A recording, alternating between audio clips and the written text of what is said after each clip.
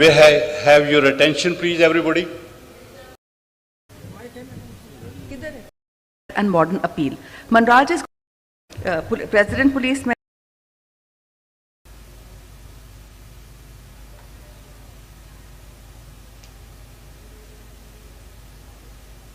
organizations.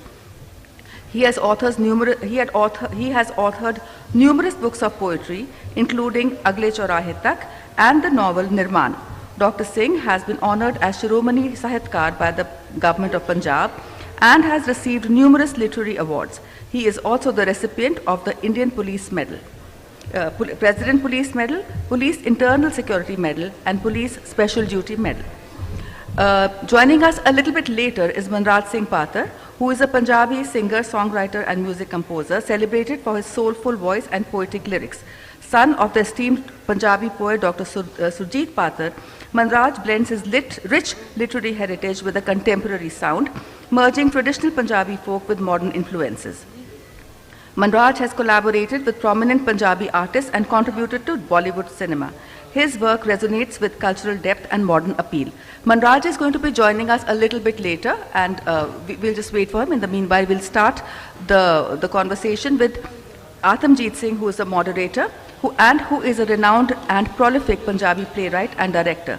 Recipient of numerous awards, he won the Sahitya Akademi Award for his play Tatti Tavi Da Sach and the Sangeet Natak Akademi Award in 2011. Among other plays, he has written several full-length plays such as Kabristan, Chabiyan, and Sheher Bimar Hai. His collection of short plays such as Hawa Mahal, Natak Natak Natak, and Chidiyan are famous.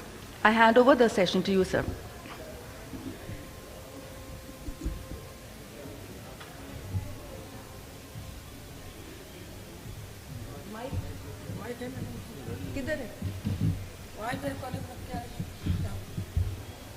Right. Yeah.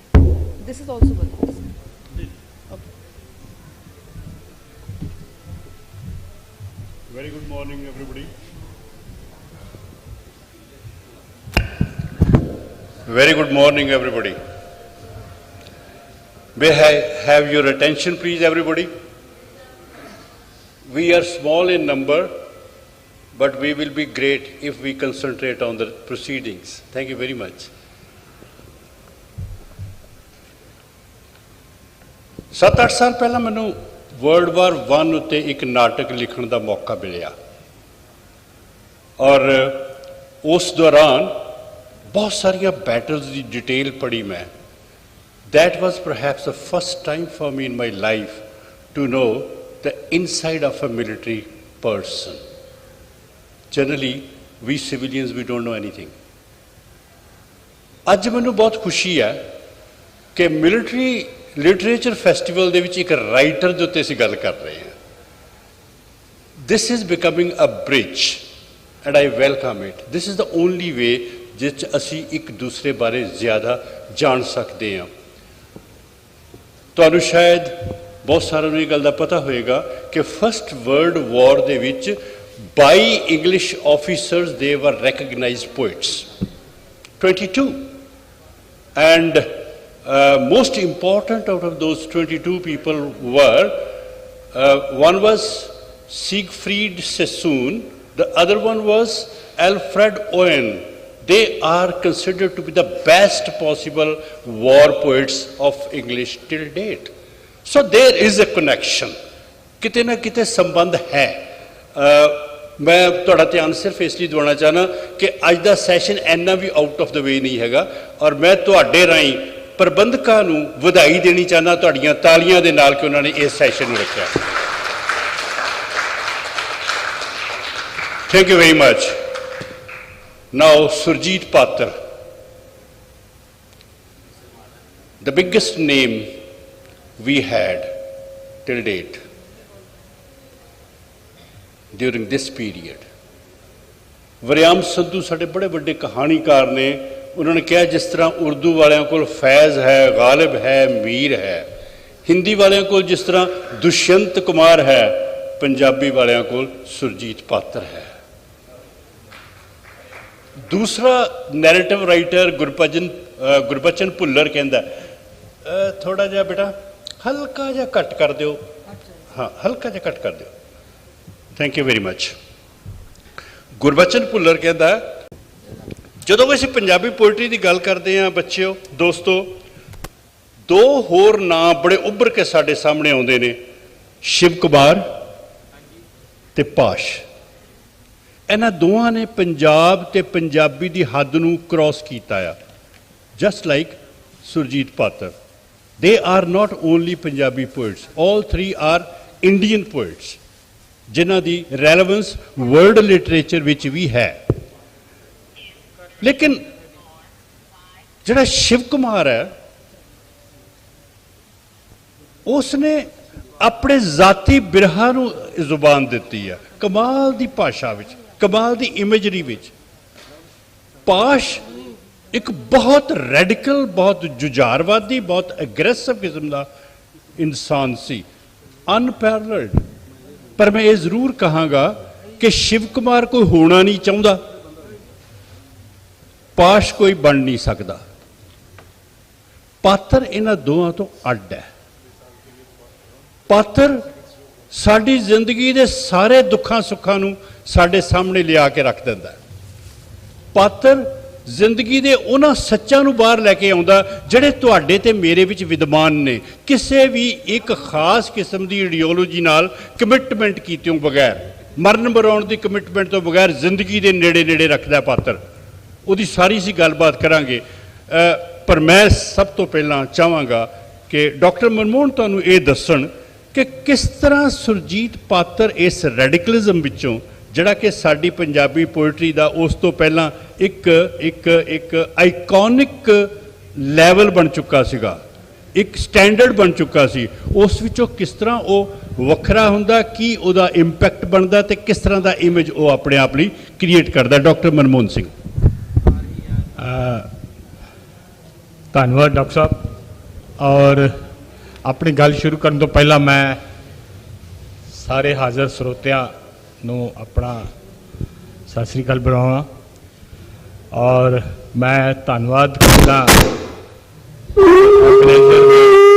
Military literature festival ਦੇ ਕਿ ਉਹਨਾਂ ਨੇ ਇਸ ਬਹੁਤ ਵੱਡੇ ਮਹਾ ਉਤਸਵ ਦੇ ਵਿੱਚ ਮੈਨੂੰ ਬਜ਼ਾਤੇ ਖੁਦ ਮੌਕਾ ਹਾਜ਼ਰੀ ਭਰਨ ਦਾ ਮੌਕਾ ਪ੍ਰਦਾਨ ਕੀਤਾ। ਪਾਤਰ ਦੀ ਹਾਜ਼ਰੀ ਪੰਜਾਬੀ ਕਵਿਤਾ ਦੇ ਜਗਤ ਦੇ ਵਿੱਚ ਲੱਗਦੀ ਹੈ 1973 ਦੇ ਵਿੱਚ, ਜਦੋਂ ਪਹਿਲੀ ਇੱਕ ਜੁਆਇੰਟ ਬੁੱਕ ਆਉਂਦੀ ਹੈ ਕੋਲਾਜ ਕਿਤਾਬ। ਉਹਦੇ 'ਚ 3 ਰਾਈਟਰ ਨੇ, ਸੁਰਜੀਤ ਪਾਤਰ, ਪਰਮਿੰਦਰਜੀਤ ਤੇ ਜੋਗਿੰਦਰ ਕੈਰੋਂ। ਉਦੋਂ ਨੌਜਵਾਨ ਸ਼ਾਇਰ ਸੀ, ਸਟੂਡੈਂਟ ਸੀ। ਔਰ ਇਹ ਮੈਨੂੰ ਮਾਣ ਹਾਸਲ ਹੈ ਕਿ ਜਿਸ ਯੂਨੀਵਰਸਿਟੀ ਤੋਂ ਮੈਂ ਪ੍ਰਵਾਨ ਚੜ੍ਹਿਆ, ਗੁਰੂ ਨਾਨਕ ਦੇਵ ਯੂਨੀਵਰਸਿਟੀ ਅੰਮ੍ਰਿਤਸਰ ਤੋਂ, ਸੁਰਜੀਤ ਪਾਤਰ ਨੇ ਵੀ ਉੱਥੇ ਹੀ PhD ਕੀਤੀ। ਉਸ ਦੀ ਆਪਣੀ ਜਿਹੜੀ ਕਿਤਾਬ जिन्ने बहुत भरवीं हाज़री लगवाई, वो सी 1979 दे विच किताब आउंदी है हवा च लिखे हरफ। ये किताब ने पंजाबी कविता के जगत दे विच जदों उस वेले प्रोग्रेसिविज्म और लैफ्ट रेडिकलिटी का बहुत ज़्यादा एक हैवी रैटोरिक सी, उस वेले अपनी हाज़री लवांदा है एक खास तरह की ह्यूमनिस्टिक और कल्चरल पोइटिक मैनीफेस्टेशन दे नाल। सो जे पात्र नूं असीं कंटैक्सचुलाइज करना होवे पंजाबी कविता जगत दे विच, तां पहली उस वेले दी जिहड़ी जदों असीं पोइट्री नूं विजुअलाइज करदे हां तां उस वेले जिहड़ी प्रगतिवाद ते जुझारवादी कविता जिहड़ी सीगी, ਜਦੋਂ ਨਕਸਲਾਈਟ ਮੂਵਮੈਂਟ ਆਪਣੇ ਪੂਰੇ ਜ਼ੋਰਾਂ ਤੇ ਸੀ ਔਰ ਪ੍ਰੋਗਰੈਸਿਵਿਜ਼ਮ ਆਪਣੇ ਪੂਰੇ ਜ਼ੋਰਾਂ ਤੇ ਸੀ, ਉਹਦੇ ਨਾਲ ਨਾਲ ਪੰਜਾਬੀ ਕਵਿਤਾ ਦੇ ਵਿੱਚ ਇੱਕ ਐਕਸਪੈਰੀਮੈਂਟਲ ਪੋਇਟਰੀ ਲਿਖਣ ਦਾ ਰੁਝਾਨ ਬਹੁਤ ਪੈਦਾ ਹੋਇਆ, ਜਿਹਦੇ ਵਿੱਚ ਸਾਡੇ ਆਲੂਵਾਲੀਆ ਸਾਹਿਬ ਵੱਡੇ ਪੋਇਟ ਸੀਗੇ, ਰਵਿੰਦਰ ਰਵੀ ਵੱਡਾ ਪੋਇਟ ਸੀ, और अजायब कमल वड्डे पोइट सी। ये ਜਿਹੜੇ ਸੀਗੇ ਇਹ ਐਕਸਪੈਰੀਮੈਂਟਲ ਪੋਇਟ ਸੀਗੇ। सो इस ਕੰਟੈਕਸਚੁਅਲਿਟੀ ਦੇ ਵਿੱਚ ਪਾਤਰ ਆਪਣੀ ਹਾਜ਼ਰੀ ਲਵਾਉਂਦਾ। ਪਹਿਲੀ ਕਿਤਾਬ ਜਿਹੜੀ ਉਹਦੀ ਇੰਡੀਪੈਂਡੈਂਟ ਕਿਤਾਬ ਹੈ ਉਹ ਹਵਾ ਵਿੱਚ ਲਿਖੇ ਹਰਫ ਨਾਲ। ਔਰ ਇਸ ਕਿਤਾਬ ਨੂੰ ਦੀ ਜੇ ਅਸੀਂ ਇਸ ਦੀ ਪੋਇਟਰੀ ਨੂੰ ਅੰਡਰਸਟੈਂਡ ਕਰਨਾ ਹੋਵੇ ਤਾਂ ਸਾਨੂੰ ਇਹ ਲੱਗਦਾ ਹੈ ਕਿ ਪਾਤਰ ਉਸ ਕੰਟੀਨਿਊਟੀ ਨੂੰ ਤੋੜਦਾ ਹੈ, ਐਕਸਪੈਰੀਮੈਂਟਲ ਪੋਇਟਰੀ ਨੂੰ ਦੀ ਕੰਟੀਨਿਊਟੀ ਨੂੰ, और जिहड़ी लैफ्ट रैडिकल और प्रोग्रेसिविज्म की पोइट्री नूं तोड़दा है। अपने जिहड़े मानववादी और आदर्शवादी और रोमांटिक जिहड़ी पोइट्री दे नाल वो अपनी हाज़री लवादा है। और ये हाज़री जिहड़ी है ये इन्नी अगे चल के जिहड़ियां उहदियां होर किताबां आउंदियां ने, जिद्दां बिरख अर्ज करे 1992 ਦੇ ਵਿੱਚ ਆਉਂਦੀ ਹੈ, ਹਨੇਰੇ ਵਿੱਚ ਸੁਲਗ ਦੀ ਵਰਨਮਾਲਾ 1997 ਦੇ ਵਿੱਚ ਆਉਂਦੀ ਹੈ, ਲਫ਼ਜ਼ਾਂ ਦੀ ਦਰਗਾਹ 1999 ਚ ਆਉਂਦੀ ਹੈ, ਪਤਝੜ ਦੀ ਪੰਜੇਬ 2012 ਚ ਔਰ ਚੰਨ ਸੂਰਜ ਦੀ ਵਹਿੰਗੀ 2013 ਚ। ਇਹਨਾਂ ਕਵਿਤਾਵਾਂ ਦੇ ਨਾਲ ਜਿਹੜੀ ਕਿਤਾਬਾਂ ਦੇ ਨਾਲ ਜਿਹੜੀ ਪੰਜਾਬੀ ਪੋਇਟਰੀ ਦਾ ਇੱਕ ਨਵਾਂ ਮੁਹਾਂਦਰਾ, ਨਵਾਂ ਰੁਝਾਨ ਤੇ ਨਵੀਂ भाषा लैके आता है, नवी पोइट्री पोइटिक लैंगुएज लैके आता है, ਉਹਦੇ ਨਾਲ ਪਾਤਰ ਦਾ ਇੱਕ ਵੱਖਰਾ ਇਮੇਜ ਬਣਦਾ ਦਿਖਾਈ ਦਿੰਦਾ ਹੈ। ਅਗਲੇ 17 ਦੇ ਵਿੱਚ ਅਸੀਂ ਇਹਦੇ ਬਾਰੇ ਹੋਰ ਖੁੱਲ੍ਹ ਕੇ ਗੱਲ ਕਰਾਂਗੇ। Thank you very much doctor Manmohan. ਮਹਾਨ ਕਵੀ ਪਾਤਰ ਦਾ ਬੇਟਾ ਮਨਰਾਜ ਪਾਤਰ, ਤਾਲੀਆਂ ਨਾਲ ਸਵਾਗਤ ਕਰ ਸਕਦੇ ਅਸੀਂ। ਪਾਤਰ ਨੇ ਇੱਕ ਥਾਂ ਤੇ ਆਪਣੀ ਕਵਿਤਾ ਨੂੰ ਪਰਿਭਾਸ਼ਿਤ ਕੀਤਾ, ਡਿਫਾਈਨ ਕੀਤਾ। ਲਿਖਦਾ ਗਜ਼ਲ ਇੱਕ ਲਹਿਰ ਦੇ ਉਛਲਣ ਦਾ ਨਾਂ ਹੈ। ਗਜ਼ਲ ਇੱਕ ਲਹਿਰ ਦੇ ਉਛਲਣ ਦਾ ਨਾਂ ਹੈ, ਕਿਨਾਰੇ ਖੋਰ ਕੇ ਪਰਤਣ ਦਾ ਨਾਂ ਹੈ। ਕਿਨਾਰੇ ਖੋਰ ਕੇ ਪਰਤਣ ਦਾ ਨਾਂ ਹੈ। ਸ਼ਰ੍ਹਾ ਦੀ ਚਾਰ ਦੀਵਾਰੀ ਦੇ ਅੰਦਰ ਗਜ਼ਲ ਤਾਂ ਇਸ਼ਕ ਦੇ ਤੜਪਣ ਦਾ ਨਾਂ ਹੈ।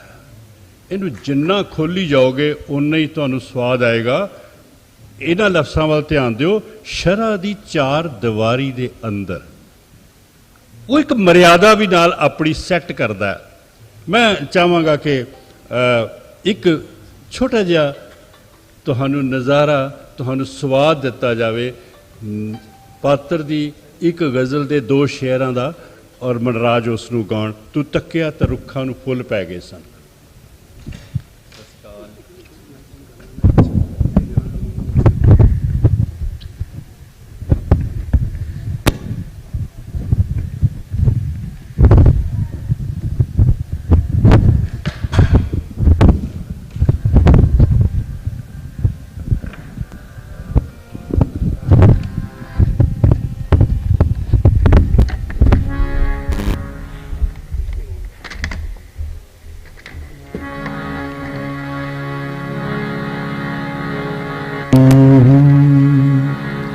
सब तो पहला मैं बहुत शुक्रगुजार हाँ मिलिट्री लिटरेचर फैसटिवल के ऑर्गेनाइजर्स का, तो आतमजीत अंकल बैठे, मनमोहन अंकल बैठे।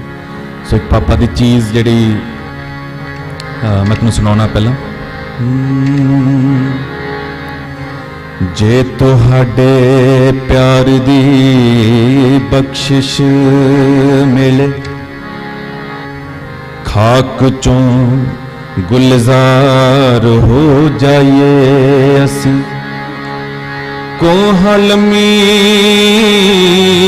रात तो प्रभात तक दीवियां दी डार हो जाइए असी। जे तुहाडे दिल दे दर खुले मिलन, साडे एहसासां नूं फिर मंजिल मिले। धड़कनां नूं सुर, सुरां नूं शायरी, शायरी नूं प्यारियां दा दिल मिले। साज बन संगत करन खामोशियां पौन दे पैरां नूं फिर पायल मिले पत्थरां दा वी दिल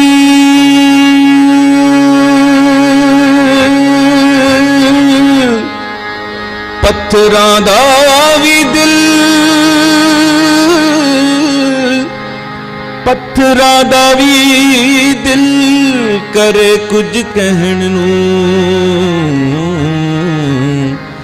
जद कदी हो जही महफिल मिले जद कदी हो जही महफिल मिले असाडी तुहाडी मुलाकात होई असाडी तुहाडी मुलाकात होई जिमें बलदे जंगल जिमें बलदे जंगल ते बरसात होई असाडी तुहाडी मुलाकात होई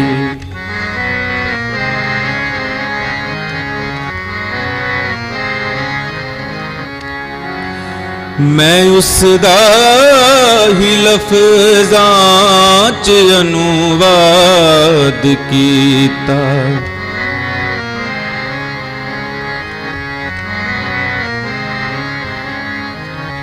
मैं उसदा ही लफ्ज़ां च अनुवाद कीता मैं उसदा ही लफ्ज़ां च अनुवाद कीता मैं उसदा ही लफ्ज़ां च अनुवाद कीता जो रुखां ते पौना च गल बात होई जो रुखां ते पौना च गल बात हो बहुत अच्छे मनराज वेरी गुड मैनू चंगा नहीं लग रहा कि मैं एक गायक दे विचकार आ रहा पर हुण मेरी ड्यूटी इहो जी है तुसी भी मैनू माफ़ करते रहना तुसी भी करते रहना मेरी कोशिश होएगी कि मैं पात्र साहब का एक भरवां इमेज एक भरवां चित्र तुहाडे सामने खड़ा कर सकां इन्हां दो साथियों की मदद दे नाल हर चंगे पोएट वांग हर जैनुअन पोएट वांग पात्र ने भी अपनी जिंदगी जी अपने परसनल रोमांस दीयां कवितावां नाल जोड़ के लिखी पर उसकी कविता विच शुरू तो ही दरख्त पत्ते हवा पानी एक कुदरत के जिहड़े प्रकृति के सारे इमेज ने आने शुरू हो गए सी और हौली हौली वो फैलता है बाहर वाल जब मैं गज़ल दे एक तुहानूं शेर सुनाया सी मैं उसका अगला सुनाना जी मैं दस्सिया सी गज़ल एक लहर के उछलण का नाम है बाद च लिखता पात्र ये पहला अपने फिर दूजियां दे गज़ल तो दिल दे विच उतरन का नाम है ये पहला अपने फिर दूजियां दे गज़ल तो दिल विच उतरन का नाम है गज़ल बंदिश तो है पर राग वर्गी गज़ल बंदिश तो है पर राग वर्गी एक कस्सियां तारां चों निकलण का नाम है एक कस्सियां तारां चों निकलण का नाम है दरख्तां भांबड़ां ते पत्थरां ते गज़ल तां नीर बन बरसण का नाम है कित्थों पर्सनल रोमांस चों निकल के सारी दुनिया च कवि फैलण की ताकत रख रहा है दरख्तां भांबड़ां ते पत्थरां ते गज़ल तां नीर बरसण का नाम है गज़ल सीमत सुरां दे साज विचों असंख्यां ही धुनां सिरजण का नाम है 7 सुरां हुंदियां ने ਉਹਦੇ ਵਿੱਚੋਂ ਅਸੰਖਾਂ ਧੁਨਾਂ ਜਿਹੜੀਆਂ ਸਿਰਜੀਆਂ ਜਾਂਦੀਆਂ ਨੇ ਬਿਲਕੁਲ ਇਹੋ ਕੰਮ ਕੀਤਾ ਸੁਰਜੀਤ ਪਾਤਰ ਨੇ ਆਪਣੀ ਪੋਇਟਰੀ ਦੇ ਵਿੱਚ ਜਿਹੜੀ ਖੂਬਸੂਰਤੀ ਹੈ ਉਸ ਦੀ ਜਿਸ ਦਾ ਜ਼ਿਕਰ ਮਨਮੋਹਨ ਕਰ ਰਹੇ ਸਨ ਜਿਸ ਦਾ ਜ਼ਿਕਰ ਤੁਸੀਂ ਇਸ ਗਾਇਨ 'ਚ ਸੁਣਿਆ ਉਸ ਦੀ ਅੱਤ ਦੀ ਸੰਵੇਦਨਸ਼ੀਲਤਾ ਹੈ ਉਸ ਦੀ ਸੈਂਸਿਟਿਵਿਟੀ ਹੈ ਉਸ ਦੀ ਮਹਿਸੂਸ ਕਰਨ ਦੀ ਸ਼ਕਤੀ ਹੈ कितनी डूंगाई तक जाके ਉਹ ਸੋਚ ਸਕਦਾ ਤੇ ਓਨੀ ਹੀ ਡੂੰਘਾਈ ਤੱਕ ਜਾ ਕੇ ਉਹ ਮਹਿਸੂਸ ਸਕਦਾ ਹੈ ਤੇ ਓਨੀ ਹੀ ਤਾਕਤ ਨਾਲ ਉਸ ਮਹਿਸੂਸੇ ਤੇ ਸੋਚੇ ਨੂੰ ਬਾਹਰ ਲਿਆ ਸਕਦਾ। ਇਹ ਹਾਸਲ ਹੈ ਸਾਡੇ ਕਵੀ ਸੁਰਜੀਤ ਪਾਤਰ ਦਾ। ਇੱਕ ਗਜ਼ਲ ਦੇ ਦੋ ਤਿੰਨ ਸ਼ੇਰ ਤੁਹਾਨੂੰ ਸੁਣਾਉਣਾ ਚਾਹੁੰਦਾ। ਕਹਿੰਦਾ ਹੈ, ਇੱਕ ਲਰਜ਼ ਦਾ ਨੀਰ ਸੀ ਉਹ ਮਰ ਕੇ ਪੱਥਰ ਹੋ ਗਿਆ। ਇੱਕ ਲਰਜ਼ ਦਾ ਨੀਰ ਸੀ वो मर के पत्थर हो गया। दूसरा इस हादसे तो डर के पत्थर हो गया। दूसरा इस हादसे तो डर के पत्थर हो गया। तीसरा इस हादसे नू करन लग्या सी बयान। तीसरा इस हादसे नू करन लग्या सी बयान, वो किसी पत्थर दे घूरन करके पत्थर हो गया। इसनू जोड़ के देखो अपनी जिंदगी नाल, वो किसी पत्थर दे घूरन करके पत्थर हो गया। एक शायर बच गया, एक शायर बच गया संवेदना संग लर्ज दा। इन्ने पत्थर वो गिनती करके पत्थर हो गया। इन्ने पत्थर वो गिनती करके पत्थर हो गया। पात्र दे बारे ना ये नहीं कि पात्र का क्रिटिसिज्म नहीं हुंदा, करते लोकी। लिटरेचर की खूबसूरती यही है कि असी प्रशंसा भी करते हैं, असी आलोचना भी करते हैं। उस क्रिटिसिज्म विच एक ना पात्र नूं बड़ा अजीब जिहा दूषण जिहड़ा उहदा सामना करना पिया कि ये रुदन की कविता है, रोण की कविता है। हाँ, कविता विच रुदन हुंदा है, पर सवाल यह है कि की ये सिर्फ रुदन की कविता, कि वो रुदन तो बाहर निकलदा है, कि उसकी कोशिश है रुदन तो बाहर जाण दी, और रुदन की कविता तो काहदे लई है, ਉਹਦਾ ਮੰਤਵ ਤੁਹਾਨੂੰ ਰਵਾਉਣਾ? ਬਿਲਕੁਲ ਨਹੀਂ। ਅੱਜ ਅਸੀਂ ਇਸ ਗੱਲ ਨੂੰ ਸਾਬਤ ਕਰਨ ਦੀ ਕੋਸ਼ਿਸ਼ ਕਰਾਂਗੇ ਕਿ ਉਹ ਕਹਿੰਦਾ ਹੈ ਕਿ ਸੰਤਾਪ ਨੂੰ ਗੀਤ ਬਣਾ ਲੈਣਾ ਮੇਰੀ ਮੁਕਤੀ ਦਾ ਇੱਕ ਰਾਹ ਤਾਂ ਹੈ। ਆਪਣੇ ਆਪ ਨੂੰ ਮੁਕਤ ਕਰਨ ਦਾ ਇੱਕ ਰਸਤਾ ਹੈ ਭਾਸ਼ਾ ਵਿੱਚੋਂ। ਇਹਨਾਂ ਨਾਲ ਗੱਲ ਕਰਾਂਗਾ ਮੈਂ ਭਾਸ਼ਾ ਦੇ ਵੀ ਵਿਸ਼ੇਸ਼ੱਗ ਨੇ। ਲੇਕਿਨ ਉਸ ਤੋਂ ਪਹਿਲਾਂ ਮੈਂ ਫਿਰ ਚਾਹ ਰਿਹਾ ਕਿ ਇੱਕ ਖੂਬਸੂਰਤ ਗੀਤ ਉਹਦੇ ਬੋਲ ਜਿਹੜੇ ਆ ਉਹ ਮਨਰਾਜ ਸਾਡੇ ਨਾਲ ਸਾਂਝਾ ਕਰੇ। ਇਹਦੇ ਵਿੱਚ ਦੇਖਣਾ ਕਿਹੜੇ ਪਾਸੇ ਫੈਲ ਰਿਹਾ ਪਾਤਰ। ਅੱਜ ਮੇਰੇ ਕੋਲੋਂ ਕੱਚ ਦਾ ਗਲਾਸ ਟੁੱਟਿਆ, ਬੜੀ ਪੁਰਾਣੀ ਕਵਿਤਾ ਸੀ, ਨਜ਼ਮ ਹੈ, ਗੀਤ ਹੈ। ਅੱਜ ਮੇਰੇ ਕੋਲੋਂ ਕੱਚ ਦਾ ਗਲਾਸ ਟੁੱਟਿਆ, ਮਾਂ ਨੂੰ ਕਹਿ ਰਹੀ ਹੈ ਧੀ। ਸੋ ਇਹ ਗੀਤ ਜਿਹੜਾ ਮੈਂ ਸਭ ਤੋਂ ਪਹਿਲਾ ਗੀਤ ਗਾਇਆ ਆਪਣੀ ਜ਼ਿੰਦਗੀ ਦਾ, ਇਹ ਉਹ ਗੀਤ ਹੈ। ਅੱਜ ਮੇਰੇ ਕੋਲੋਂ ਕੱਚ ਦਾ, ਹਾਏ ਨੀ ਕੱਚ ਦਾ,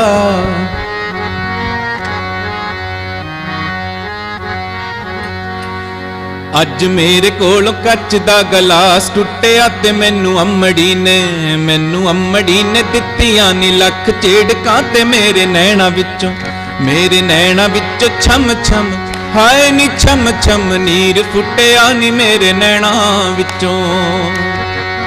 ਮੇਰੀ ਅੰਮੀ ਨੀ ਮੈਨੂੰ ਇੱਕ ਗੱਲ ਦੱਸ ਦੇ, ਹਾਏ ਨੀ ਗੱਲ ਦੱਸ ਦੇ। ਮੇਰੀ ਅੰਮੀ ਨੀ ਮੈਨੂੰ ਇੱਕ ਗੱਲ ਦੱਸ ਦੇ ਨੀ, ਲੋਕੀ ਦਿਲ ਤੋੜ ਦਿੰਦੇ ਨੇ ਤੇ ਕਿੱਦਾਂ ਹੱਸਦੇ। ਅੱਜ ਮੇਰੇ ਕੋਲ ਕੱਚ ਦਾ, ਹਾਏ ਨੀ ਕੱਚ ਦਾ।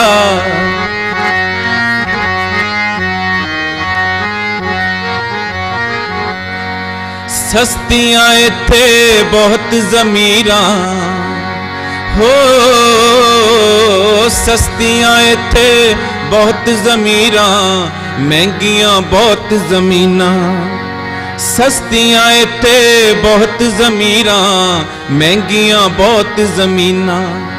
ਮਹਿੰਗਾ ਰਾਣੀ ਹਾਰ ਤੇ ਸਸਤਾ, ਹੋ ਮਹਿੰਗਾ ਰਾਣੀ ਹਾਰ ਤੇ ਸਸਤਾ, ਸਦਰਾਂ ਭਰਿਆ ਸੀਨਾ।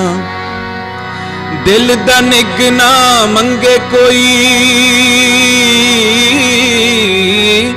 ਦਿਲ ਦਾ ਨਿੱਘ ਨਾ ਮੰਗੇ ਕੋਈ, ਸਭ ਮੰਗਦੇ ਪਸ਼ਮੀਨਾ ਨੀ। ਅੱਜ ਮੇਰੇ ਕੋਲ ਕੱਚ ਦਾ, ਅੱਜ ਮੇਰੇ ਕੋਲ ਕੱਚ ਦਾ ਗਲਾਸ ਟੁੱਟਿਆ ਤੇ ਮੈਨੂੰ ਅੰਮੜੀ ਨੇ ਦਿੱਤੀਆਂ ਨੀ ਲੱਖ ਝੇੜਕਾਂ ਤੇ ਮੇਰੇ ਨੈਣਾ ਵਿੱਚੋਂ ਛਮ ਛਮ, ਹਾਏ ਨੀ ਛਮ ਛਮ ਨੀਰ ਫੁੱਟਿਆ ਨੀ ਮੇਰੇ ਨੈਣਾ। ਥੈਂਕ ਯੂ ਵੈਰੀ ਮਚ, ਬਹੁਤ ਬਹੁਤ ਸ਼ੁਕਰੀਆ ਬਨਰਾਜ, ਵੈਰੀ ਗੁੱਡ। ਸ਼ੁਕਰੀਆ।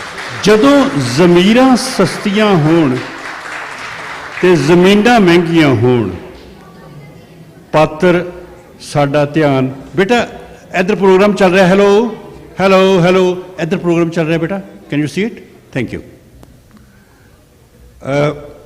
ज़मीरां सस्तियां ने, ज़मीनां महंगियां ने, ये साडी सोसाइटी का सच है। मैं चाहांगा मनमोहन होनी शॉर्ट विच तुहाडे नाल गल करन कि जिहड़ी सोशल कॉन्शियसनैस है पात्र दी, उन्होंने किस तरह देखते हैं? पात्र अपनी हाज़री उस मरहले ते लगाउंदा है जदों आइडियोलॉजीज बहुत स्ट्रोंगली रिफ्लैक्ट हो रही सीगियां साडे कविता दे विच। आइडियोलॉजीज दी अपनियां एक लिमिटेशनस हुंदियां ने। पात्र उस उन्हां आइडियोलॉजी नूं ट्रांसेंड करदा है थ्रू अपनी जिहड़ी सेंसिटिविटी, समाजिक समझ, संवेदना ते अपनी लिंग्विस्टिक कंपीटेंस नाल, अपनी भाषिक योग्यता नाल वो ट्रांसेंड करदा है।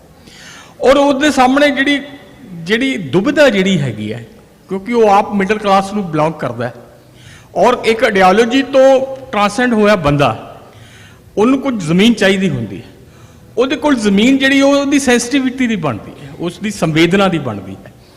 ਔਰ ਸੰਵੇਦਨਾ ਪੈਦਾ ਹੁੰਦੀ ਬੰਦੇ ਦੀ ਜਦੋਂ ਬੰਦਾ ਆਪਣੇ ਆਪ ਨੂੰ ਇੱਕ ਅਣਹੋਇਆ ਮਹਿਸੂਸ ਕਰਦਾ ਹੈ। ਮੱਧ ਵਰਗੀ ਬੰਦੇ ਦੀ ਸਭ ਤੋਂ ਵੱਡੀ ਸਮੱਸਿਆ ਉਹ ਦੁਬਿਧਾ 'ਚ ਰਹਿੰਦਾ, ਆਲਵੇਜ਼ ਇਨ ਲਾਈਕ ਪੈਂਡੂਲਮ, ਉਹ ਡੂਅਲਿਜ਼ਮ ਦੇ ਵਿੱਚ ਉਹ ਵੈਸੀਲੀਏਟ ਕਰਦਾ ਹੈ।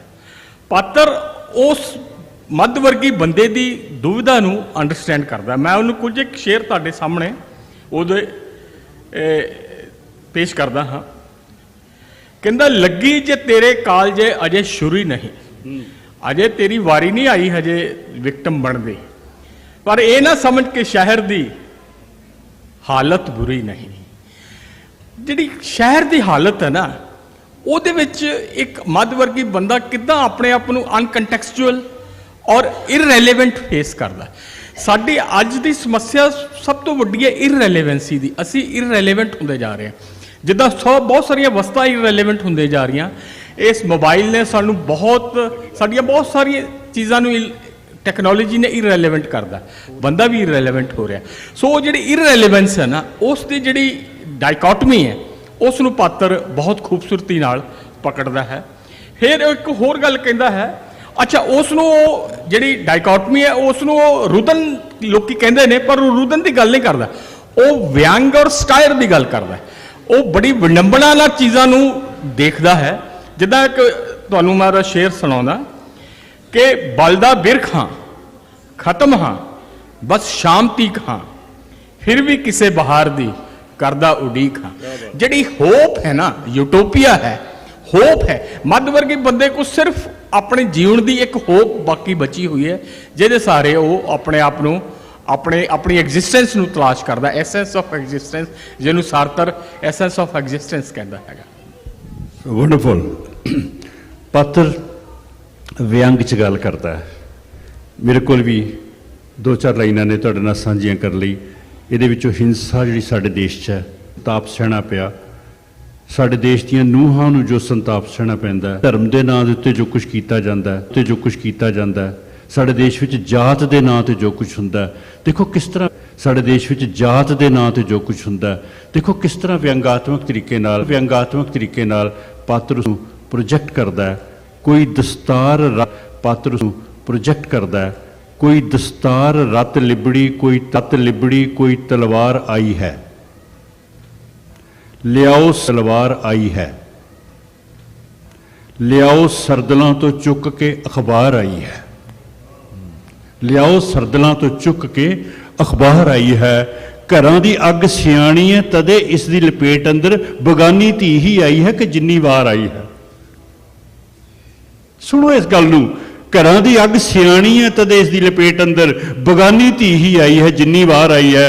लगाई सी जो तीलां नाल, बुझदी ना अपीलां नाल, नहीं मुड़दी दलीलां नाल, अगन जो दुआर आई है।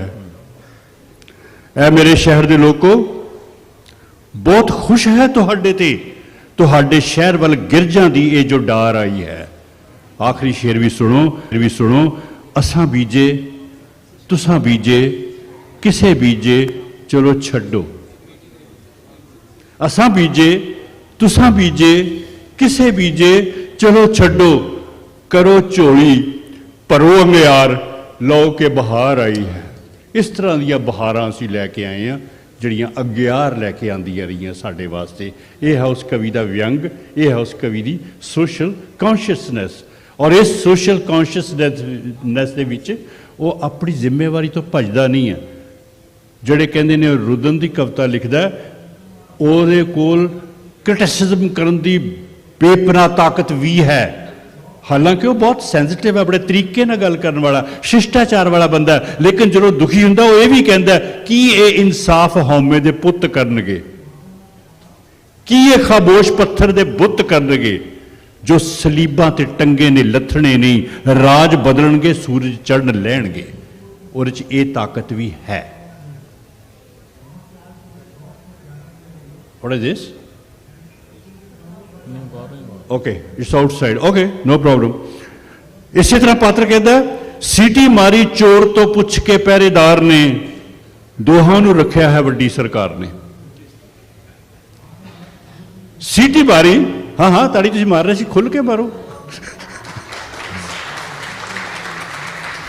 ਮੈਂ ਇਸ ਗੱਲ ਨੂੰ ਇੱਕ ਹੋਰ ਨਜ਼ਮ ਦੇ ਨਾਲ ਖਤਮ ਕਰਨਾ ਚਾਹਨਾ, ਜਿਹੜੀ ਮੈਂ ਕਰ ਰਿਹਾ ਸੋਸ਼ਲ ਕੌਨਸ਼ੀਅਸਨੈਸ ਦੀ।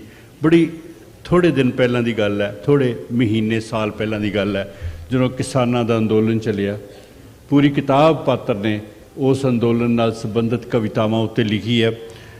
ਲੁਕਾਈ ਦੇ ਦੁੱਖ, ਔਰ ਆਪਣਾ ਪਦਮ ਸ਼੍ਰੀ ਵੀ ਉਸਨੇ, ਇਹ ਵੀ ਉਹਦੀ ਕ੍ਰਿਟਿਸਿਜ਼ਮ ਹੈ, ਇਹ ਵੀ ਉਹਦਾ ਵਿਅੰਗ ਹੈ। ਪਦਮ ਸ਼੍ਰੀ ਦਾ ਅਵਾਰਡ ਵੀ ਵਾਪਸ ਕੀਤਾ। ਉਸ ਦੁੱਖ ਦੇ ਵਿੱਚ ਪਾਤਰ ਲਿਖਦਾ ਹੈ, ਇਹ ਮੇਲਾ ਹੈ, ਇਹਦੇ ਵਿੱਚ ਵਰਤਮਾਨ, ਅਤੀਤ ਨਾਲ ਭਵਿੱਖ ਸ਼ਾਮਲ ਹੈ। ਇਹਦੇ ਵਿੱਚ ਹਿੰਦੂ, ਮੁਸਲਿਮ, ਬੁੱਧ, ਜੈਨ ਤੇ ਸਿੱਖ ਸ਼ਾਮਲ ਹੈ। ਬੜਾ ਕੁਝ ਦਿਸ ਰਿਹਾ ਤੇ ਕਿੰਨਾ ਕੁਝ ਹੋਰ ਅਧਿਕ ਸ਼ਾਮਲ ਹੈ। ਇਹ ਮੇਲਾ ਹੈ, ਇਹ ਹੈ ਇੱਕ ਲਹਿਰ ਵੀ, ਸੰਘਰਸ਼ ਵੀ, ਪਰ ਜਸ਼ਨ ਵੀ ਤਾਂ ਹੈ। ਆਹ ਸ਼ਬਦ ਕਿਸੇ ਨੂੰ ਨਹੀਂ ਸੁੱਝੇ। ਇਹ ਹੈ ਇੱਕ ਲਹਿਰ ਵੀ, ਸੰਘਰਸ਼ ਵੀ, ਪਰ ਜਸ਼ਨ ਵੀ ਤਾਂ ਹੈ। ਇਹਦੇ ਵਿੱਚ ਰੋਹ ਸਾਡਾ, ਦਰਦ ਸਾਡਾ, ਟਸ਼ਨ ਵੀ ਤਾਂ ਹੈ। ਜੋ ਪੁੱਛੇਗਾ ਕਦੀ ਇਤਿਹਾਸ ਤੈਥੋਂ, ਪ੍ਰਸ਼ਨ ਵੀ ਤਾਂ ਹੈ। ਤੇ ਤੈਨੂੰ ਕੁਝ ਪਤਾ ਹੀ ਨਹੀਂ ਇਹਦੇ ਵਿੱਚ ਕੌਣ ਸ਼ਾਮਲ ਨੇ। ਇਹਦੇ ਵਿੱਚ ਧਰਤ ਸ਼ਾਮਲ ਹੈ, ਬਿਰਖ, ਪਾਣੀ, ਪੌਣ ਸ਼ਾਮਲ ਨੇ। ਇਹਦੇ ਵਿੱਚ ਸਾਡੇ ਹਾਸੇ, ਹੰਝੂ, ਸਾਡੇ ਗਾਉਣ ਸ਼ਾਮਲ ਨੇ। ਇਹ ਹੈ ਪਾਤਰ ਜੋ ਆਪਣੀ ਸਮਾਜਿਕ ਚੇਤਨਾ ਨੂੰ ਅਭਿਵਿਅਕਤ ਕਰਦਾ ਹੈ ਸਮੇਂ ਦੇ ਉੱਤੇ। ਉਹ ਇਸ ਤਾਕਤ ਦਾ ਖਾਲੀ ਨਹੀਂ ਹੈ। ਠੀਕ ਹੈ ਕਿ ਸੰਤਾਪ 'ਚ ਉਹ ਰਿਹਾ, ਪਰ ਸੰਤਾਪ ਤੋਂ ਉਹ ਸਵੈ ਚਿੰਤਨ ਵੱਲ ਵੀ ਵੱਧਦਾ ਹੈ। ਸਵੈ ਚਿੰਤਨ ਵੱਲ ਜਾਣਾ, ਆਪਣੇ ਆਪ ਵੱਲ ਦੇਖਣਾ ਬੜਾ ਔਖਾ ਹੁੰਦਾ। ਮੈਂ ਇੱਥੇ ਬੈਠ ਕੇ ਜਿੰਨੀਆਂ ਮਰਜ਼ੀ ਗੱਲਾਂ ਕਰਾਂ, ਪਰ ਮੈਂ ਆਪਣੀ ਕਮਜ਼ੋਰੀ ਤੁਹਾਡੇ ਨਾਲ ਸਾਂਝੀ ਕਰਨ ਤੋਂ ਹਮੇਸ਼ਾ ਰਿਲੈਕਟੈਂਟ ਰਹਾਂਗਾ। ਪਾਤਰ ਕੋਲ ਇਹ ਤਾਕਤ ਵੀ ਹੈ। ਇੰਨਾ ਸੱਚ ਨਾ ਬੋਲ ਕਿ ਇਕੱਲਾ ਰਹਿ ਜਾਵੇਂ, ਚਾਰ ਕੁ ਬੰਦੇ ਛੱਡ ਲੈ ਮੋਢਾ ਦੇਣ ਲਈ। ਇੰਨਾ ਸੱਚ ਬੋਲਦਾ ਹੋਵੇ। ਇਸ ਅਦਾਲਤ 'ਚ ਬੰਦੇ ਬਿਰਖ ਹੋ ਗਏ, ਫੈਸਲਾ ਸੁਣਦਿਆਂ ਸੁਣਦਿਆਂ ਸੁੱਕ ਗਏ। ਜਾਂ ਕਹਿੰਦਾ ਕੁਝ ਕਿਹਾ ਤਾਂ ਹਨੇਰਾ ਜਰੇਗਾ ਕਿਵੇਂ, ਚੁੱਪ ਰਿਹਾ ਤਾਂ ਸ਼ਮਾਦਾਨ ਕੀ ਕਹਿਣਗੇ। ਪਰ ਉਹ ਬੋਲਣ ਦੀ ਚੋਣ ਕਰਦਾ ਹੈ। ਜੇ ਹੋਰ ਨਹੀਂ ਹੈ ਦਰ ਕੋਈ, ਇਹ ਲਫ਼ਜ਼ਾਂ ਦੀ ਦਰਗਾਹ ਤਾਂ ਹੈ। ਲਫ਼ਜ਼ਾਂ ਦੀ ਦਰਗਾਹ ਤੇ ਕਿਸ ਤਰ੍ਹਾਂ ਜਾਂਦਾ ਹੈ ਪਾਤਰ? ਮੈਂ ਲਫ਼ਜ਼ਾਂ ਦੀ ਦਰਗਾਹ ਤੋਂ ਪਹਿਲਾਂ ਇੱਕ ਹੋਰ ਗੱਲ ਕਰਨਾ ਚਾਹੁੰਦਾ, ਜਿਹੜੀ ਤੁਹਾਡੀ ਗੱਲ ਤੋਂ ਹੈ। ਅਕਸਰ ਇਹ ਕਿਹਾ ਜਾਂਦਾ ਹੈ ਕਿ ਲਿਟਰੇਚਰ ਦਾ ਧਰਮ ਯਥਾਰਥ ਦਾ ਨਿਰੂਪਣ ਕਰਨਾ ਹੈ। ਪਰ ਬਹੁਤ ਵੱਡਾ ਥਿੰਕਰ ਹੋਇਆ ਫਰੈਂਕਫਰਟ ਸਕੂਲ ਦਾ, ਥਿਓਡਰ ਅਡੋਰਨੋ। ਉਹ ਕਹਿੰਦਾ ਕਿ ਯਥਾਰਥ ਚਿੱਤਰਣ ਹੀ ਇਕੱਲਾ ਸਾਹਿਤ ਨਹੀਂ ਹੁੰਦਾ, ਕ੍ਰਿਟੀਕ ਸਿਰਜਣਾ ਵੀ ਸਾਹਿਤ ਦਾ ਇੱਕ ਧਰਮ ਹੈ। ਪਾਤਰ ਇੱਕ ਕ੍ਰਿਟੀਕ ਸਿਰਜਦਾ ਹੈ ਆਪਣੀ ਕਵਿਤਾ ਦੇ ਰਾਹੀਂ। ਸੁਸਾਇਟੀ ਨੂੰ ਕ੍ਰਿਟੀਕ ਚਾਹੀਦਾ ਹੁੰਦਾ ਹੈ, ਰੀਅਲਿਜ਼ਮ ਨਹੀਂ ਚਾਹੀਦਾ ਹੁੰਦਾ। ਰੀਅਲਿਜ਼ਮ ਤਾਂ ਹੈ ਹੀ ਹੈ, ਬਟ ਉਸ ਰੀਅਲਿਜ਼ਮ ਦੇ ਥਰੂ ਕ੍ਰਿਟੀਕ ਕੀ ਆਉਂਦਾ ਹੈਗਾ, ਉਹ ਸਾਨੂੰ ਰਾਹ ਦਸੇਰਾ ਕੀ ਦੱਸ ਰਿਹਾ, ਦਿਸ਼ਾ ਕੀ ਪ੍ਰਦਾਨ ਕਰ ਰਿਹਾ। ਮੈਂ ਤੁਹਾਨੂੰ ਉਸ ਦੀ ਇੱਕ ਕਵਿਤਾ ਹੈ ਜਿਹਦਾ ਜ਼ਿਕਰ ਬਹੁਤ ਘੱਟ ਹੋਇਆ, ਬੁੱਢੀ ਜਾਦੂਗਰਨੀ। ਇੱਕ ਖਾਸ ਕੰਟੈਕਸਚੁਅਲਿਟੀ ਦੇ ਉਸਨੇ ਕਵਿਤਾ ਲਿਖੀ ਹੈ। ਉਹਦੇ 'ਚ ਕਹਿੰਦਾ ਕਿ ਮੈਂ ਬੁੱਢੀ ਜਾਦੂਗਰਨੀ ਆਪਣੇ ਬਾਰੇ ਗੱਲ ਕਰਦੀ ਹੈ। ਮੈਂ ਬੁੱਢੀ ਜਾਦੂਗਰਨੀ ਬੜੇ ਮੰਤਰ ਜਾਣਦੀ ਹਾਂ। ਮੈਂ ਜਿਹੜੀ ਹਿੱਕ ਤੇ ਤਮਗਾ ਸਜਾਇਆ ਹੈ, ਉਹੀ ਇੱਕ ਘੜੀ ਬਣ ਕੇ ਰਹਿ ਜਾਂਦੀ ਹੈ। ਮੇਰਾ ਢਿੱਡ ਹੱਸਦਾ ਹੈ, ਸ਼ੀਸ਼ਾ ਝੂਠ ਕਹਿੰਦਾ ਹੈ। ਜਾਦੂਗਰਨੀਆਂ ਤਾਂ ਕਦੇ ਵੀ ਬੱਚੀਆਂ ਨਹੀਂ ਹੁੰਦੀਆਂ। ਸੋ ਪਾਤਰ ਨੂੰ ਉਹ ਕ੍ਰਿਟਿਕ ਸਿਰਜਣਾ ਆਉਂਦਾ ਹੈ ਆਪਣੀ ਕਵਿਤਾ ਦੇ ਰਾਹੀਂ। ਇਹ ਕਵੀ ਦੀ ਸਭ ਤੋਂ ਵੱਡੀ ਖੂਬਸੂਰਤੀ ਦੀ ਗੱਲ ਹੁੰਦੀ ਹੈ। ਜਿਹੜੀ ਗੱਲ ਡਾਕਟਰ ਸਾਹਿਬ ਨੇ ਮੇਰੇ ਕੋਲ ਸਵਾਲ ਪੁੱਛਿਆ ਕਿ ਉਹ ਲਫ਼ਜ਼ਾਂ ਦੀ ਦਰਗਾਹ ਦਾ ਸ਼ਰਨਾਰਥੀ ਕਿਉਂ ਬਣਦਾ ਹੈ, Y he take refuge in the philosophy of language. ਜਿਸ ਦੌਰ ਦੇ ਵਿੱਚ ਪਾਤਰ ਵਿਚਰ ਰਿਹਾ ਹੈ, ਉਸ ਦੌਰ ਨੂੰ ਅਗਰ ਪੱਛਮ 'ਚ ਦੇਖਿਆ ਜਾਵੇ ਤਾਂ ਸਾਰਤਰ ਹੈ, ਨੀਤਸ਼ੇ ਹੈ, ਫਿਰ ਵਿਟਜਨਸਟੀਨ ਹੈ। ਸੋ ਇਹ ਸਾਰੇ ਲੋਕ ਆਪਣੀ ਮੁਕਤੀ ਨੂੰ ਲੈਂਗੁਏਜ ਦੇ ਥਰੂ ਮੁਕਤੀ ਨੂੰ ਉਹ ਤਲਾਸ਼ ਕਰਦੇ ਨੇ, ਥਰੂ ਲਿੰਗੁਇਸਟਿਕ ਮੈਨੀਫੈਸਟੇਸ਼ਨ। ਸੋ ਪਾਤਰ ਨੂੰ ਵੀ ਲੱਗਦਾ ਕਿ ਜਿਹੜੇ ਸ਼ਬਦ ਨੇ ਉਹ ਮੇਰੀ ਜਿਹੜੀ ਅੰਦਰਲੀ ਸੰਵੇਦਨਾ ਹੈ ਉਸ ਨੂੰ ਪੂਰੀ ਤਰ੍ਹਾਂ ਪਹੁੰਚਾਉਣ ਦੇ ਕਾਬਲ ਨਹੀਂ ਹੈ। ਉਹ ਉਸ ਕਾਬਲੀਅਤ ਦੀ, ਉਸ ਕੈਪੈਸਿਟੀ ਦੀ ਤਲਾਸ਼ 'ਚ ਲਗਾਤਾਰ ਰਹਿੰਦਾ ਹੈ। ਇਸੇ ਕਰਕੇ ਉਹਨੇ ਲਫ਼ਜ਼ਾਂ ਨੂੰ ਦਰਗਾਹ ਆਖਿਆ ਹੈ। ਦਰਗਾਹ ਦਾ ਮਤਲਬ ਹੁੰਦਾ ਹੈ ਕਿ ਜਿੱਥੇ ਤੁਸੀਂ ਜਾ ਕੇ ਤੁਹਾਡੀ ਮੁਕਤੀ ਦਾ ਸਫ਼ਰ ਸ਼ੁਰੂ ਹੋਣਾ ਹੁੰਦਾ ਹੈ। ਅਤੇ ਉਹ ਲਫ਼ਜ਼ਾਂ ਦੀ ਦਰਗਾਹ ਦੇ ਵਿੱਚ ਉਹ ਗੱਲ ਕਰਦਾ ਹੋਇਆ ਕਹਿੰਦਾ ਹੈ ਕਿ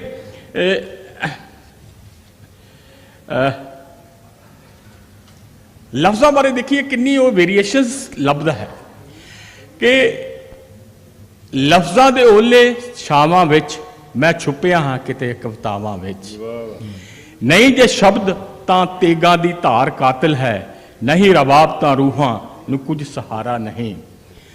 ਜਾਂ ਤੂੰ ਹੈ ਜਾਂ ਤੂੰ ਜਾਂ ਤਾਂ ਤੂੰ ਵੀ ਧੁੱਪ ਆ ਛੱਡ ਦੇ ਸਾਰੀ ਛਤਰੀ, ਜਾਂ ਫਿਰ ਰਹਿਣ ਦੇ ਮੇਰੇ ਸਿਰ ਤੇ ਇਹ ਸ਼ਬਦਾਂ ਦੀਆਂ ਛਾਵਾਂ।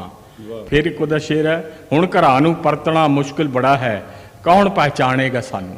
ਸੋ ਇਹ ਜਿਹੜੀ ਸੈਂਸੀਬਿਲਿਟੀ ਹੈ ਨਾ ਲਫ਼ਜ਼ ਦੇ, ਕਿਉਂਕਿ ਬੰਦੇ ਦੀ ਮੁਕਤੀ ਜਿਹੜੀ ਹੈਗੀ ਹੈ ਉਹ ਸ਼ਬਦ ਦੇ ਰਾਹੀਂ ਹੈ। ਜਿੱਦਾਂ ਸਾਡੀ ਗੁਰਬਾਣੀ 'ਚ ਜਿਹੜਾ ਪ੍ਰਮਾਈਜ਼ ਹੈ ਗੁਰਬਾਣੀ ਦਾ ਉਹ ਹੀ ਹੈ ਕਿ ਸ਼ਬਦ ਦੀ ਸਾਧਨਾ ਹੀ, ਸ਼ਬਦ ਦੀ ਉਸਤਤੀ ਹੀ ਤੁਹਾਡੀ ਮੁਕਤੀ ਦਾ ਰਾਹ ਖੋਲ੍ਹਦੀ ਹੈ। ਸੋ ਪਾਤਰ ਵੀ ਉਹ ਜਿਹੜੀ ਵਿਟਜਨਸਟਾਈਨੀਅਨ ਜਿਹੜੀ ਫਿਲਾਸਫੀ ਹੈ ਉਸ ਨੂੰ, ਉਸ ਦੀ ਸ਼ਰਨ ਲੈਂਦਾ ਹੈ ਅਤੇ ਲਫ਼ਜ਼ਾਂ ਦੇ ਰਾਹੀਂ ਆਪਣੀ ਮੁਕਤੀ, ਆਪਣੇ ਸਮਾਜ ਦੀ ਮੁਕਤੀ ਔਰ ਇਸ ਮਨੁੱਖਤਾ ਦੀ ਮੁਕਤੀ ਦੀ ਉਹ ਗੱਲ ਕਰਦਾ ਹੈ। Thank you very much. ਉਹ ਕ੍ਰਿਟੀਕ ਜਿਸ ਦਾ ਜ਼ਿਕਰ ਮਨਮੋਹਨ ਉਹਨਾਂ ਨੇ ਕੀਤਾ, ਉਹ ਸਿਰਜਣੀ ਸਾਧਾਰਨ ਕੰਮ ਨਹੀਂ ਹੈ।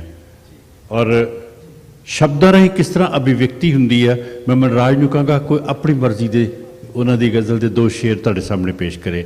ਮਨਰਾਜ ਪਾਤਰ।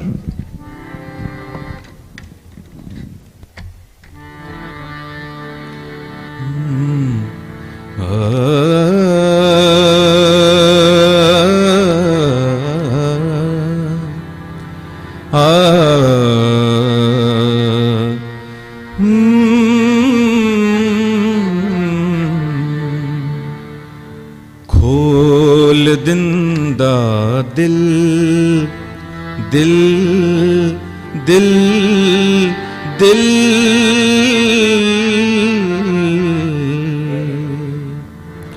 ਖੋਲ ਦਿੰਦਾ ਦਿਲ ਜੇ ਤੂੰ ਲਫ਼ਜ਼ਾਂ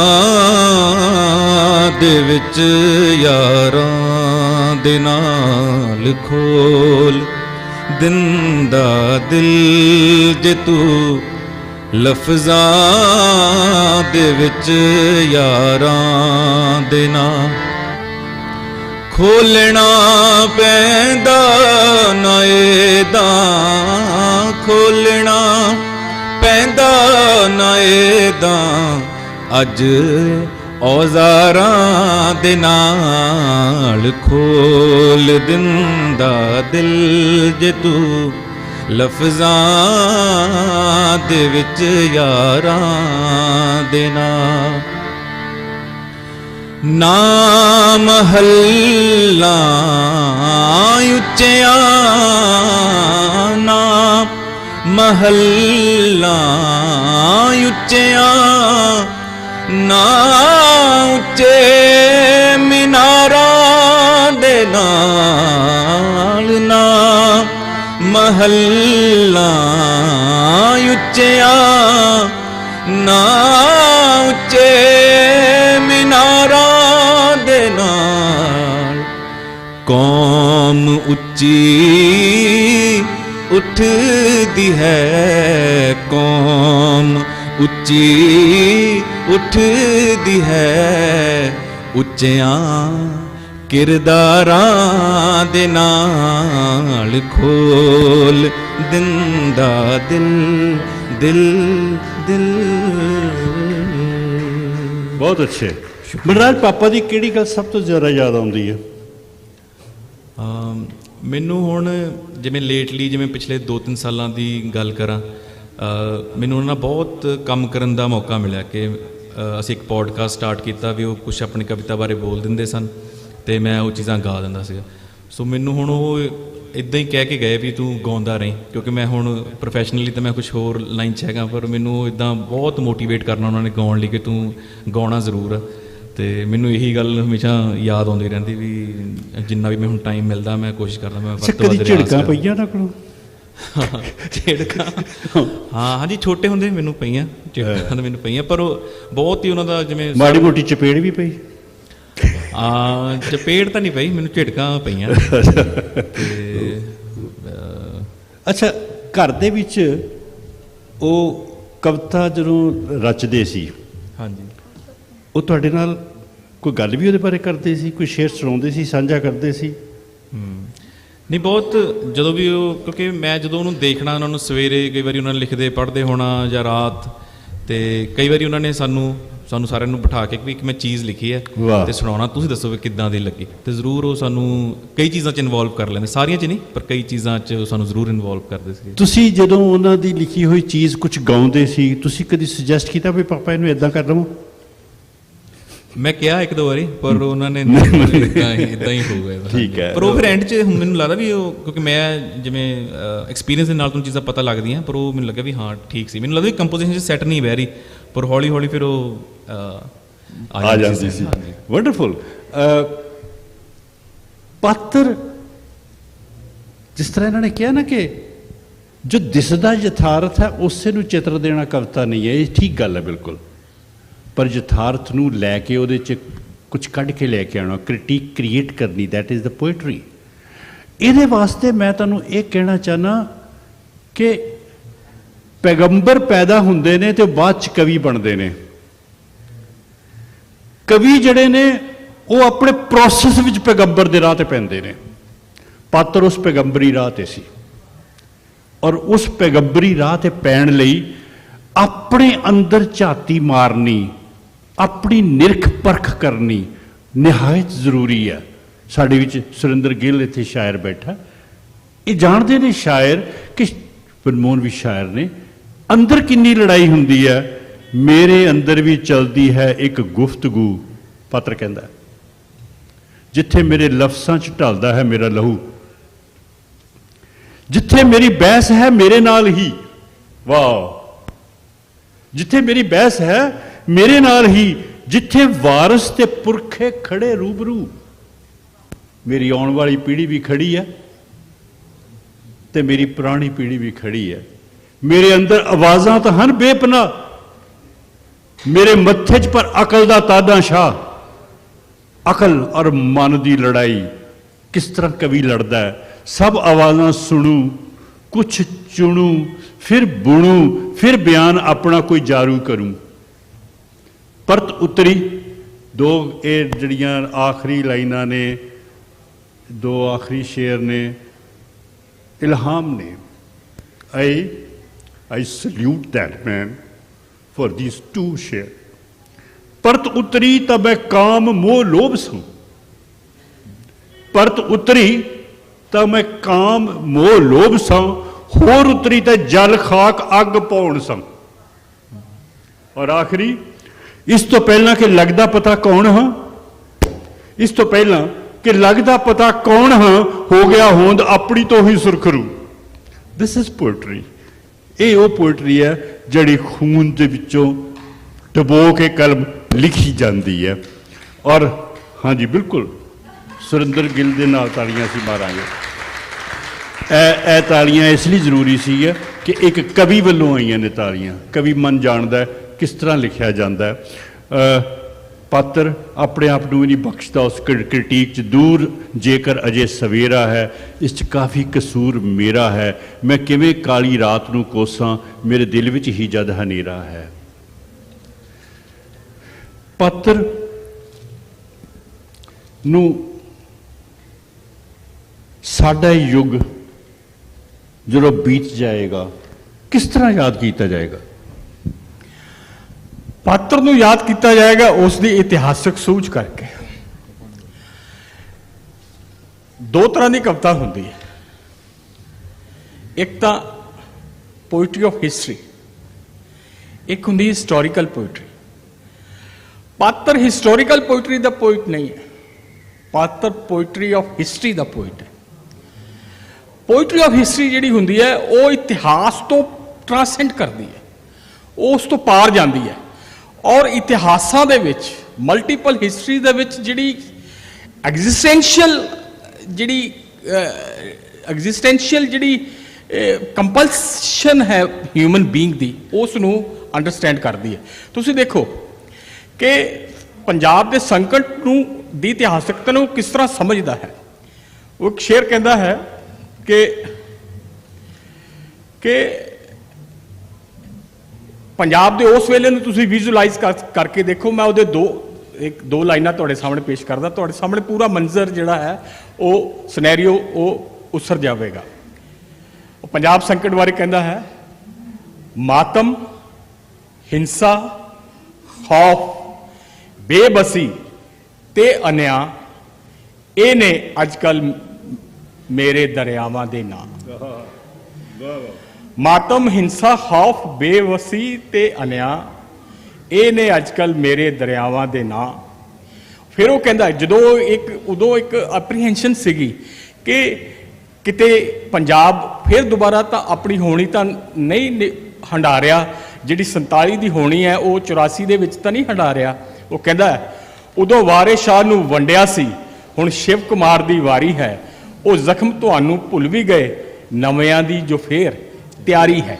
ਸੋ he is not his poetry, he is poetry of history beyond history, not historical poet. ਹਾਂ, ਇੱਕ ਜਿਹੜੀ ਗੱਲ ਉਹ ਹਿਸਟਰੀ ਨੂੰ, ਜਿਸ ਤਰ੍ਹਾਂ ਇੱਕ ਬਹੁਤ ਵੱਡਾ ਥਿੰਕਰ, ਅਮਰੀਕਨ ਥਿੰਕਰ ਹੈ ਫਰੈਡਰਿਕ ਜੇਮਸਨ, ਉਹ ਕਹਿੰਦਾ ਕਿ ਹਿਸਟਰੀ ਜਿਹੜੀ ਹੈ ਉਹਨੂੰ ਜਾਣਿਆ ਬਿਨਾ ਤੁਸੀਂ ਵਰਤਮਾਨ ਨੂੰ ਨਹੀਂ ਸਮਝ ਸਕਦੇ। ਆਪਣੇ ਵਰਤਮਾਨ, ਜੇ ਆਪਣੇ ਵਰਤਮਾਨ ਨੂੰ ਚੰਗੀ ਤਰ੍ਹਾਂ ਸਮਝਣਾ ਤਾਂ you have to understand your history.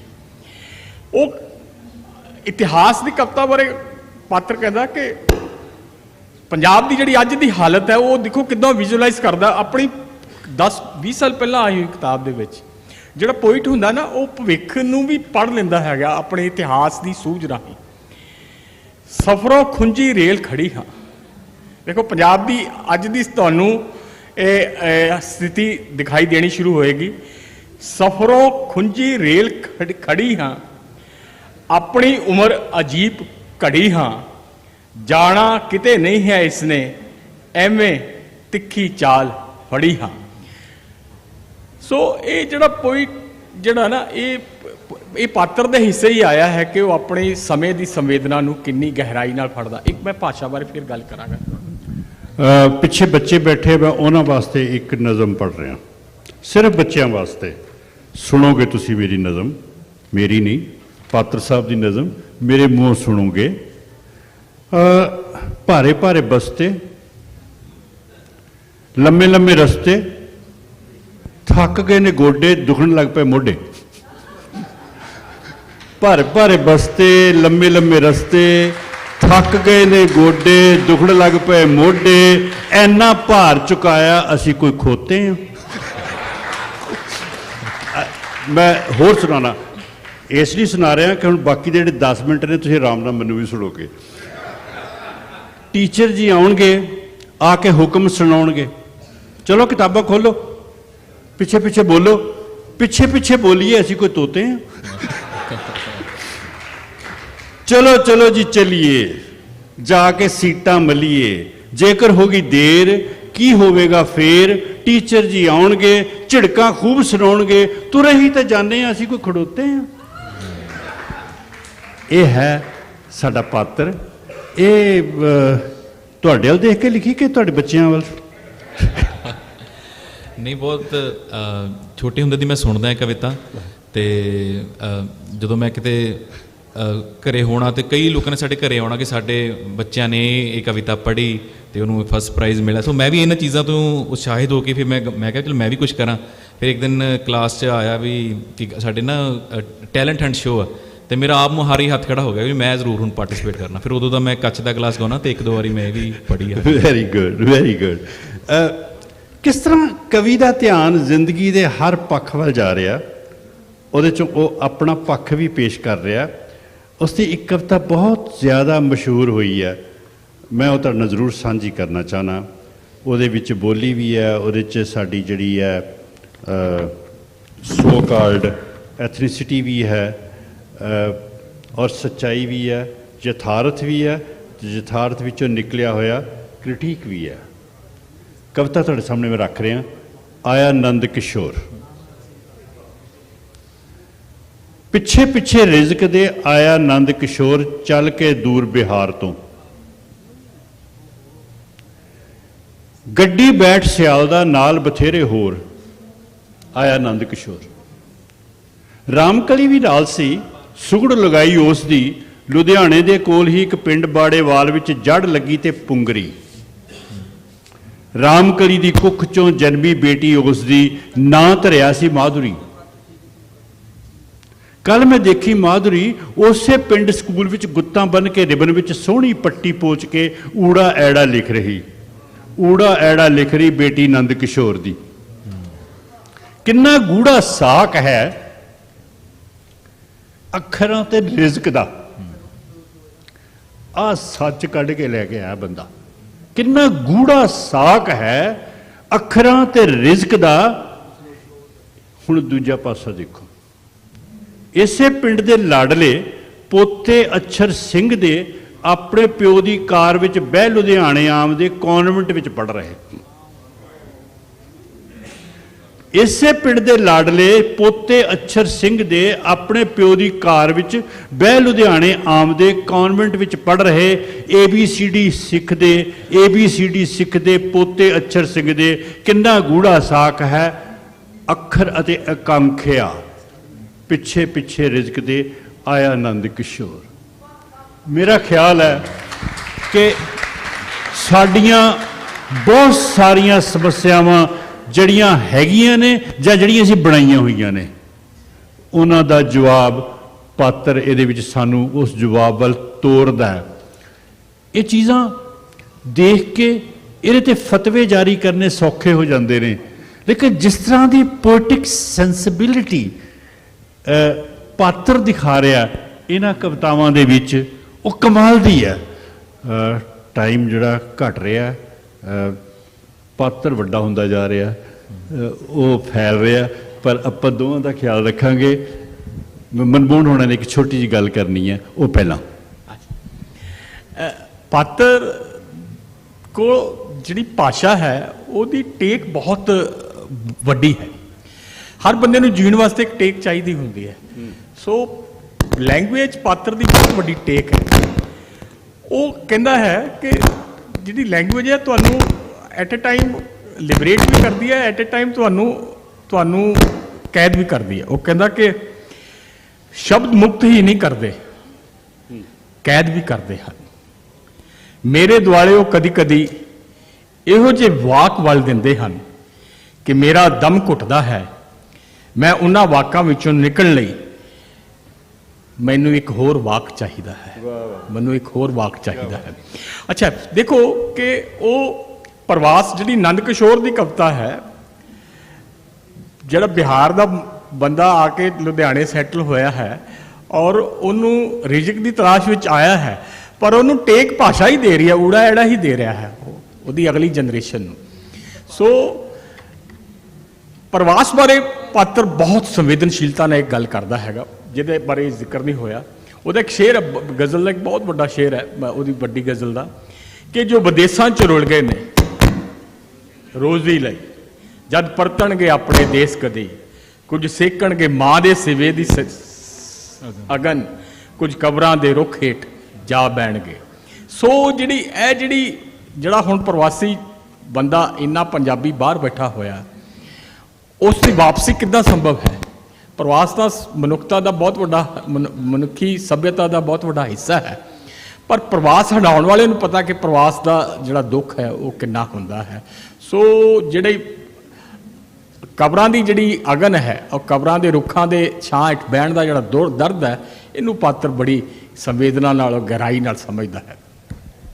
ਇਸ ਤੋਂ ਪਹਿਲਾਂ ਕਿ ਮੈਂ ਆਖਰ ਦੇ ਵਿੱਚ ਇੱਕ ਹੋਰ ਗੀਤ ਗਜ਼ਲ ਗਾਉਣ ਵਾਸਤੇ ਮਨਰਾਜ ਨੂੰ ਕਵਾਂ, ਮੈਂ ਗੱਲ ਨੂੰ ਇੱਥੇ ਸਮੇਟਣਾ ਚਾਹੁੰਦਾ ਕਿ ਰੁਦਨ ਦਾ ਉਹ ਕਵੀ ਜਿਹਨੂੰ ਰੁਦਨ ਦਾ ਕਵੀ ਕਹਿਤਾ ਗਿਆ, ਸਵੈਚਿੰਤਨ ਦਾ ਉਹ ਕਵੀ, ਯਥਾਰਥ ਨੂੰ ਪਰਤ ਪਰਤ ਕੇ ਦਿਖਾਉਣ ਵਾਲਾ ਤੇ ਸਾਨੂੰ ਕਿਸੇ ਸੋਝੀ ਦੇ ਰਾਹੇ ਪਾਉਣ ਵਾਲਾ ਉਹ ਕਵੀ, ਆਸ ਦਾ ਬਹੁਤ ਵੱਡਾ ਪਰਚਮ ਲੈ ਕੇ ਵੀ ਸਾਡੇ ਸਾਹਮਣੇ ਆਉਂਦਾ। ਉਹ ਆਸ ਇਸ ਤਰ੍ਹਾਂ ਪੈਦਾ ਕਰਦਾ, ਮੇਰੇ ਮਨ ਵਿੱਚ ਖੌਫ ਬਹੁਤ ਨੇ, ਥੋੜ੍ਹੀ ਥੋੜ੍ਹੀ ਆਸ ਵੀ ਹੈ। ਮੇਰੇ ਮਨ ਵਿੱਚ ਖੌਫ ਬਹੁਤ ਨੇ, ਥੋੜ੍ਹੀ ਥੋੜ੍ਹੀ ਆਸ ਵੀ ਹੈ। ਕਾਲੀ ਰਾਤ ਹੈ ਪਰ ਇੱਕ ਨਿੰਮੇ ਦੀਵੇ ਦੀ ਤਰਵਾਸ ਵੀ ਹੈ। ਜਾਂ ਕਹਿੰਦਾ ਇਹ ਉਦਾਸੀ ਧੁੰਦ, ਇਹ ਸਭ ਕੁਝ ਕਿ ਜੋ ਚੰਗਾ ਨਹੀਂ, ਇਹ ਉਦਾਸੀ ਧੁੰਦ, ਇਹ ਸਭ ਕੁਝ ਜੋ ਕਿ ਚੰਗਾ ਨਹੀਂ, ਮੈਂ ਉਦੈ ਹੋਣਾ, ਸਦਾ ਇਸ ਵਿੱਚ ਘਿਰੇ ਰਹਿਣਾ ਨਹੀਂ। ਤੇ ਆਖਿਰ ਵਿੱਚ ਜਿਹੜਾ ਮੈਂ ਬੋਲ ਤੁਹਾਡੇ ਕੋਲ ਛੱਡ ਕੇ ਜਾਣਾ ਚਾਹੁੰਦਾ ਪਾਤਰ ਦੇ, ਮੈਂ ਚਾਹੁੰਦਾ ਕਿ ਮੈਂ ਇਹਨਾਂ ਨੂੰ ਇੱਥੇ ਛੱਡ ਜਾਵਾਂ, ਤੁਸੀਂ ਇਹਨਾਂ ਨੂੰ ਨਾਲ ਲੈ ਜਾਓ, ਆਪਣੇ ਅੰਦਰ ਰੱਖ ਕੇ, ਆਪਣੇ ਜ਼ਿਹਨ 'ਚ ਰੱਖ ਕੇ, ਆਪਣੇ ਦਿਲ 'ਚ ਰੱਖ ਕੇ ਇਹ ਬੋਲਾਂ ਨੂੰ ਜ਼ਰੂਰ ਨਾਲ ਲੈ ਕੇ ਜਾਓ। ਬੱਚੇ ਵੀ ਲੈ ਕੇ ਜਾਣ, ਸਿਆਣੇ ਵੀ ਲੈ ਕੇ ਜਾਣ। ਕਹਿੰਦਾ ਜੇ ਆਈ ਪੱਤ ਝੜ ਤਾਂ ਫੇਰ ਕੀ ਹੈ, ਜੇ ਆਈ ਪੱਤ ਝੜ ਤਾਂ ਫੇਰ ਕੀ ਹੈ। ਤੂੰ ਅਗਲੀ ਰੁੱਤ 'ਚ ਯਕੀਨ ਰੱਖੀ, ਤੂੰ ਅਗਲੀ ਰੁੱਤ 'ਚ ਯਕੀਨ ਰੱਖੀ। ਮੈਂ ਲੱਭ ਕੇ ਕਿਤੋਂ ਲਿਆਉਣਾ ਕਲਮਾਂ, ਮੈਂ ਲੱਭ ਕੇ ਕਿਤੋਂ ਲਿਆਉਣਾ ਕਲਮਾਂ, ਤੂੰ ਫੁੱਲਾਂ ਜੋਗੀ ਜ਼ਮੀਨ ਰੱਖੀ। ਇਹ ਫੁੱਲ ਖਿੜਦੇ ਰਹਿਣਗੇ। ਅੰਤ ਦੇ ਵਿੱਚ ਤੁਹਾਡਾ ਸਾਰਿਆਂ ਦਾ ਧੰਨਵਾਦ ਕਰਦਾ ਹੋਇਆ, ਮਿਲਟਰੀ ਲਿਟਰੇਚਰ ਫੈਸਟੀਵਲ ਦੇ ਆਰਗੇਨਾਈਜ਼ਰ ਦਾ ਧੰਨਵਾਦ ਕਰਦਾ ਹੋਇਆ, ਇਸ ਸਾਰੀ ਆਡੀਅנס ਦਾ ਧੰਨਵਾਦ ਕਰਦਾ ਹੋਇਆ, ਗਿਣਤੀ 'ਚ ਥੋੜ੍ਹੀ ਗੁਣਾਂ 'ਚ ਵੱਡੀ, ਮੈਂ ਮਨਰਾਜ ਨੂੰ ਕਹਾਂਗਾ ਕਿ ਇੱਕ ਛੋਟੇ ਜਿਹੇ ਗੀਤ ਨਾਲ ਅਸੀਂ ਇਸ ਪ੍ਰੋਗਰਾਮ ਦਾ ਭੋਗ ਪਾਵਾਂਗੇ। Thank you very much. ਇਹ ਪੰਜਾਬ ਨਿਰਾ ਜੁਗਰਾਫੀਆ ਨਹੀਂ, ਇਹ ਪੰਜਾਬ ਨਿਰਾ ਜੁਗਰਾਫੀਆ ਨਹੀਂ, ਇਹ ਪੰਜਾਬ ਨਿਰਾ ਜੁਗਰਾਫੀਆ ਨਹੀਂ। ਇੱਕ ਰੀਤ ਇੱਕ ਗੀਤ ਇਤਿਹਾਸ ਵੀ ਹੈ, ਗੁਰੂਆਂ ਰਿਸ਼ੀਆਂ ਸੂਫੀਆਂ ਸਿਰਜਿਆ ਏ। ਇਹ ਫਲਸਫਾ ਸੋਚ ਅਹਿਸਾਸ ਵੀ ਹੈ, ਲੱਖਾਂ ਝੱਖੜਾਂ ਤੂਫਾਨਾਂ ਚੋਂ ਲੰਘਿਆ ਏ, ਲੱਖਾਂ ਝੱਖੜਾਂ ਤੂਫਾਨਾਂ ਚੋਂ ਲੰਘਿਆ ਏ। ਇਹਦਾ ਮੁਖੜਾ ਕੁਝ ਕੁਝ ਉਦਾਸ ਵੀ ਹੈ।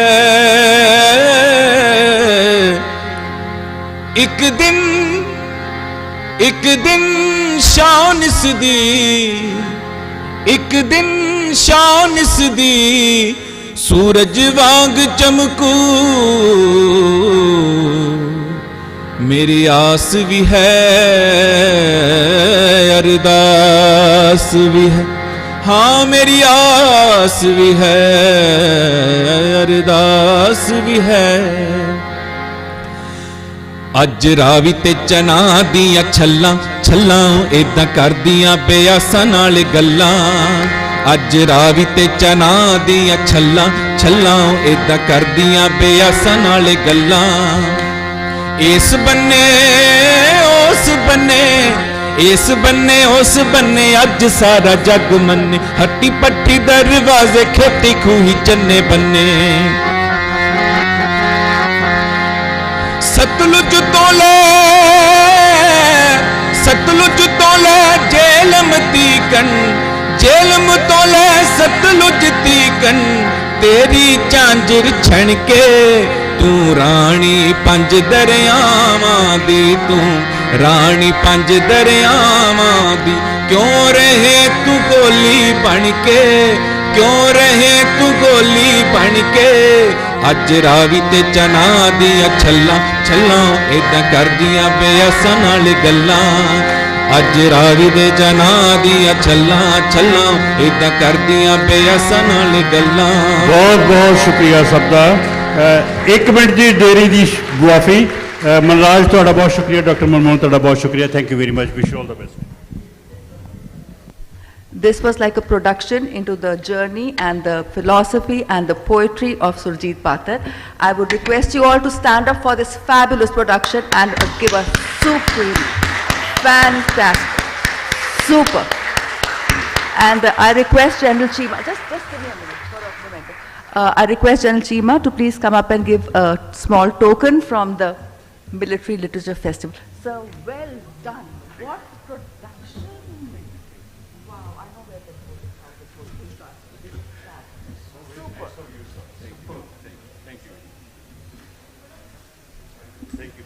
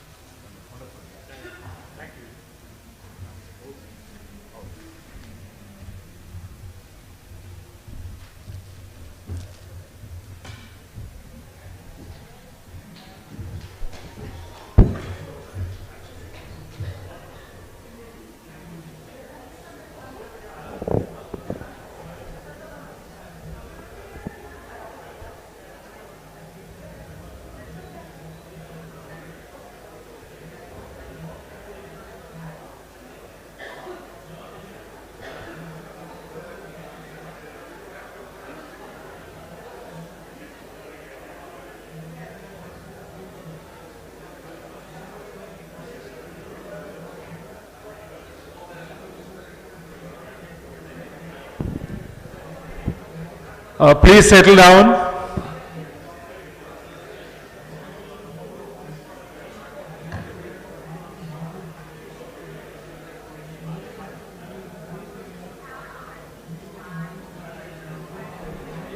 Ladies and gentlemen, may I request you to kindly settle down, please.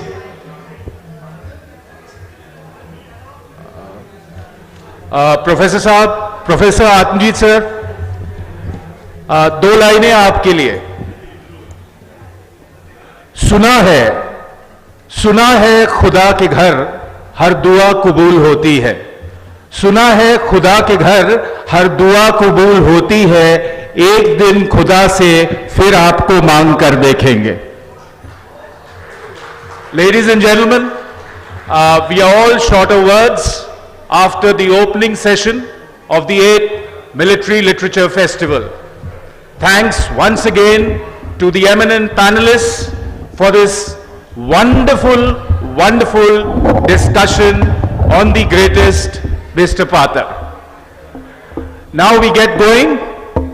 It's great to be back on day 2 of the Military Literature Festival. Let's begin the second session of the day. The topic, may I kindly have your attention please, all those at the back, kindly settle down. Thank you.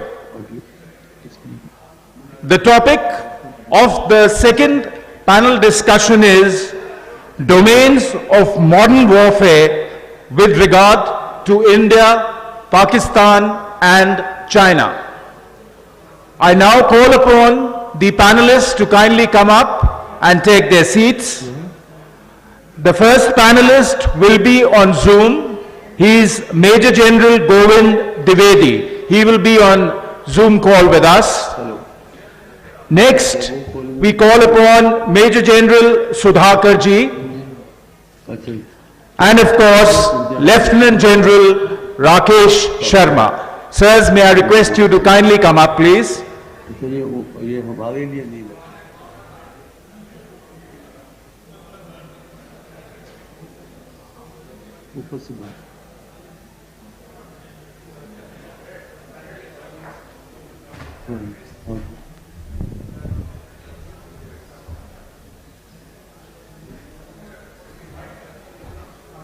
ठीक अच्छा हाँ मैं समझ गया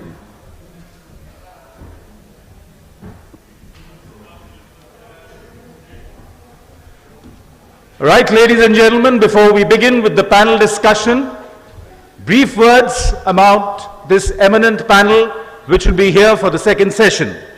We start with Major General Govind Dwivedi, who is on Zoom with us. The General Officer retired as the Assistant Chief Integrated Defence Staff after 38 years of service in the Army. He is a veteran of the 1971 Bangladesh War. He is an acclaimed writer and has authored and edited 6 books and contributes numerous articles to various magazines and periodicals. Welcome, sir. Thank you very much. Next we have a familiar figure who was amongst us yesterday too. That is Major General Sudhakar Ji. For all those who have joined us today, I would repeat the accomplishments in brief about the officer. The General Officer is from the Mahar Regiment and has had a glorious career in the Indian Army spanning 37 years. Post-retirement, he served as a corporate leader in Oman. Last but not the least, the moderator for the session. The moderator for this session, ladies and gentlemen, is Lieutenant General Rakesh Sharma. The General Officer was commissioned in Gurkha Rifles in the year 1977. He had a glorious career of 4 decades in the Indian Army.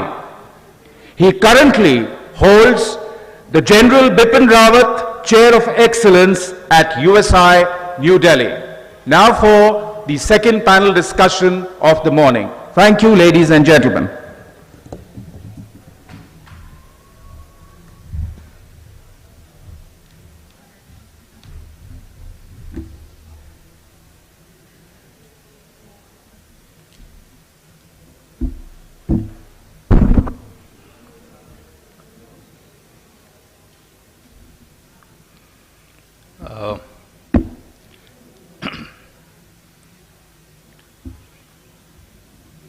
Good morning, ladies and gentlemen. Firstly, at the outset, grateful thanks to the organizers, General Shergill, and of course, Jagbir and the Festival Committee for inviting me today. It's a great honor and a privilege to come to this Lit Fest, and we have followed this last 7 years of the growth of the Lit Fest. It's gone strength to strength. Now, I enjoyed the first session, every word of it. When we were growing up, we used to hear the poetry of Patar Saab on All India Radio, and the last one that the moderator recounted was a poem of hope, when he says, "Je ai patjar te fair ki hai, to fulla jaggi zameen rakhi." I mean, I'm just abridging it. Meaning is there is hope here, even if there is patjar, there will be hope here, and that actually is a great strength of the poetry of Patar Saab, and I've enjoyed every word of it. Thank you very much for allowing us to listen on to this one. Now, I have esteemed panelists here, General Dwivedi, whom very well know and we revere for a very long time, and Sudhakar. Both are ustads in China, so I will not venture and tread into their toes. I'll try and be a little provocative, and because the subject is a little provocative. The central theme of my subject is, and I will request our panelists to speak about 12-13 minutes so that we can have a little more interactive session. Not many people for interaction, but we will try and do interactive session subsequently or discuss it among ourselves. Central theme of my talk is that in this era, might is right. Jiski lathi uski bhains. This is the era of today. And why do I say so? Because there is no conflict resolution mechanism left in the world. There is no, it is an era of authoritarian conflict resolution. Jiski lathi uski bhais. One day Iran doesn't like the mood, turns around, fires missiles at Pakistan. Next day it fires missiles at Iran and at Syria. Third day, the Israelis fire, where are all, you know. Houthis are fighting 14 navies together in a narrow sea called Red Sea. 14 navies being fought by one organization called Houthis today. And they are getting the best of it. I mean, sea denial by an organization called Houthis today, or sea denial by Ukraine in Black Sea, in the waters south against Russia. Without having a navy, Ukraine has no navy, and there is sea denial. This is authoritarian era. We like it or we don't like it. What is, and I'll take about 5-6 subjects and I'll finish out in 12-13 minutes, and then I will not tread into those issues which I am sure General Dwivedi and General Sudhakar will build on. What is war? Subject is war. Are we talking about the same war that we've been talking about for last centuries? We go back to Clausewitz. Everybody quotes Clausewitz and says, okay, there is nature doesn't change, character changes, and there is war definition which Clausewitz says, which is simply what? It is intrastate, it's interstate, and it is violent. Is war this characteristic even today, 2024? Is it interstate and it is violent? No. That's the basics of my thought here. We need to redefine the word war. If China can take over the entire territory of South China Sea without firing a shot, is that not war? If Chinese can come and sit on the line of actual control and deny us of patrolling rights to areas that we were patrolling from 1978 onwards, is that not war? If half the Indian Army today is deployed on the borders, and my friend Praveen was commanding Eastern Command earlier, when they are deployed in most inhospitable terrain even today, after 4.5 years, is that not war? Why do we stick ourselves to routine war? If in last 2.5 years, the Chinese made sure that Australian economy went rock bottom by only economic war, only one issue. Why? Because Australia said that we will not permit, we will investigate into COVID. What did they do? Stop barley, beef, sorghum, iron and steel, wines, brought Australia down. And similar things have happened to Lotte malls of South Korea, or the Japanese, or the Nike, or the Adidas, or everything economic war. Even against India, we don't know what happened when we stopped TikTok. When we stopped TikTok, what did the Chinese do? It's not currently open domain. There are people who know what happened. We also know that Chinese are not allowing us to get machinery like the deep boring machines which are used for tunnel borings, which they are sanctioning us or denying us the rights, which is on in media. So the fact of the matter is there is an economic war. That's war also as the war which is going to be fought tomorrow in domains of warfare that we talk about. We talk about largely shooting wars, but there are many wars around here. We need to redefine war. My second issue is, what is victory? We talk about wars. Can a politician tell us to go for a war tomorrow without defining the end state? Or we will just go to war, a shooting war. What will the politician tell us? Okay, you go to war. For what? What is the aim? What's the end state the politician wants? How do I translate the end state? I means, I am retired long ago. I means man in uniform translates the definition of what the end state that a politician is telling today into military end states or military objectives. And if that is so, what is victory? Victory today, and I contend here and I'll be provocative, is an ill-defined notion. You can't define victory today. Neither the Russians have defined victory.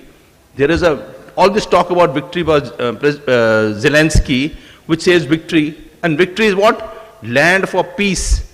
Peace, I allow you to take 20% of my territory. Is that victory? So the point is, the nebulous issues to say, what is victory? Territory? Prisoners of war? Change of regime? What? What will be victory?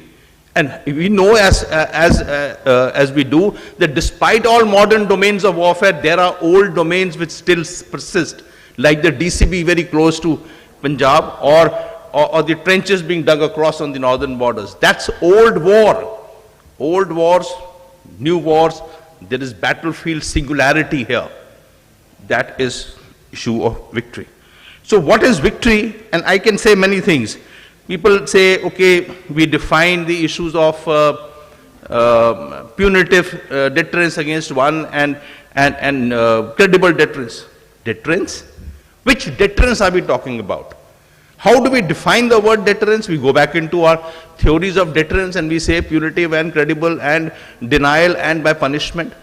But then we also say, if deterrence fails, we should be prepared to escalate to war.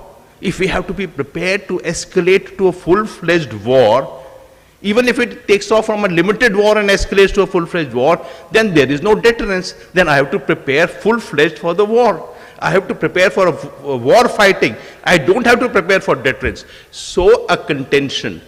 If deterrence is not dead, deterrence is close to be dead. And we have to prepare for that one. Third point I wish to raise is the issue of these domains. You know, domains and dimensions. Now there's so many domains and it's fashionable to talk about domains. What is a domain? And you know, how do we differentiate between domain and dimension? Are they two same things? People write together, saying the same thing, domains and dimension. I would say that what are we fighting in is a domain. It's my contention, I can be contested later. Land, maritime, air, space, cyberspace, electronic warfare, electronic magnetic spectrum, all are what are we fighting inside. What are we fighting for is a dimension. Like for example, I will say, we're fighting physical. Physical means per territory, or physical some achievement on the maritime frontier, or that's what are we fighting for? Or are we fighting for informational victory? Or are we fighting for cognition, psyching? You know, in the last election 2019, the Chinese bought 10,000 advertisements in all Indian media against the ruling government. This year also they did, but this year has not come to news as yet, so I will not quote it. But 2019 it is there. They bought a Hello app which belonged to ByteDance.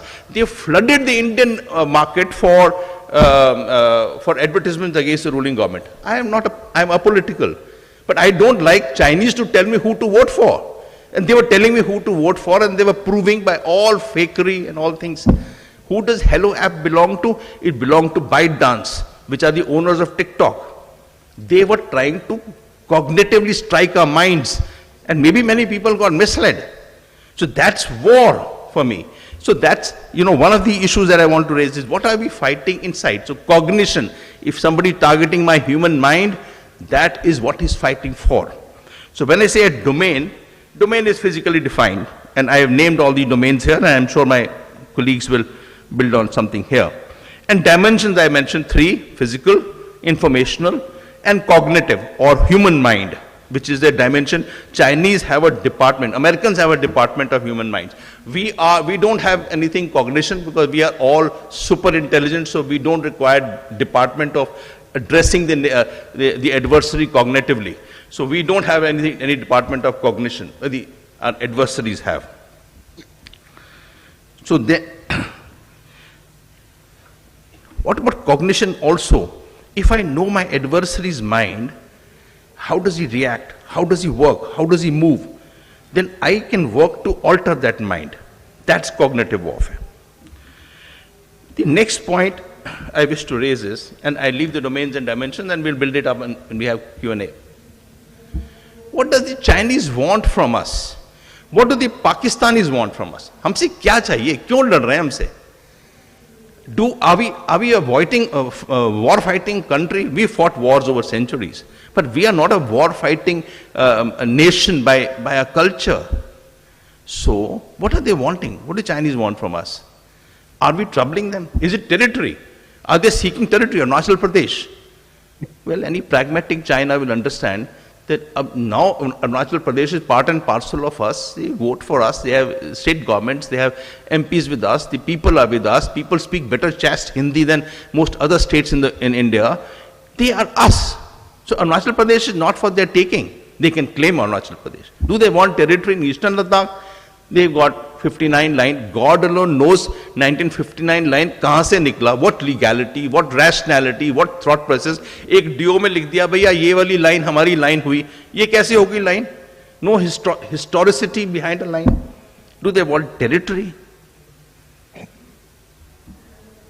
I venture to state that why does Chinese challenge us? And I'll come to Pakistan a little later. Why do Chinese challenge us? Because we are a geopolitical competitor. They are miles ahead of us and decades ahead of us in technology in many other ways. Are we a competitor? Well, yes, any other nation will tell you that India, if it's allowed to grow the way India is growing, potentially we have the capability of rising to what level? If we are allowed to grow the potential exists. That is itself a big challenge, because they say no two tigers on a mountain. We can be one of the tigers that will challenge the mountain. So they can't allow. There is a geopolitical issue behind India's growth. Of course, there are geographic issues. We have a peninsula, 2,000 kilometers juts into the Indian Ocean, which is actually tells them that you are dependent on Indian Ocean. And I don't even say Malacca states. Malacca states तो वो states है जिसके ऊपर submarine submerge होके भी नहीं जा सकती. Malacca state, we keep talking Malacca state. Submarine has to go through a longer detour to avoid being thing. Submarine has to float on top in case he wants to use the Malacca states. So there are also Sunda, Lombok and the other states that they have to use it. So, but in any case, he has to pass through in proximity of the Indian peninsula. So that's one thing. Our relationship with the West, okay, that irks them tremendously. So if you piece all these things together, well, it is beneficial to retain India as an adversary. So if we are an adversary, what will Chinese want to do it? Coerce us? In any which way coerce us? Try it out. We can say Chinese will be coercing us. Whether it's United Nations Security Council or naming places in Arunachal Pradesh or any which way, and I can recount. Even you say that the lights went out in Northern Grid, the New York Times said it was a cyber attack. The lights went out in Bombay, they said it was domains of warfare. They said it is cyber attack from China. It went out in Leh last year, it was cyber attack. The national coordinator says 40,000 attacks in a year, all largely emanating from China. That's a cyber attack. So, Chinese what are they doing? They are making you look inwards. They're tying you down inwards. We are making ourselves into an inward-looking country so that we're not able to reach our potential. So that's the coercion itself. And look at our neighbors, the way Chinese have gone over. I can name all neighbors as to how Chinese have built inroads. With Padma Bridge on Padma River could not be made for decades since Bangladesh got independence. Now Padma has a bridge made by the Chinese, $2.5 million. Connects Bangladesh into two parts. It was not connected till yesterday. The Chinese have done it. No other country was wanting to get into Padma to make a bridge. The Chinese have made a port in Bangladesh now called BNS Sheikh Hasina, which has got berths for 6 submarines and 8 frigates. But Bangladesh doesn't have 6 submarines here. They don't have intention to buy 6 submarines. What are they making a base of submarines for? Or why are they making a base of submarines in Chukpu in Myanmar? It's all making sure that you tie yourself inwards. So that is China. What about Pakistan? Is a good friend just across, throw a stone, it reaches Pakistan from here. Pakistan is a nation which has yet not developed identity. It has no pehchan. Since it has no pehchan, it is fractured country. To bind in Pakistan together into a glue, they require a glue. We have 2,000 years of glue, or 5,000 years of glue, that binds, our culture binds us. Despite that we have internecine issue somewhere or the other. Our culture binds us into one. Pakistan doesn't have a glue. It came up from nowhere. So the states that they have are all fractured. The only thing that binds Pakistan is anti-Indianism and Jammu and Kashmir. If Jammu and Kashmir is to be finished tomorrow and anti-Indianism dies away and we start trade the way we wanting to start trade with Pakistan and all goody-goodiness come, what will bind Pakistan into one entity? So anti-Indianism will stand here. So those are critical issues as far as Pakistan is concerned. So we have adversaries, and I won't say that future may tell us that our adversaries may mellow down in many manners. We should hope for. Armed forces are the last people to venture into wars because we don't like warfare. It's not the right way for sane nations and mature nations to discuss issues. But then finally we have to prepare. Jiski lathi uski bhais. If we don't prepare ourselves for adversarial nations which are bound by their own standing and our own views and our own values, then we have to be prepared for a nation which has not developed a pehchan, an identity for itself, that is Pakistan, a nation which has got China, which has got dreams to become the superpower in 2049. It has rejuvenated itself. It has to forget about 100 years of whatever bad times that they had. And so they have to develop into that caliber in 2049. They have to subdue.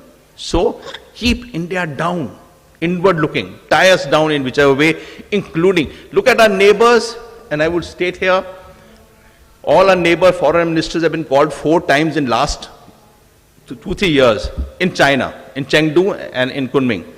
And to discuss what? To discuss if there is a problem, how we will help out. So all our neighbors and China making their own private SARC, leaving India out. Look at the transformation that's happening across in any one of our neighbors, and our neighbors got discussed eminently yesterday. So what I want to say is that these are issues out here. If we are here, and I will now hand over and we'll discuss it subsequently.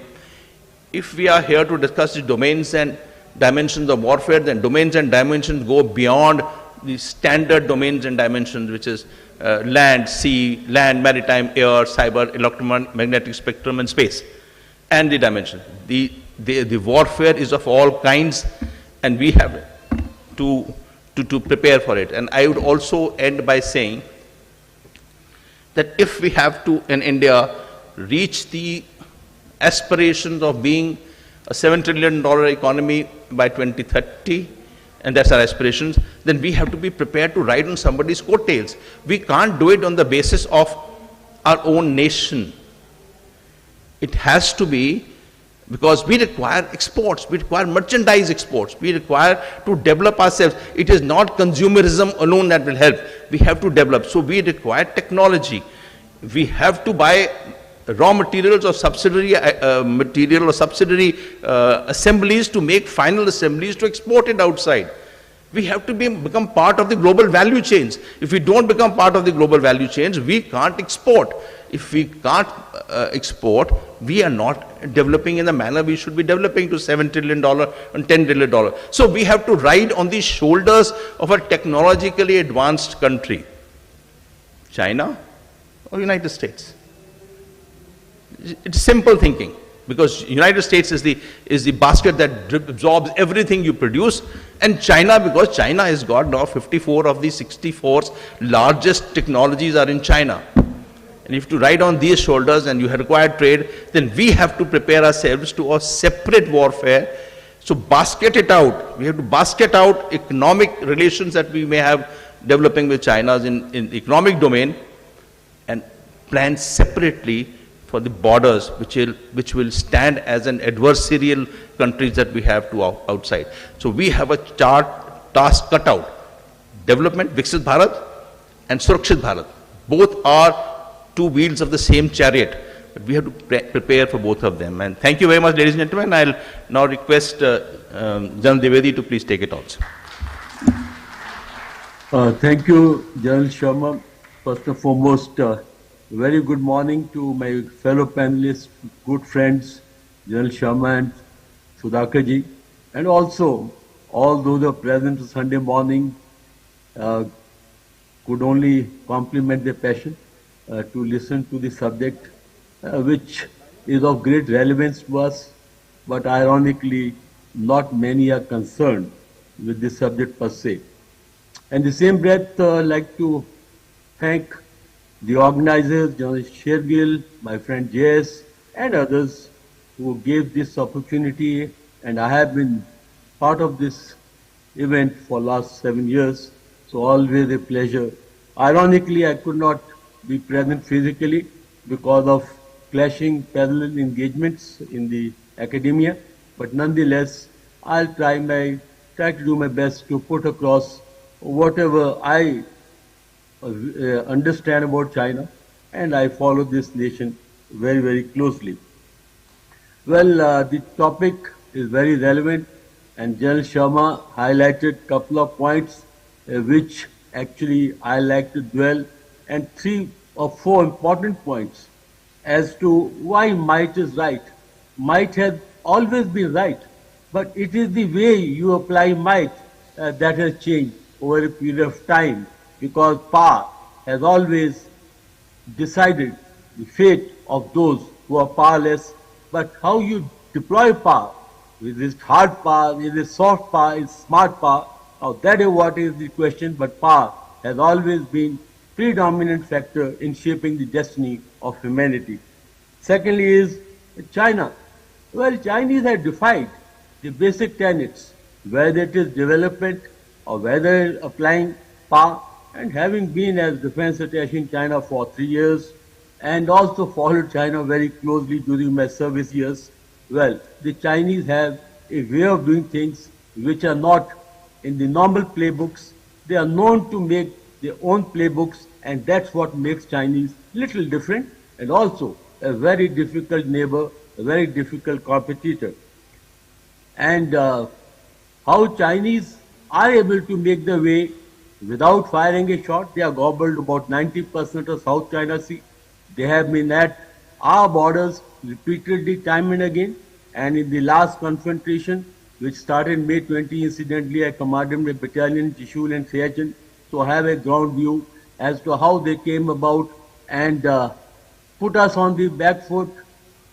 And we are again trying to get on the level playing field, but that is what Sun Tzu said a good about 2,000 plus years back, that the real acme of generalship is to win a war without firing a shot. Now with these I'll go into very specific issues, and but 2 things are very important to understand. We know what China has done, but it's very important to know how they are done, and that is only when you join the dots you come to know what exactly is the design. Well, Chinese have paid great attention to security and to the application of power, because about 2,500 years back, when China was founded on the basin of Yellow River, it was after the Yellow Emperor. He defeated 56 adversaries, and that's how the China came into being. So the Chinese have fought their way through for the very inception, and they have fought their way through how they have grown today. And China became a country sometime in 220 BCE, and that's again the Emperor Qin of Qin dynasty. Again, he fought number of adversaries to get China into a one country. Please remember that in Chinese architecture, in Chinese strategic culture, 2 things are very important. One is conducive periphery, means submissive neighbors. And second is the use of power is absolutely legitimized to achieve the political aims. Now, these 2 actually give us why Chinese behave in a certain manner and why we find difficult to understand Chinese, because we primarily do not try to figure out as to how the Chinese think. Now let's come back to the current perspective, because I don't have time to go into the historical perspective, but let's get back to 1949, when the Chinese revolution fructified and we got our independence around 1947. So we have started this new age almost together. The Chinese Revolution was a bloody war, bloody civil war, which Mao Zedong fought the Chiang Kai-shek forces. That time, the whole tenet was the guerrilla warfare. But over a period of time, the Chinese, first thing first, what Mao Zedong did was to define the boundaries of China. And that is why what I talked about conducive periphery, why PLA walked to Tibet in 1950, how they grabbed Xinjiang in the Mongolia, and General Sharma talked about the Chinese shadow looming large on South Asia. China treats South Asia as the backdrop. China treats South China Sea as the extension of the periphery. Therefore, the Chinese have laid great deal of emphasis to ensure that their periphery is conducive. Why did they fight 1950-53 Korean War? Incidentally, I was also defense attaché in Korea. So therefore, they fought this war because they didn't want the Americans to be breathing on Yalu. And therefore, they fought the war. They lost about 500,000 soldiers, but they kept the Americans at 38 parallel. Again, conducive periphery, peaceful periphery, which is so very important. Why did they come and fight India in 1962? Because they wanted to secure Xinjiang and Tibet and make a highway linking Kashmir to Lhasa. Therefore, they required the territory, and they did so. But the aim, what was the aim? General Sharma just had brought out, why do Chinese do that? In fact, the Chinese aim was very clear. Mao Zedong's aim was very clear, to put India on a back foot for about a decade. I think same thing what Xi Jinping tried in 2020 is something very similar, because he is trying to replicate as Mao too. Again, Chinese went in 1979 to teach Vietnam a lesson, learnt more than they could teach, and that's where the major review of Chinese way of war fighting, the Chinese transformation actually started. And 1992 Gulf War actually shook up Chinese leaders, and they realized that it is not possible for China to emerge as a global leader until they have a very strong army. And PLA was founded on 1st August 1927 as the armed wing of the Chinese Communist Party.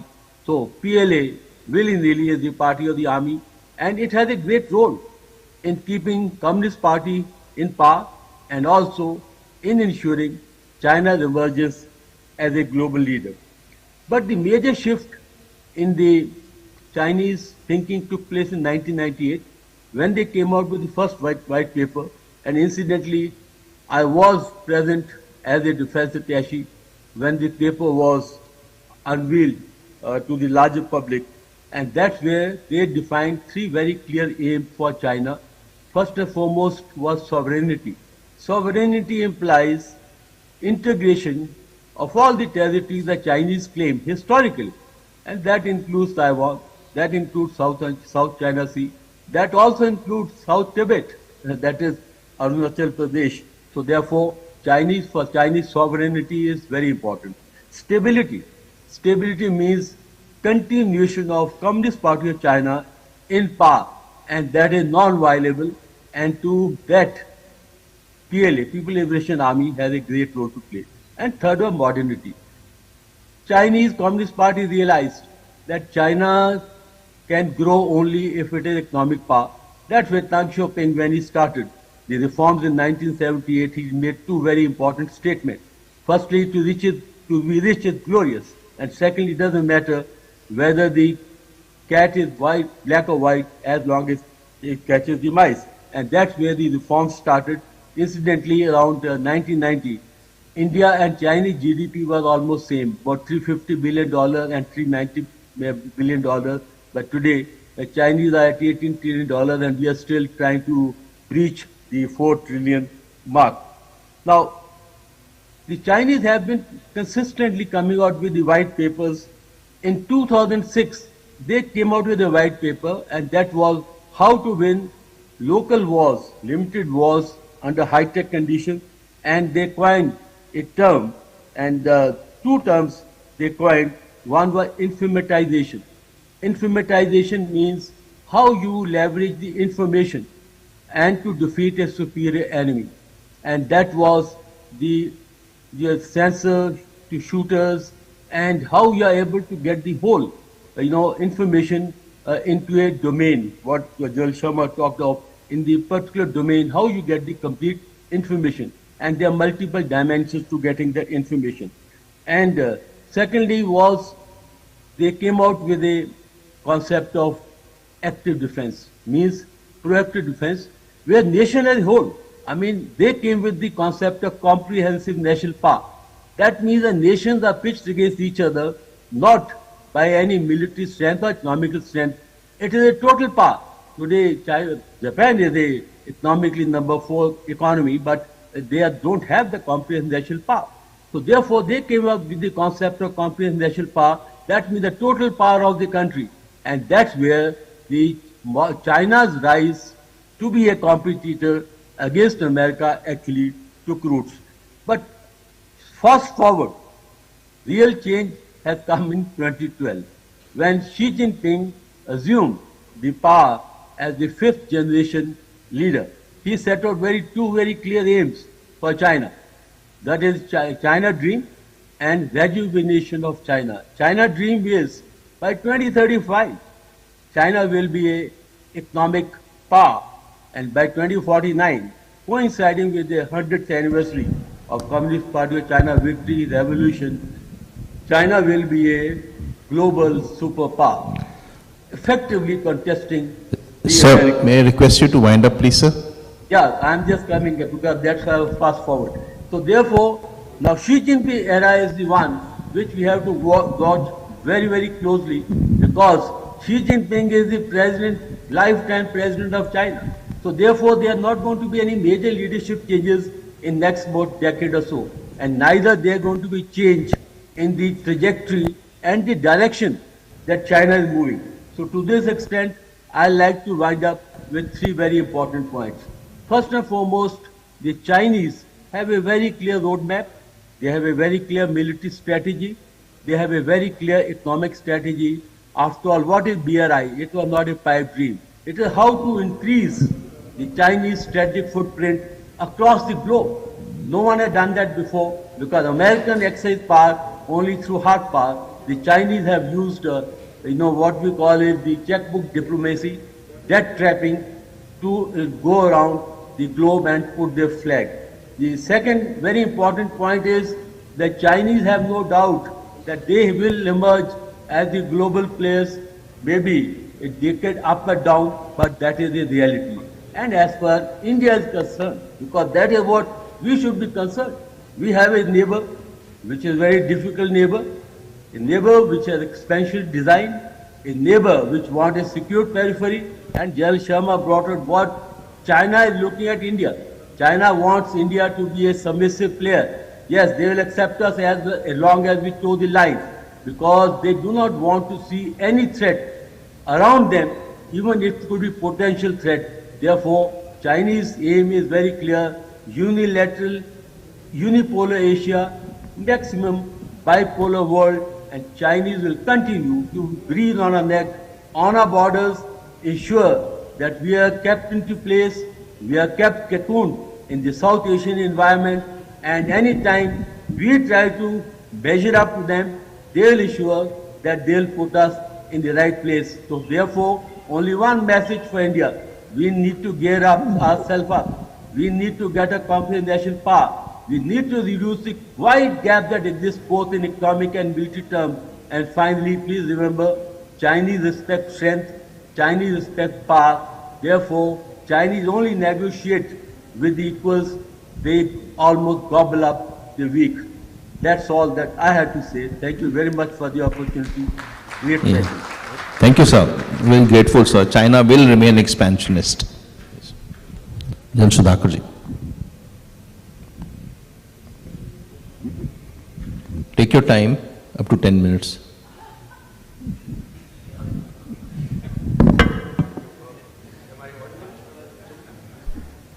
Hello. Yeah. Thank you, sir. I'll try to meet the deadline stipulated by the chair. Thank you so much, sir. Firstly, extend my gratitude to the chairman, General Shegil, and the entire organizing committee, because this is the last time perhaps in this year I'll be addressing such an august gathering, for having invited me, taken me out from Jaipur and speak on something which is very sensitive. What is the topic, ladies and gentlemen? The domain in modern warfare, India, Pakistan, China. Am I right, sir? This is the topic, sir. The domain in modern warfare, India, China, Pakistan. Now, what does it mean? Why is such a mega event focusing on a topic?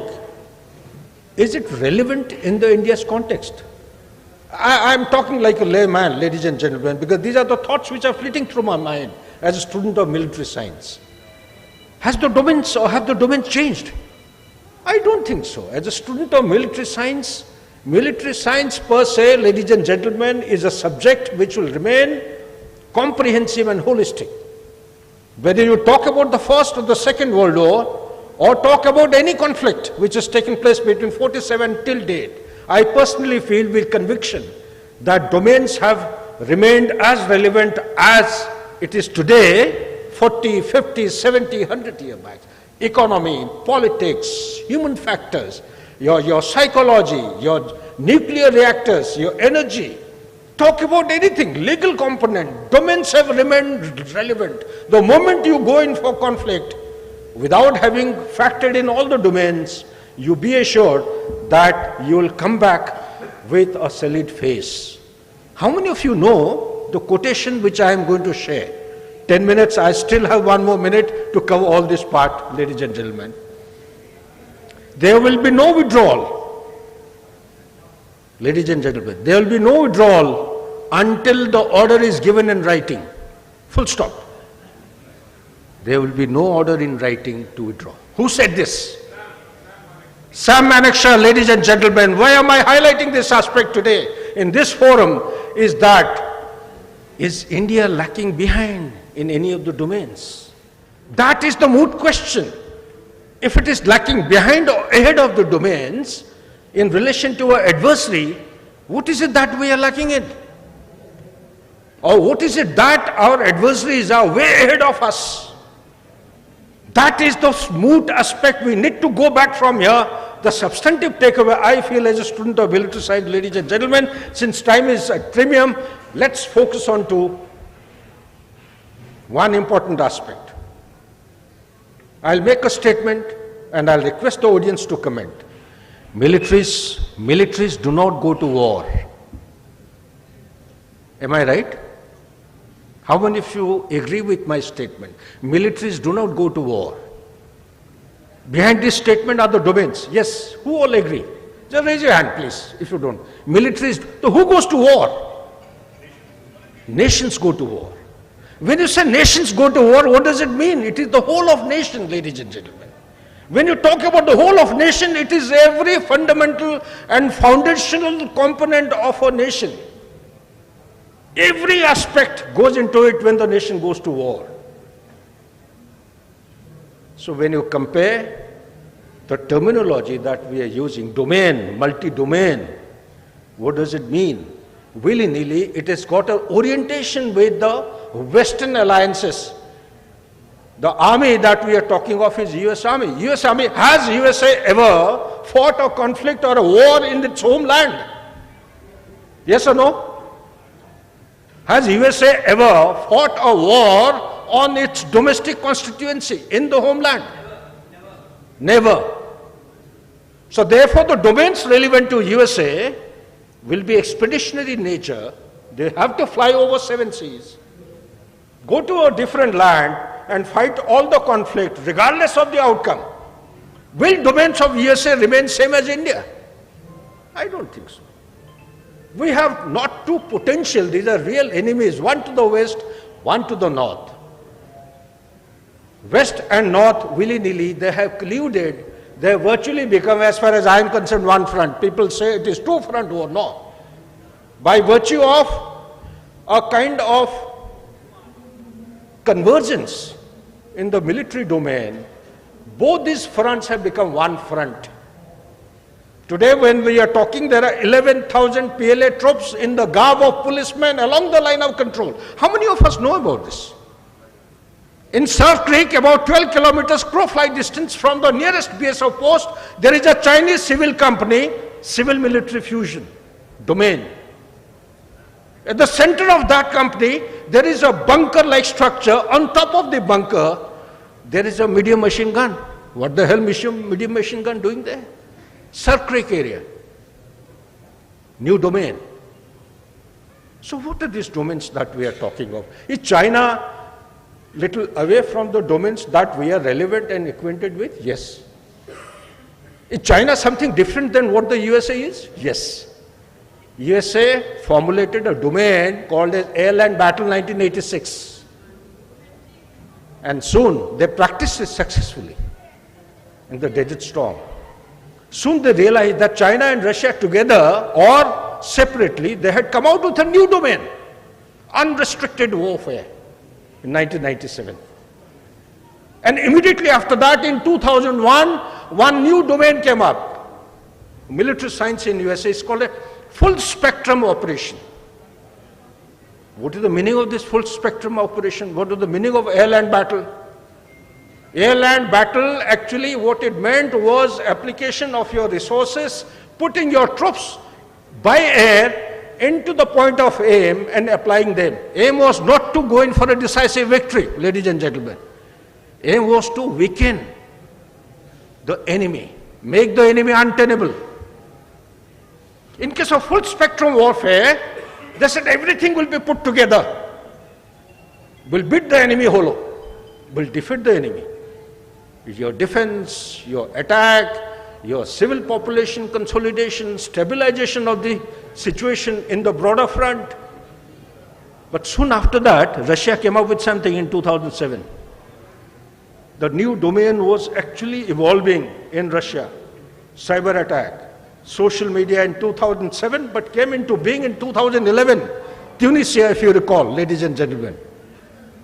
Okay, the social media. I'm missing out the point of 2006. Hezbollah actually brought the formidable armed forces of the entire planet, IDF, on the knees.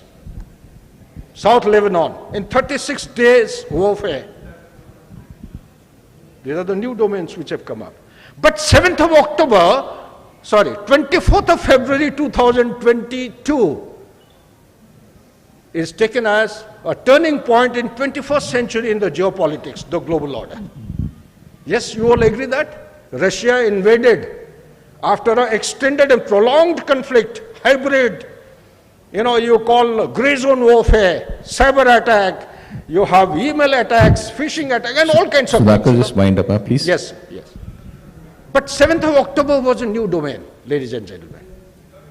Blacking out the electromagnetic spectrum from 6:30 in the morning till 6:50 and carrying out invasion into IDF territory from multi-kind of a platform. Followed by, you had ICOM attack, pager attack, etc., etc. Ladies and gentlemen, today China in 2014 in its white paper and its doctrinal document has come out openly that it is the only country in the world which has got expertise and can contest any nation in the world in all the 6 domains. 6 domains are land, air, sea, cyber, space. What is the 6th domain? As far as China is concerned, it is electromagnetic domain. But soon after that, ladies and gentlemen, something remarkable has taken place in military science. 2020 is the year when the NATO forces have come about. Something bigger than this to counter China effectively. What is that bigger thing? Ladies and gentlemen, to save on time, they have come into a cognitive domain to hack the human mind. How do you hack the human mind? By sowing those seeds of doubt in the minds of the troops about the superior commander, so that the troops on ground will always challenge and contest the orders given by the superior commander. What is it called as? It is called as weaponization of neurosciences, ladies and gentlemen. Weaponization of neurosciences will enable NATO forces to prepare for a war which they visualize to be contested in 2040. It's called as war fighting 2040. Is India, all these are based on the paradigm of 6G. Since time doesn't permit, 6G is a high-tech, it's I would say, technically very high gadgetry status that the country has to assume. We have just about begun, just about 5G. 6G will take a lot of time by 2032 or 35, long way to go. But suffice to say, we are 30 to 40 years behind our adversaries, particularly China. If you squeeze time, double down your effort, maybe next 10 to 12 years, we'll be somewhere close to achieve some domain expertise in order to counter and defeat our enemy. Thank you so much. Thank you, Sudhakar, and absolutely agree with you. These terminologies are not new, and they've been on for quite some time. So thank you very much for nice work. My panelists did fantastic job. Questions, please.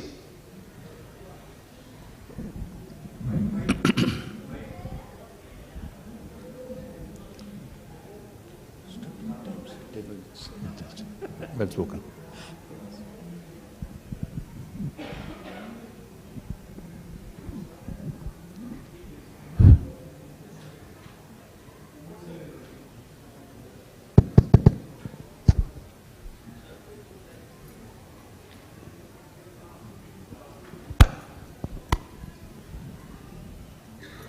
Thank you. Good morning. I'm a civilian. My name is Lalit Verma from Pondicherry. Just after listening to your talk, a thought came into my mind, and I wanted to ask if there is any strategy that has ever been planned in the following thought, which is of homeopathy. The homeopathy, what it does to the human body is that when the bacteria come to attack you, the adversaries are commanded to kill their own cells. All the cells, there is a signal and a command that comes to them. The enemy is given command to its own enemies that kill yourself. And that is how homeopathy kills all the adversaries in the body. What you just said reminded me of this. Is there a strategy where such a thing can ever happen? Thank you, sir. Before I hand over to Sudhakar, please, Lalitji, thank you very much for a very fine question. जब तक homeopathy असर नहीं करती तब तक लगता है असर नहीं कर रही है. You know, homeopathy takes its time. So, you know, we require something radical. So, yours, yes, sir? Yes, sir. If I can. Yes, very quick response to your question, sir. Excellent question. I was asked something very close to what you have just asked today, a couple of months back in a TV channel panel discussion. I had said 5 things that India must focus on. If you are hearing, only then you can. First thing I had said was the genomics. You will understand, you will correlate meaning of genomics. India needs to focus on. Okay, second thing I had said was about the AI, artificial intelligence and machine learning. Third I had said was the energy storage. Fourth was blockchain. And fifth one I've forgotten, I missed out. But what I'm trying to say is that biological technology is also part of the multi-domain operation, which we call American concept, but we have just experienced, we have got out of pandemic, COVID pandemic. So your question per se, to my understanding, is giving a linkage to a biological dimension to defeat the enemy, if I've understood. I'm sure, never underestimate, India is a very powerful country, ladies and gentlemen. My conviction is that a lot of things are going on. I didn't know when I gave a lecture about 6G the other day. But soon after that, after the lecture, a lot of well-wishers they gave me that, don't you know that there is a 6G mission which has been taken up by the government of India. By 2028, we'll come out with the 6G. So similarly, a thing which has come to your mind, I'm very sure we have very eminent scientists, very, very profound people to think and apply themselves and come out with a solution like that, with a strategy to defeat the enemy. Thanks. Can I just add a point, Jalal Sharma? Yes. Can I just make a point? Kithe se? Hello. We done with it? Okay, I mean, we can be, see in, I'll just come back. The point is that बुढ़ापे में घर में तो कोई सुनता नहीं है. You get captive audience once in a while. So I know nobody can tell you आपका time हो गया. Just till the time I leave the mic, my time is on. हाँ जी बोलो sir.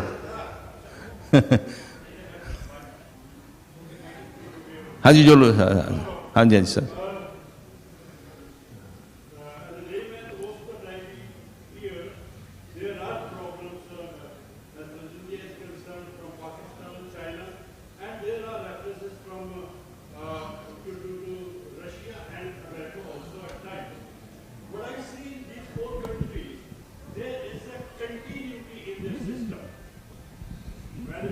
Russia, their leaders and ideology, China again ideology, America, their system itself is so strong. Despite all the problems, there is a continuity. In Pakistan, happily or unfortunately, at the helm of affairs is their army. That continuity is missing in my country. And we sometimes see the will of politics sometimes to intervene for their political ends in the strategy and the policy of the army.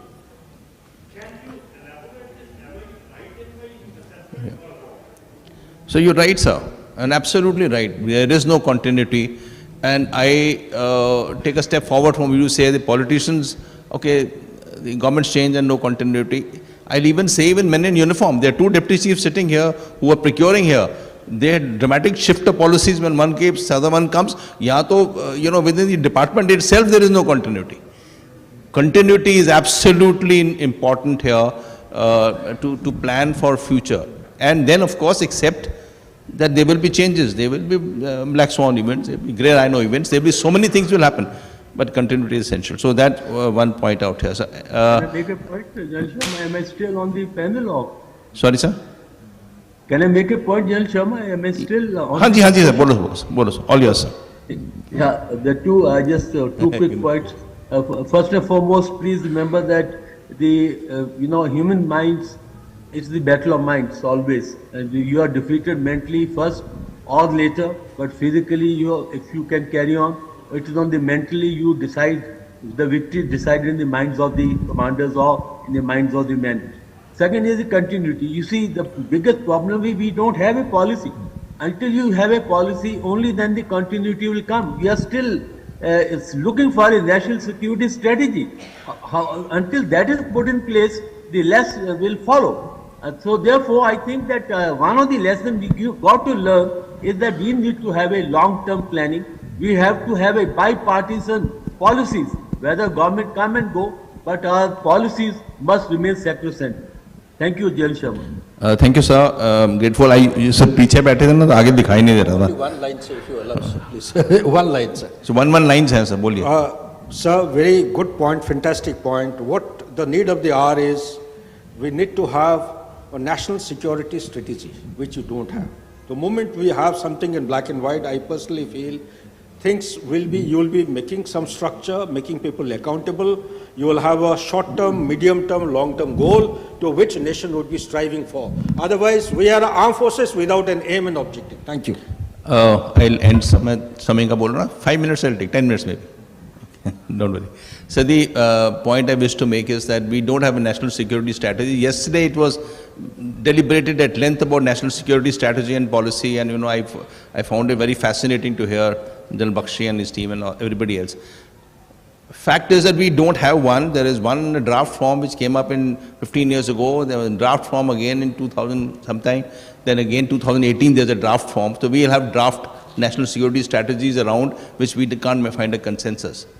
And but does that tell us if something goes wrong on our borders, that we will tell the public which is sitting here, civilians, कि यार हम नहीं लड़ सके because हमारी national security strategy नहीं थी.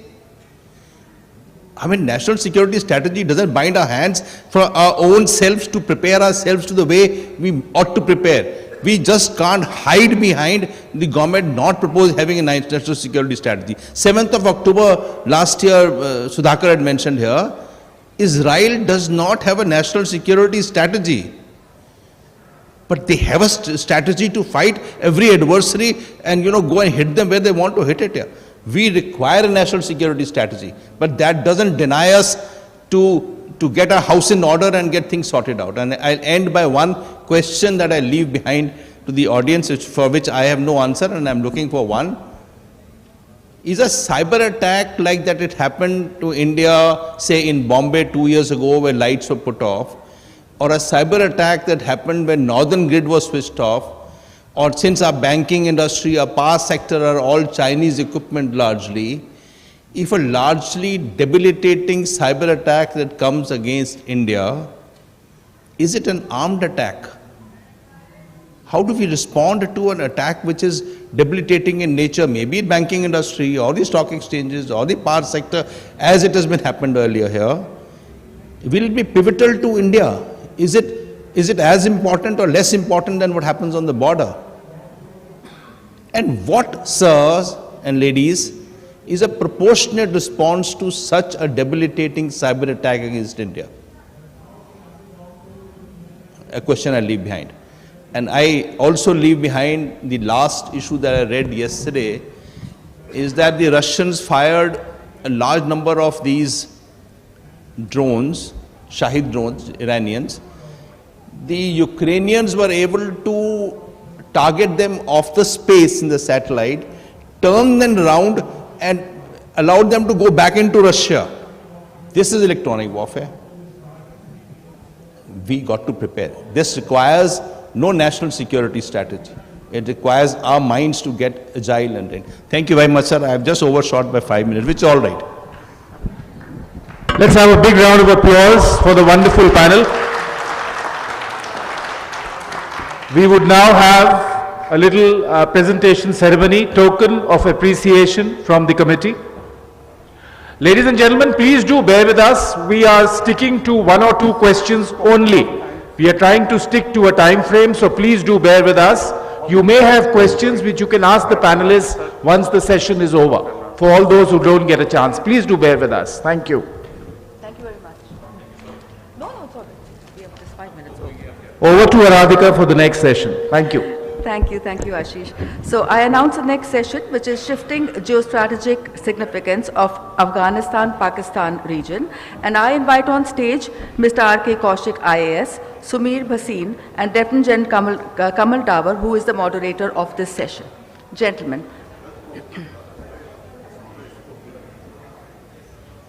Come. Mr. R.K. Kaushik, IAS, did his MPhil on Pakistan from Punjab University before joining the civil services in 1987 in the Punjab cadre. As an IAS officer, he worked on various important positions in the government, but always continued his interest in Pakistan affairs.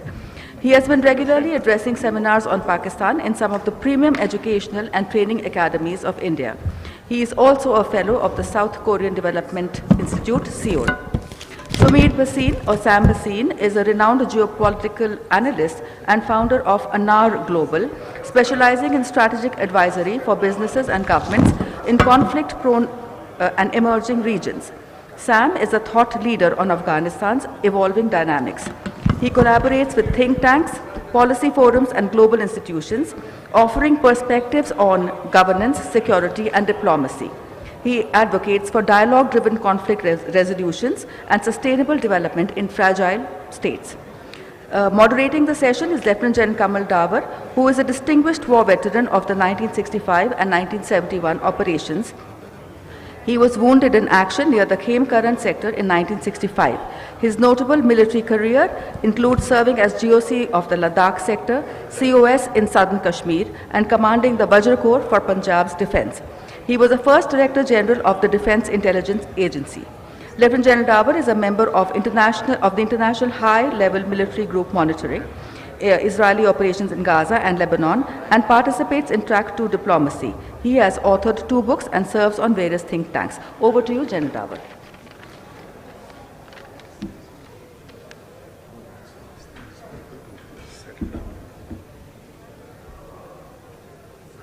Yeah, my first slide.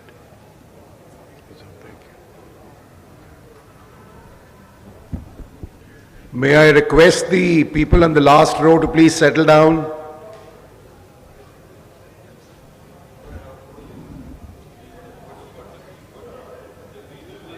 Right. Respected veterans, military, Litfest participants, our youth who are the future of India, members of the academic fraternity, members of the media, ladies and gentlemen. At the outset, I'd like to thank General Shergill, General Chitinder, and their entire team of the Military Litfest Chandigarh for their invite to me to share my thoughts with you on a geocritically important subject which impacts our region and India in particular. It is always a pleasure and privilege to be and to participate in the Chandigarh Military Lit Fest, which indeed was a fine initiative taken some years back by our erstwhile soldier Chief Minister Captain Amrinder Singh. Must commend the current state government under Shri Bhagwan Singh Maan for continuing this much needed effort to spread security consciousness in our immensely strategic state of Punjab. Kindly remember, ladies and gentlemen, that all states of India have their own importance, but for the security of India and its political integrity, Punjab occupies a unique position.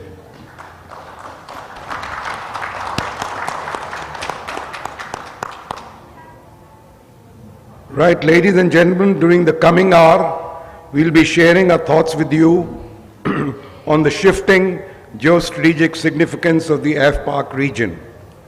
After my opening remarks, avid Pakistan watcher Shri R.K. Kaushik, IAS, who's a welcome regular at the Chandigarh Military Lit Fest, will also share his thoughts on today's theme. Of course, we miss Dr. Christine Fair, the well-known American analyst who was supposed to be taking part in today's discussions but has not been able to. We are fortunate to have with us at short notice, Mr. Sameer Bhasin, who has been a long-time resident of Kabul and is very well conversant with Afghan affairs and is in touch with some of the important Afghan personalities since years. In the end, I propose to reserve around over 10 to 12 or 15 minutes for our question hour session and comments from this well-informed audience. Ladies and gentlemen, before I express my views on today's subject proper, I would briefly reiterate the geostrategic significance of the AFPAC region, primarily emerging from their respective geographical locations, to refresh the minds of some of our young scholars assembled here.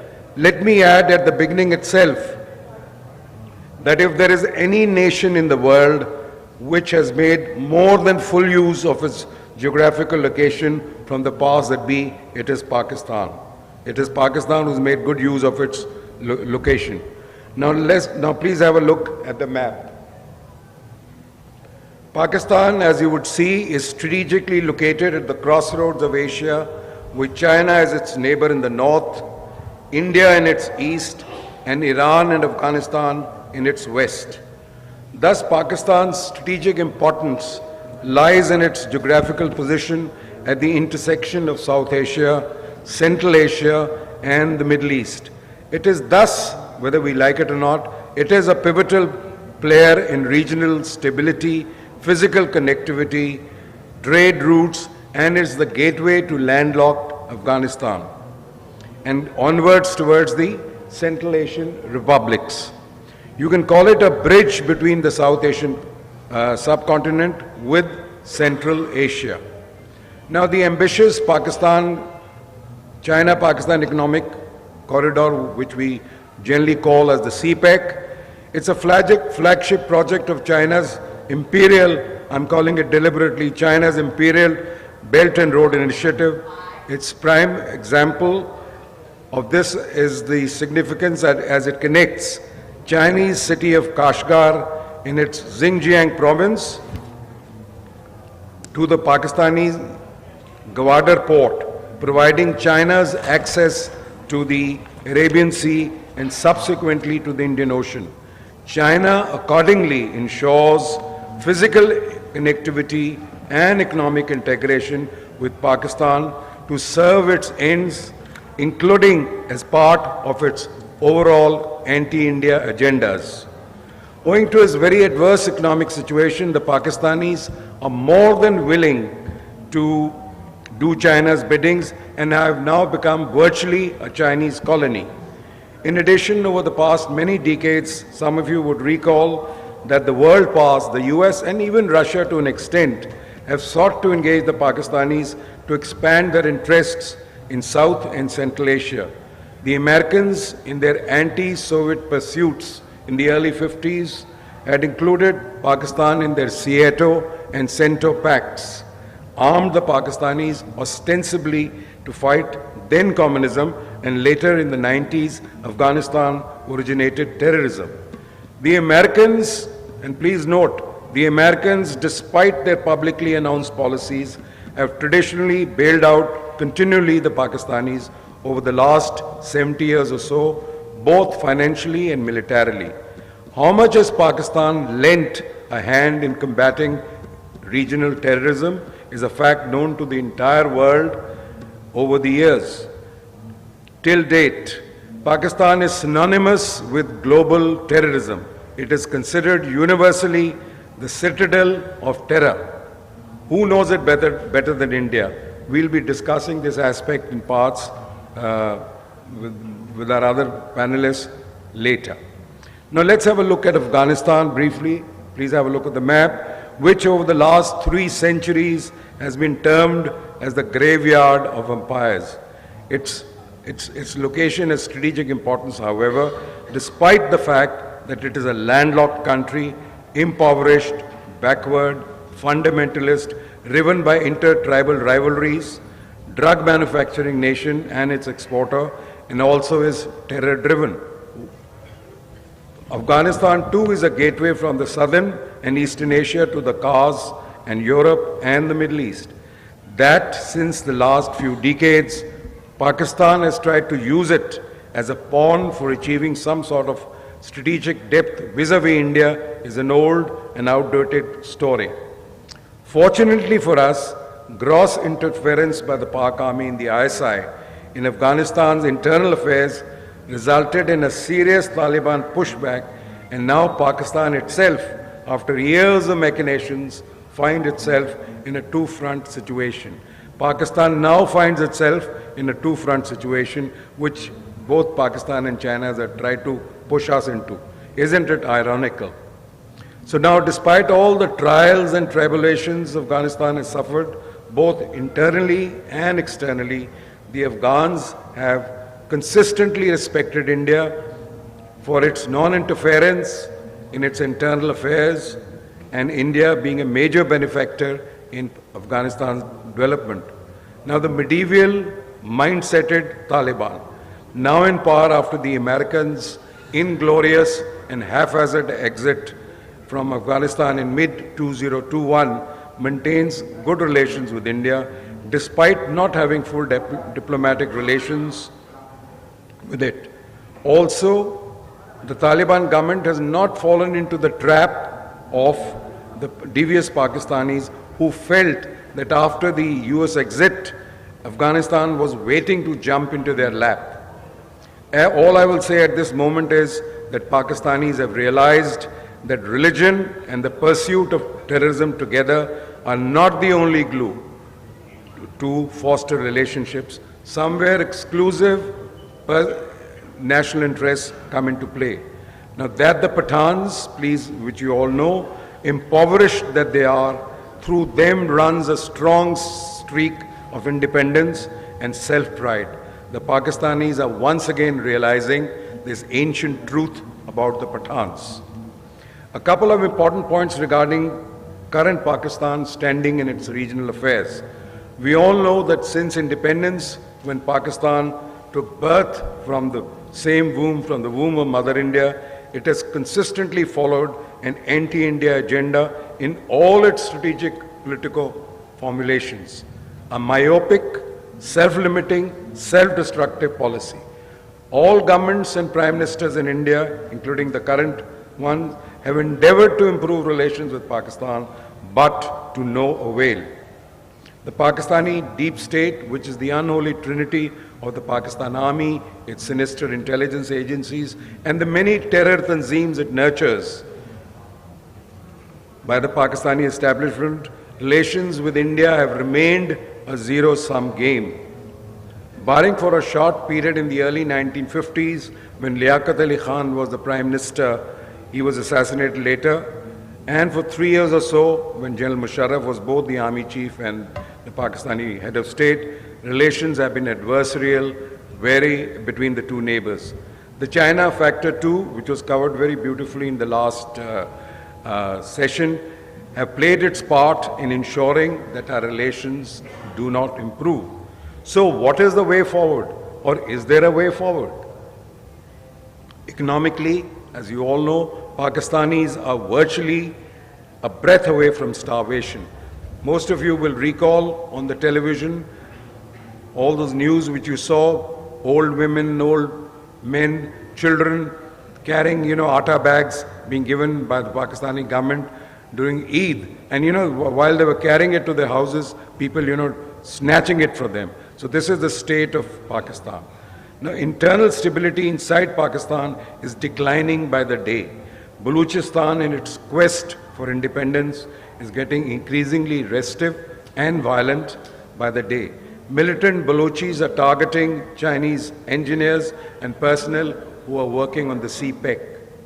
Balochis are not sparing even Pakistanis, labor and management who are coming from outside Baluchistan and coming into Baluchistan for some work or the other. Every 10-15 days, some of these Pakistanis themselves, fellow Pakistanis themselves, are getting murdered brutally by the Baluchis, whose quest for independence is increasing by the day. Even Khyber Pakhtunkhwa is ridden with terror acts against the Pakistan establishment.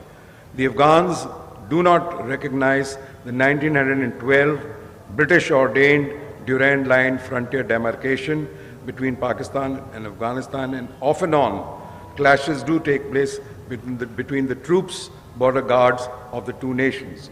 Actually speaking, Durand Line holds the key to Afghanistan-Pakistan relations. Kindly remember, it holds the line which is the basic fulcrum. The formidable terror outfit Tehreek-e-Taliban Pakistan continues at will targeting Pakistani army assets. The vastly popular former PM Imran Khan languishes in jail on trumped-up charges. His vast circle of supporters do go on a rampage off and on. You must have seen something, heard what happened about 4 to 5 days back. Now, the so-called democratic government of Shahbaz Sharif only survives on the oxygen supplied by the Pakistan Army. Amazingly, when it comes to India, the current Pakistan Army Chief, General Asim Munir, barring one minor statement the other day in improving relations with India, is considered overall highly anti-India and has shown no inclination to improve Pakistan's relations with its far more powerful neighbor. Now, after the assembly elections in J&K, Pakistan has stepped up its terror activities in Jammu and Kashmir. And now, since the past few months, after the regime change in Bangladesh, with the ouster of the pro-India Prime Minister, Sheikh Hasina, Pakistan now sees a new opportunity to create fresh problems for India. Already, Pakistan has gone into an overdrive to establish fraternal relations with its former half. Thus, out of nowhere, India's eastern flank has also become a cause of serious concern for us. A point which some geoanalysts ask, and I think it was asked yesterday in one of the sessions, is somewhere the United States also involved? Is somewhere the United States also involved? I would like Mr. Kaushik's views too in his discourse. I'd like to end mentioning a few words at the macro level about our region and the geostrategic shifts or changes in the recent past. For the first time in many, many decades, Afghanistan is being left alone by global powers to work around itself. There seems to be no massive concern as far as Afghanistan was concerned by the global powers as was in the past. Now, despite initial apprehensions of Chinese making major inroads into Afghanistan after the US exit, the Chinese economic and political interventions in that country are nothing very substantial except in the areas of minerals and mining. One of the reasons the Chinese forays into Afghanistan have been conservative is because of the Chinese experience, not so pleasant experience in Pakistan while they're constructing the CPEC. The Chinese, of course, are subtly trying to improve relations with the Taliban leadership, and they have given Taliban adequate opportunity to open their embassy in Beijing. But what India has to be careful is the fallout of China's efforts to get the Pakistanis and the Kabul government together. Thus, India, who were always opposed to the Taliban government, when the elected governments of Hamid Karzai and Ashraf Ghani were there in Kabul, we have also warmed up to the Taliban, and now we have the Afghanistan establishment represented by a student who was studying in India. He's in Bombay, he's the acting honorary consul, and the Afghanistanis have established a small office there. Of course, India has also not yet officially recognized, like the rest of the world, the Taliban government. I'm told the Taliban government is also clamoring for some diplomatic status and office space in New Delhi. So it's been overall a pragmatic step by India to establish relations with the Taliban administration. As regards the Taliban's track record regarding human rights and the status and treatment of Afghan women, since we also preach morality in public life, which is very good, in our policies we can try to influence to whatever extent possible by sending some well-known, respected, renowned Muslim clerics from India to Afghanistan and try to impress upon their fellow clergymen their rightful place in Afghan society. We have to tell the Afghanistanis, to look, the Saudis, who are very diehard Sunnis, have also opened up. So kindly you also open up to your women and your children. So nevertheless, whatever happens, we must continue further to improve our relations with the Taliban, who appear will remain in power in the foreseeable future without any doubt. Now, a strategically important country in this region is undoubtedly Iran also. Though currently Iran is terribly occupied with its confrontation with Israel and the destruction caused on its proxies, that is the Hamas, the Hezbollah, the Houthis, Iran with its oil wealth, overall military capabilities, and a near successful quest in its nuclear capabilities will continue to be of significance in the region. Its relations with both Pakistan and Afghanistan impacts the overall geopolitical stability of the region. And for us, no matter how close you get to America or you don't get close to it, kindly remember Iran with all its oil wealth has a lot of strategic importance for us.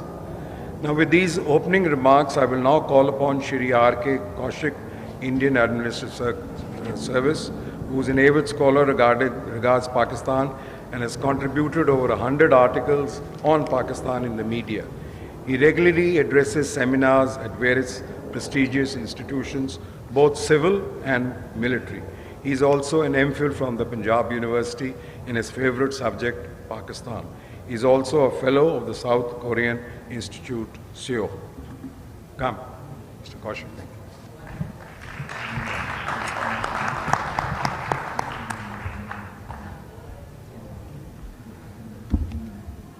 Thank you very much, General Shergill and General Kamal Davar and the organizers for inviting me here to speak on this very important topic. In fact, our neighbor Pakistan and Pakistan's neighbor Afghanistan have played very important role in our history in the past many decades and centuries.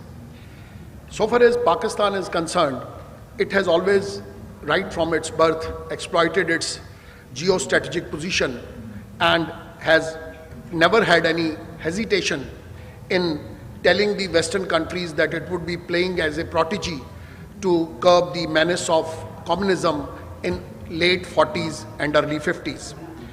It is pertinent to add here that Muhammad Ali Jinnah, the founder of Pakistan, way back in September 1947, sent Mr. M.A. Isfahani, a businessman from Bombay, to Washington to tell President Truman that it would be playing its important role as a geostrategic ally to curb the Red Army and the Soviet influence in this region.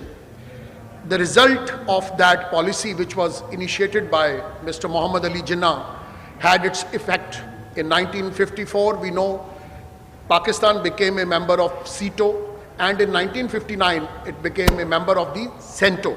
These were security-related alliances and groups which were led by the United States. But in case of Pakistan, we have to understand the internal mechanism and the dynamics of its governance system. In Pakistan, in the first 11 years, 4 governor generals and presidents and 7 prime ministers changed places.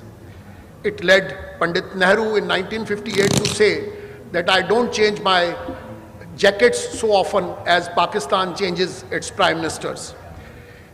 The instability led to ultimately the involvement of the Pakistan Army, and its very first army chief, who had taken power in February 51, General Ayub Khan, a February 1928 Sandhurst commissioned officer, he took power as a martial law administrator in October 1958, on 20th October 1958 to be more specific. This martial law started in 1958, continued till 20th December 71, when Ayub Khan and later Yahya Khan ruled Pakistan. This martial law story further continued in July, from 5th July 77 till 17th August 1988, 11 years of General Ziaul Haq's martial law, and then again 12th October 1999 till February 11, 2008, when General Musharraf ruled. In all, 32 years of martial law in Pakistan led to a dysfunctional state, a state where the army started dominating the affairs of the state, the military establishment. Whatever may be the facade of the government, whether X is the Prime Minister, Benazir is the Prime Minister, or for that matter Nawaz Sharif is there, or Shehbaz Sharif is there, or even Imran Khan is there, the back is always in the hands of the military establishment, and they called the shots. Weak civilian leaders and strong military presence and strong military establishment has its impact on the geostrategic position in this area and in case of Pakistan's policies. Now, we have to see one more thing, the benefit which Pakistan drew from this geostrategic alliances. It is very pertinent to mention here that from its existence as a nation state till date, as on today, it has received $90.2 billion US dollars of aid from United States, $90.2 billion. Again, it has received $87.1 billion of economic aid from other countries, which included Saudi Arabia, UAE, Kuwait, Oman, and even China. That aid is $87.2 billion. So in all, $177 billion of aid has been received by Pakistan from its geostrategic position and its importance as a nation state. Also, it is very relevant to add that since its existence as a nation state, Pakistan has had IMF programs. We in India had only one IMF program in 91, but in Pakistan's case, at present they are on their 25th. They have applied and have got 25th IMF program, in which they are going to get around $9 billion in 3 years. So in Pakistan's case, since it has always been dominated by military establishment, the weak civilian leaders have a no-go area. They have no say in foreign affairs. They have no say in nuclear policy issues. They have no say in defense matters. They have no say in defense budget. They are not now even having this area of finance and economic affairs. The press, TV, journalism, social media, etc. has also now gone out of bounds for them. All this is controlled by Pakistan's military establishment. At present, the economic situation of our neighbor Pakistan is not very good. It has $132.2 billion of foreign debt. Its internal debt is almost 48 lakh crore rupees of Pakistani rupees. The increase in population in case of Pakistan is 2.9% annual growth rate in increase of population, and the annual growth of economy is 2%.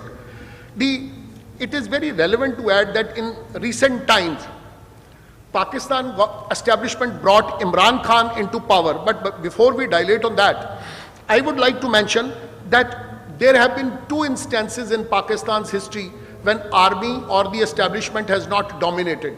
The first instance was from August 47 till October 51, when Liaquat Ali Khan, the Prime Minister, was assassinated. At that time, establishment had no say, and it's the civilian leaders who called the shots. The second period started on 20th December 71 and continued till 5th July 1977 when Zulfikar Ali Bhutto was ruling Pakistan. At that time also, the military establishment played second fiddle to the civilian leadership. Except for these two periods, Pakistan has always been ruled by military establishment, and they have formulated policies vis-a-vis India, vis-a-vis other important countries, vis-a-vis China or West or United States. Now, in recent years, the Pak establishment in its wisdom and sagacity brought Imran Khan to power in August 2018 after the removal of Nawaz Sharif in July 2017, and before that the PPP regime led by Gilani and the PPP leadership. What happened was that I wrote many articles on that, and my policy, what I formulated was that his survival depended on the economic efficaciousness which he would show. And Imran Khan failed totally in the economic field, leading to a situation that the then military establishment led by General Qamar Javed Bajwa ultimately decided to get rid of him. And he was removed on 9th April 2022. As General Kamal Dawar has mentioned, he remains in jail since August last year, and presently his party is being crushed by the Pakistan military establishment. And the geostrategic importance, so far as the geostrategic importance of Pakistan is concerned, it has decreased after the withdrawal of American troops from Afghanistan. The Taliban regime is not having such a cordial relationship with Pakistan, and there are certain fissures which have cropped up. But in the present ruling setup in Afghanistan, Pakistan has a man called Sirajuddin Haqqani, who is the Interior Minister of Afghanistan, who is a protege of ISI. But then there are others who oppose Pakistan's interference in Afghanistan, and then especially the Afghan regime has supported the Tehreek-e-Taliban Pakistan, and that has continued its attacks and interference on Pakistan's affairs. So the shift in geostrategic affairs is very visible, and the importance of Pakistan as a nation state has decreased. The question comes whether there is any chance in the recent future of civilian leaders taking up. No, presently it is not possible to prognosticate whether there will be any civilian leader who would control the Pakistan's military establishment. The present government led by Shehbaz Sharif and supported by Pakistan People's Party and Muhteda Qawmi Movement is a weak government. And the present army chief, as General Dawar said, is General Asim Munir. He calls the shots, he leads the establishment, and as General Dawar hinted, on 27th of November, there was an attack in Islamabad on Imran Khan's party workers, and there is a report which says that more than 500 people were shot in the night by the Pakistan military's 12th Frontier Force Regiment, which was deployed there to shoot them. The Army Chief of Pakistan has a personal, you can say, he is personally against India, and he always speaks against India. He is a officer of April 86 seniority, born on 6th June 1966 in a lower middle class family. He is from Officers Training School, Mangla, and this leader of Pakistan's military establishment has been saying things against India and has a very conservative and difficult attitude so far as Indo-Pak relations are concerned. So this remains the situation in Pakistan, where economic collapse is very visible, but the country as such is not improving its relations with India and is trying to get the same role which it played during the American forces in Afghanistan. So far as Afghanistan is concerned, we all know that it is a gateway to Central Asia. It is rich in mineral resources, and a Pentagon study said that the mineral wealth of Afghanistan is as much as $1 trillion. This is the American Geological Survey and the Pentagon study, which was recently published. We all know that... Couple of minutes. Just 2-3 minutes, sir? Yeah. King Zahir Shah ruled Afghanistan from 1933 till 17th of July 1973, 40 years. Then came President Daud Khan from July 73 till April of 1978. Then a Bombay fruit seller, Noor Mohammad Taraki, took over when People's Democratic Front took over power, backed by Soviet Union. He remained for 1 year only, removed by a palace coup of Hafizullah Amin, but ultimately on 27 December 1979, Babrak Karmal was put as president of Afghanistan, and when Soviet Union intervened and 8 infantry and 2 armored divisions were sent by Soviet Union to come to Afghanistan, and they placed Babrak Karmal as the president of Pakistan. He continued till 1986. It is also very relevant to add here that after that the American-led forces and Pakistan played the frontline states role in 1980 onwards and fought the Mujahideens and put the Mujahideen against Soviet forces. Soviet Union further increased the strength of its army by another 3 divs during these conflicts, which continued for many, many years. In 1986, the Soviet Union replaced Babrak Karmal with President Najibullah, who continued for another 6 years till 92, when Burhanuddin Rabbani took over in September 92 and remained in power for 4 years. Burhanuddin Rabbani was soft on India, but in 96 September, when Taliban first phase came into power, it was Mullah Umar who called the shots, and India was totally out of scene in Afghanistan. The geostrategic importance of Afghanistan was there, but still at that time only 3 countries, Saudi Arabia, Pakistan and UAE, recognized Taliban regime, and rest of the world totally boycotted the regime led by Mullah Umar from September 96 till 2001. It was after 9/11 attacks when NATO-led forces led by United States attacked Afghanistan and captured power. And after that, the President Karzai and President Ghani ruled the country till 15th August 2021, when Taliban's second part came into power.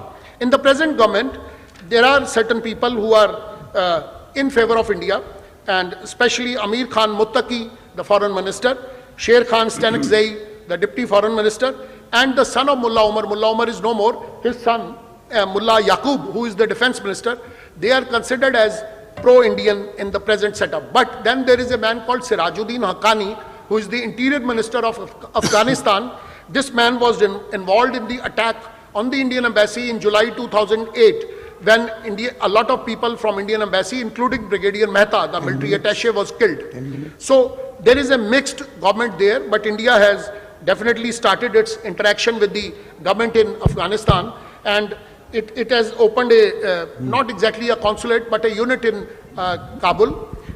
Presently, there are 21 countries who have opened their consulates in Kabul, despite ostracization and isolation of Afghan government. There are countries are opening up. China, as General Dawar said, has a full embassy there, and the Taliban regime has also opened in 49 countries of the world their consulates or small establishments. So presently the geostrategic situation remains slightly complex, but we in India are watching the situation, and we have interacted with Taliban. Thank you very much. Thank you, Mr. Kaushik, for your comprehensive historical overview of Afghanistan in particular. Now, ladies and gentlemen, I call upon Samir Bhasin, our man in Kabul.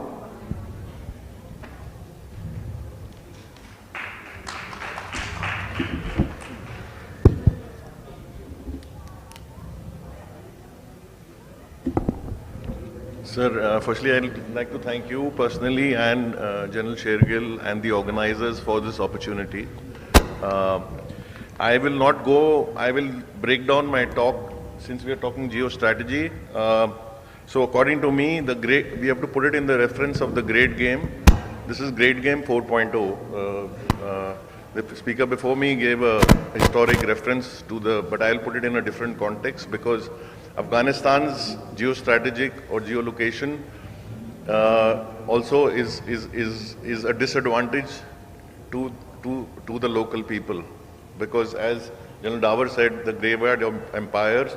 So this is Great Game 4.0. As we all know, Great Game 1.0 started during the 19th century between the Russian Tsars and the British Empire.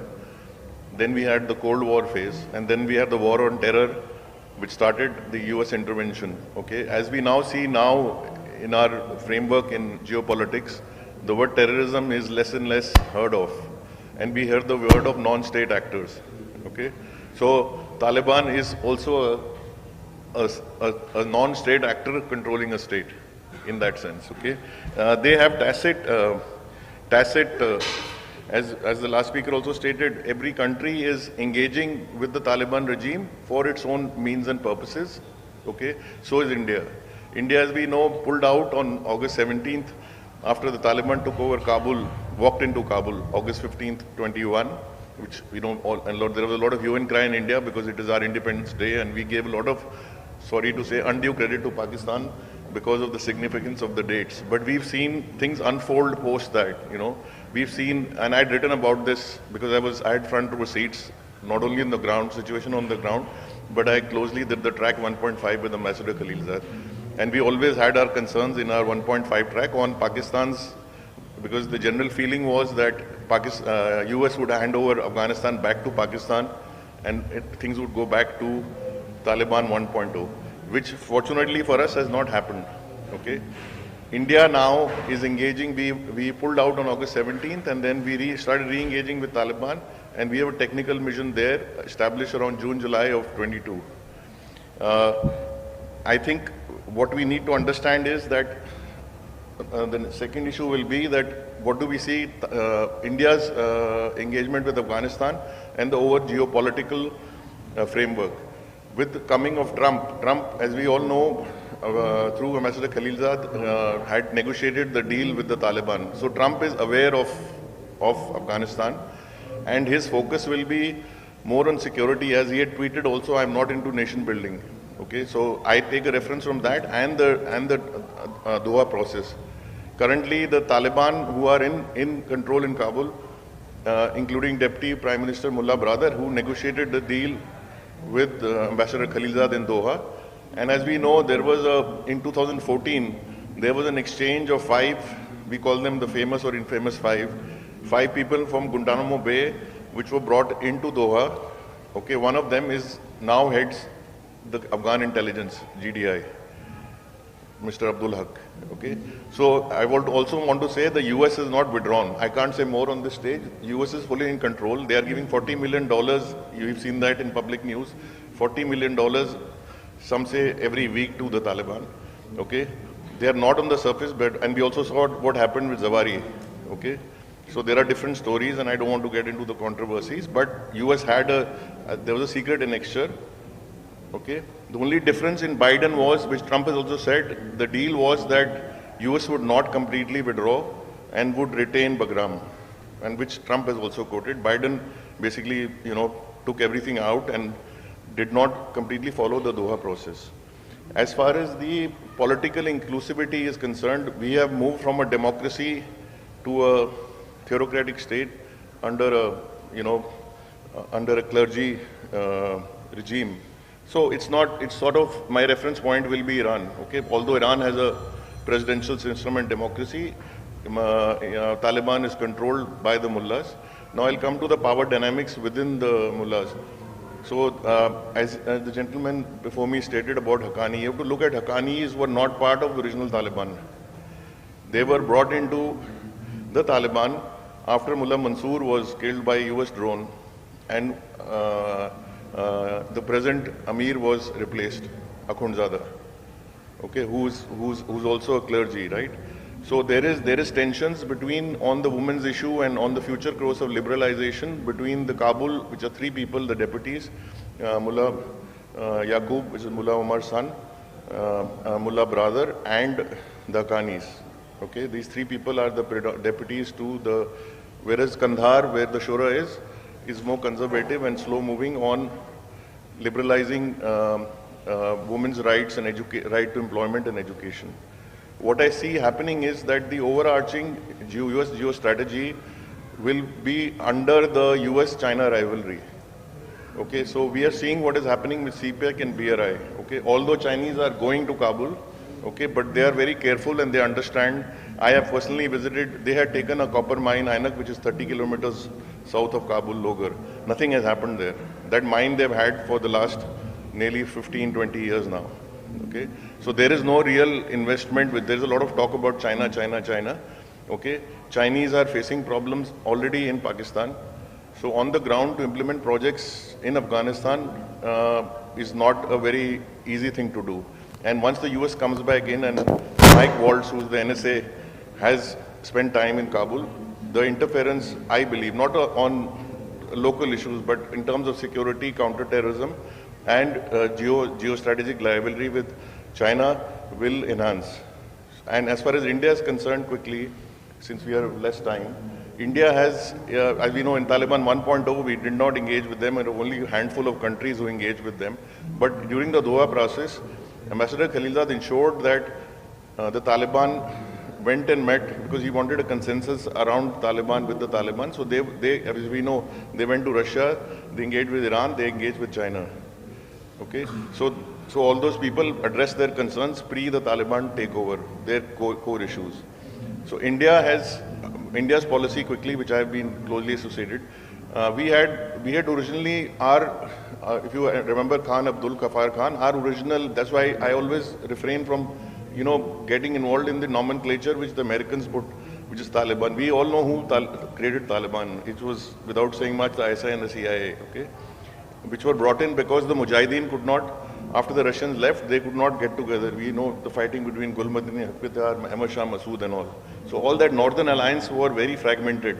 They were not able to set up a coalition to run the country. And that created space for, because Taliban also, most of the fighters were Mujahideen originally. But it's predominantly a Pashtun force which came under the leadership of Mullah Omar and captured Kabul. And Taliban 2.0 is engaging. But as far as India is concerned, our policy, because we are very apprehensive of the influence of Pakistan, especially ISI, on Taliban. Okay, but I had a deep side insight because I was on the ground. And Afghans are fiercely independent and prideful people. Because the influence, I can describe it in 2 words. The influence is not out of love for Pakistan or religion. It was more out of coercion. So once they are back here and they are very prideful people, their influence of Pakistan on the Taliban or generally on the Pashtuns is marginally reduced. We saw General Faiz Hamid go to Kabul and have a cup of tea. So everyone in India started saying they have influence. So we sometimes don't apply common sense. If they have influence and they run it by Rawalpindi by remote, then why is he standing there in public view? Okay, it is not as it is understood. So going forward, I see the US will play a major card, and as far as the formal recognition of the Taliban, formally, the US still holds the keys. So no country, as much as they may engage, they will never cross that line till the US gives the green signal. US still holds the keys to that, to the formal recognition. And I think going forward, their issues are, we all read in the papers, their issues are economic. I always said it's a drug and donation economy. So they have also, please understand, they have reduced drugs 95%. The Americans, when they came there, the drug production was 300 tons in 2021. When they left, it was 6,000 tons. So I don't want to say more on that. And now, and even the area under cultivation had grown up, besides the DEA being there, besides the UN ODC being there. Now I see geopolitically that whole drug trade has moved to the Golden Triangle, which is Myanmar, which we should be very careful. My concern for India is more the East than the West. Taliban I don't see, because they've also not interfered on the Kashmir issue and have been very clear. And they basically want, the way I put it, they rather want India to step forward because they want to reduce their dependence on Pakistan. And you have Iran. So we created which I was part of, the Chabahar port. We made those investments to have access to Afghanistan. And I think going forward, the US, India will work closely. I see India working closely with the US in Afghanistan to secure our interests and to have the way forward, because we cannot work, we have to trust Iran because that is the access to partially But as we know about our issue with China, that is what I feel is the future. Thank you. 1 minute, Sumir. Before you leave, please answer one question before I put the questions to the audience. I think Afghanistan will always have political instability unless and until there is a rapprochement between the tribes which constituted the Northern Alliance and the Taliban. What is is there any? Sir, so I know that rapprochement, firstly, it's not going, you have to understand what is the end state, okay? Like I said, the model of governance will determine. So I don't see in the visible future going back to Kabul the way it was August 14th, 21, right? You are not going to, I was there when the PM came because I was there in India. GSA inaugurated the parliament and then he flew to Lahore. I personally witnessed that. So we had all this respect for creating inclusivity. The leverage of, sadly, but truly the leverage of minorities remaining or the diaspora going out, political leverage is next to zero. Okay. Secondly, I'll just add one more, right? All that NRF and the Masood which came up, even the Americans said we have no tolerance for resistance. So Americans are fully entrenched with this regime. Right. Thank you. Right, ladies and gentlemen, questions please. Kindly announce your name and, yes please.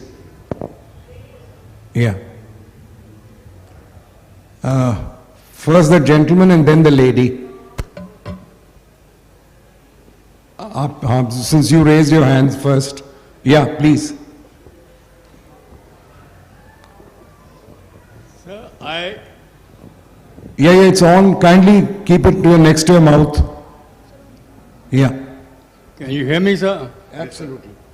My question is to the panelists whether they came across in their analysis the forecast given by J.D. Cunningham in his book in 1859, republished in 2006 with a foreword by Patwant Singh, forecasting all these events which have occurred till date, including partition of India, the Golden Temple attack, and the next 20 years from where India will emerge as a major power controlling the Afghan-Pak region. Thank you, sir. Thank you for your comment. Yeah, the lady now, please. Hello, my name is Priyanka. So pardon me if, because I joined the session late and if you have already provided the details about it. So I wanted to know the current status of India-Afghanistan relation, and specifically because after Taliban government took over in 2021, earlier there used to be 1,000 students, Afghanistan students, who used to get scholarship and study in India. But after Taliban government took over, no student has been able to come to India, and it has been very difficult for Afghanistan civilians to come to India. And so one more thing is, the government has not stopped the scholarship, but they are giving it online, and they are saying no visa. They are not giving they are not allowing people to enter our country. Right. So what is the current status? Right. And also to add to what you just said, a very large number of Afghans come to Delhi for their medical treatment. Would you like to answer this, please? I think that is very important because even the Afghan diaspora who used to visit, in fact, the visas they were issued a day before were cancelled. You know, so I've met people whose visa was issued on August 14th from the embassy, and so India cancelled. So our concerns were security, and because we need to have because we have recently security predominantly because there were cases of Pakistanis issuing Afghan passports and entering India, and after that there were several reasons, but it's a complex issue. But recently the MEA has announced about 2 months back that they will start releasing visas for businessmen and medical cases. I'm not sure about students, but there is a process of relaxing that. In fact, I'll give you a statistics. You are absolutely right. But this is a very major point of discontentment with my old Afghan friends who are living all over the world, that even they cannot visit India. He said the Pakistanis mock us that your best friend has vanished. So, but we have our own concerns, but we are in the process of addressing those issues. Yeah. Okay, thank you, Sumir. Yeah, General Pushpinder. I'll come to you next. Yeah. There was a girl's question. Do you want to answer? Girl's question. We've answered. My question is that the Chinese are very apprehensive of the influence of Taliban in Afghanistan on their unrest in the Xinjiang province. How do you see that impacting the Afghanistan-China relationship and the whole AFPAC? Yeah. So I'll go back to the Doha process because people have to understand, even India has to understand that this deal with the Taliban, again I say US holds the keys, although everyone is engaging with them separately. There are still 20 odd, including Al-Qaeda, ISKP, 20 odd terrorist organizations, including Jansa, who you mentioned, is ETM, which is responsible. So Taliban, this is the inside thing. Taliban have said we will not allow any attacks from the soil of Afghanistan. But at the same time, most of these organizations were part of the struggle, and they're all Muslim. So there is some amount of clampdown on them, but they're not going too far to totally eradicate or target terrorist groups sitting inside Afghanistan. To answer your question, they are collaborating with the Chinese to address it to some extent. Right. Yeah. Next question, please. Hello. Sir, my question is to Mr. Wasim. In the recent past, we have seen a podcast about Mr. Khalilzad. He was alleged there that he has some... Little closer, please. Keep it. Yeah. Khalilzad's role was suspected somewhere. He has not played fair with US. So can you comment on that? Khalilzad's role was not fair enough. In some podcast I have listened recently. His role was not fair to US itself, and he has done something beyond the interest of US. Your comment on that, please. So, the Doha process had two parts to it. One was the safe withdrawal of the US troops from Afghanistan. Okay, and US troops, troops left on the end of August when they withdrew, but that was an evacuation process. The US troops actually evacuated Afghanistan from Bagram without telling the Afghans before July 4th. Okay, so that has to be understood, because when these troops went to secure Kabul airport and to execute the evacuation, the Taliban had already actually entered Kabul, but they were sitting quiet. And the general who was commanding that division was asked to take over Kabul, so that they could peacefully hand over. And it's a congressional hearing, I'm not quoting anything, which is it's confidential. He has said that I was asked to take over Kabul, but my mandate was to only secure Kabul airport. I did not have a mandate to secure Kabul. Because when President Ghani, you have to understand, President Ghani suddenly left at 10:30 in the morning. We actually, Air India still flew a flight into Kabul. When you see those scenes with people hanging from the American aircraft, at that time, because the military side is on one side, the civilian side is on one side, we still executed a flight. Coming to your point, it is Khalilzad's part too, because he's Afghan American. So there is a lot of, anger amongst the Afghans that he let them down, because he was supposed to, the part two of the negotiation was to come about with some sort of compromise of power sharing between President Ghani and the Taliban, which did not happen because President Ghani himself ran away. The situation was created for the Taliban to come in, because when President Ghani ran away, the Kabul collapsed. So Taliban asked the Americans to take over Kabul, which they refused. They were only limited to the airport, and that's when the Taliban walked in. So that frustration which you're mentioning is largely coming from the Afghan diaspora, who lost their power, and they feel that they got a raw deal because President Ambassador Khalilzad was not able to negotiate that inclusive compromise with the Taliban. Thank you, Sam. The only thing is, I think this gentleman had a point. Old Khalilzad, who I also had the pleasure of meeting in Delhi, he was definitely under suspicion as far as the American establishment was concerned. Now, whether he was, he's also an Afghan, as Sam Basin just So whether he was playing both the American government, whose envoy he was, special envoy he was, and also trying to please the Taliban and the Americans both. So I think there is some suspicion in what he was doing or not doing actually. Any other question, ladies and gentlemen? Any question in Pakistan? Mr. Kaushik is just waiting.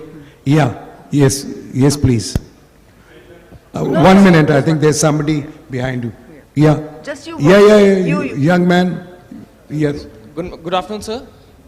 Sir, my question is that what still motivates Pakistan, even being financially so unstable in... Closer, keep it next to your mouth. Being financially so unstable in past 20 years, and what does it motivates it to participate in promoting terrorism in India especially, and does any narco trading has a part in it, and why was America unable to curb the production of narco products in Afghanistan? I think you opened a very, very big chapter, but I'll request Mr. Kaushik 2 minutes, he'll answer your question. That's very large. Very briefly, what you have asked is, the answer is that Pakistan spends a lot of amount on its defense.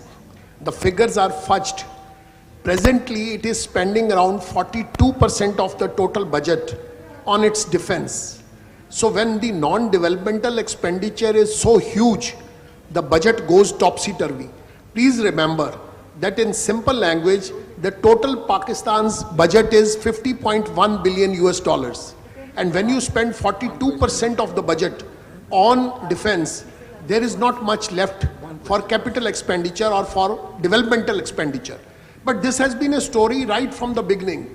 If you allow me, I will just quote in the very first budget in 1948, when Jinnah was present, the defense expenditure was as high as 63%. So Pakistan spends a lot of money on defense, and that has led to a situation where the budget itself needs boost up as a form of aid or loans from foreign countries. Yeah. Second part, as you have said, terrorism is a state sponsor of terrorism. It's a policy they have adopted over the years, and they have been doing it. Sometimes they increase the button, sometimes they keep it slightly under control. There were times when they put some cap on terrorism, but then they start it again. And this has been a regular feature of their foreign policy vis-a-vis India. So that part is there. Right. Third part is America. You know, foreign countries help you only up to an extent. In simple language, for your age, they don't actually help you so much. It is very marginal help they give you, and they have been giving it, they have been doing it, but to some extent only. Thank you. Also, the Pakistanis are not generating very much of internal revenues. That is also an important point. Yes, please. Better give the mic here. This is the last question, I'm afraid. So please pardon. So, yeah. Mr. Kaushik, whatever you have said, I agree with that. Somehow, I am feeling for the last 5-6 years a very positive change inside Pakistan. It's very strange to listen to it, but as General Banerjee, somebody told that it's not the army that fights the war, it's the nation. I see a change in nation there because for many reasons. Maybe education, maybe their economic situation, maybe their relationship with China, other factors also. I am seeing the young generation coming out very openly in support of India for many reasons. I'm just asking you whether we can exploit this sentiment there to our benefit. Thank you. Just very 30 seconds. Your premise I want to challenge, because the change you see, I have not been able to monitor it. So far as Pakistan is concerned, it is ruled by the military establishment. The weak facade of a government is very weak. And there are no-go areas, as I mentioned: Kashmir affairs, foreign policy, defense matters, social media policy, press, TV, even the finance matters are now in the domain of the establishment. Let me tell you, the chairman of the Habib Bank, Aurangzeb Khan, they forced the Shahbaz government to appoint him as finance and planning minister. Mohsin Naqvi, who runs the 42 channel, it's a channel of Pakistan, 1978 July born, he was appointed as home minister, again on the recommendation of the Pakistan's army chief. He's related to him. So where the army interferes to this extent and where the growth rate is only 2%, 1.91%, and the population increase is 2.9%, huge burden of foreign debt, huge burden of internal debt. IMF 25th program, India had only one in 91, Dr. Manmohan Singh went and never again. But they are in their 25th program of IMF. In such a situation, I don't see much change in their, any exuberance or any positivity among their youth or any hope for a very bright future. Thank you, Mr. Kaushik. Okay, Sam, quickly, Sir, 30 seconds. I don't watch Pakistan that closely, but from Afghan experience, one of the reasons can be because Saudi support for the madrasas has almost finished. And Saudis themselves are going on a moderate path to Islam. And if you see the I2U2 agreement which happened with Israel, even there, Mullah Fazlullah and all, toned it down. So they used to they still call Israel the Shaitan or Satan.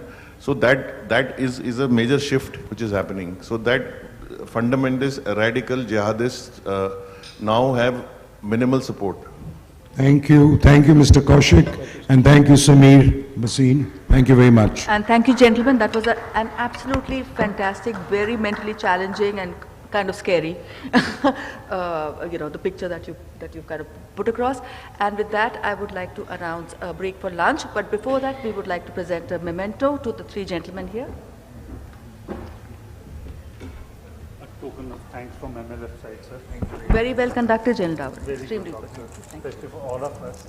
Thank you. It's nice of you to say that. Well done. Big round of applause, please.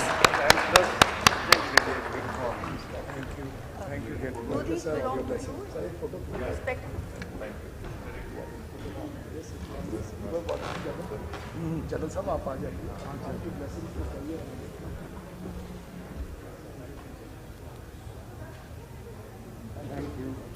Thank you, then, Sam. Thank you. Thank you, sir. Honored, sir. Honored. I remain in touch with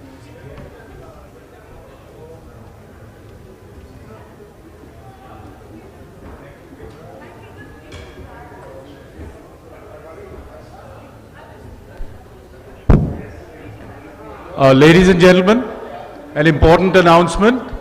The last session of the afternoon will start at 1400 hours, 2 o'clock. So I would request you can have lunch, move outside and be here by 5 to 2 so that we can start on time. We start the last session at 2 o'clock. Thank you, ladies and gentlemen.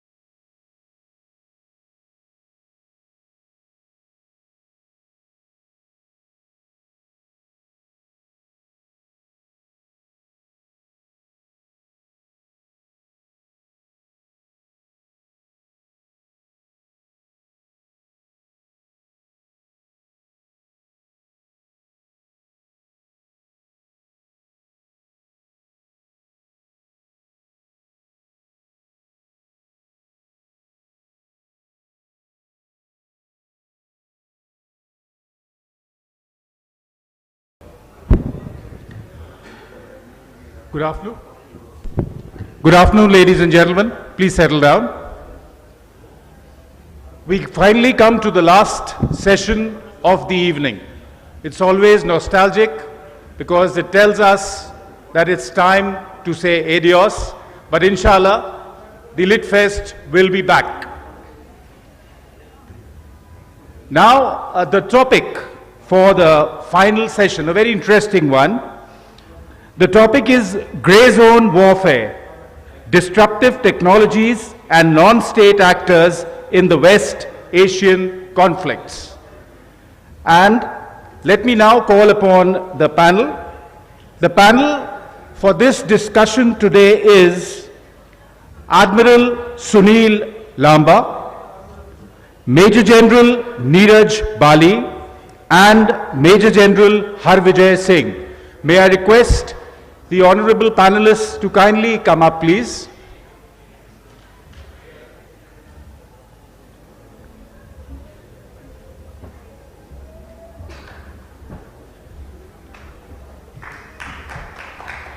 Let's have a round of applause.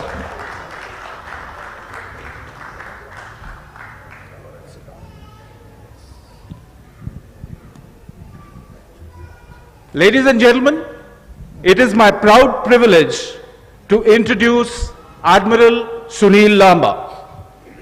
The Admiral was the 23rd Chief of the Naval Staff. He was appointed Chairman of the Chiefs of Staff Committee on 31st December 2016. On his retirement, he took over as the Chairman of the National Maritime Foundation, and he tenated this from June 2019 till January 2022. Welcome, sir. Next on the dais, sitting closest to me, is Major General Neeraj Bali. He is the director of the Gyan Chakra think tank, a forum for geopolitical and security matters sponsored by the Indian Army. He is also the author of the best-selling book, The Winning Culture. And ladies and gentlemen, this session will be moderated by Major General Harvijay Singh. He is a third-generation soldier. And incidentally, for the information of all the youngsters sitting us, both his sons are army officers.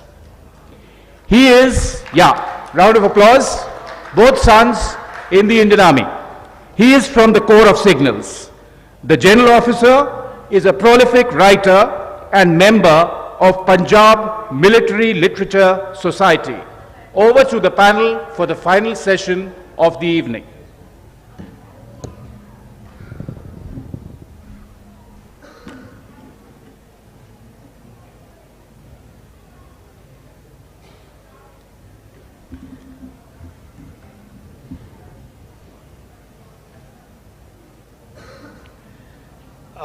Good afternoon, ladies and gentlemen, and our young friends sitting behind.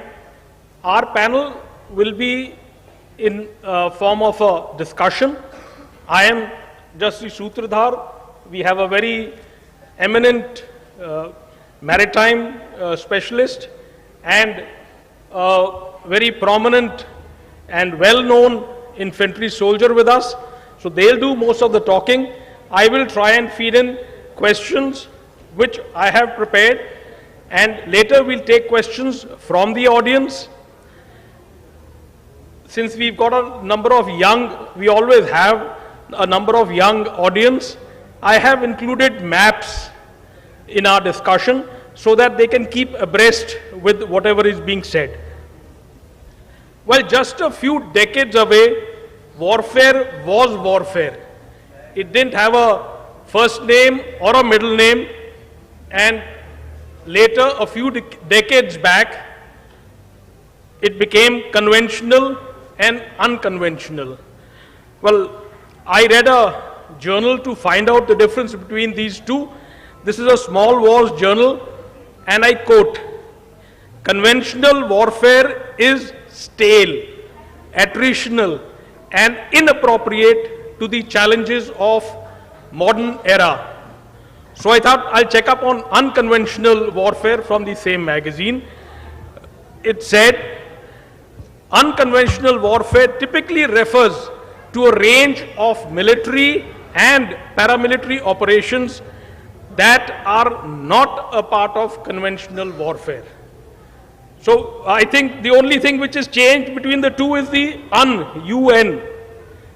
And going further, displayed in the war room of a superpower war college was a quotation which muddles the issue further, and I quote, "The lines between regular conventional and irregular unconventional warfare are increasingly getting blurred."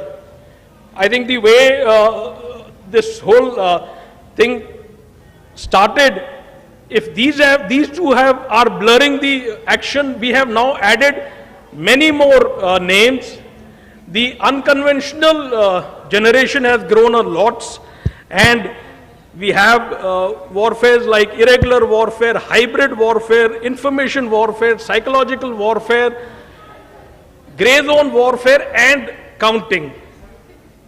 Well, we will cover all those as applicable to West Asia. Next. Our subject is grey zone warfare, disruptive technologies.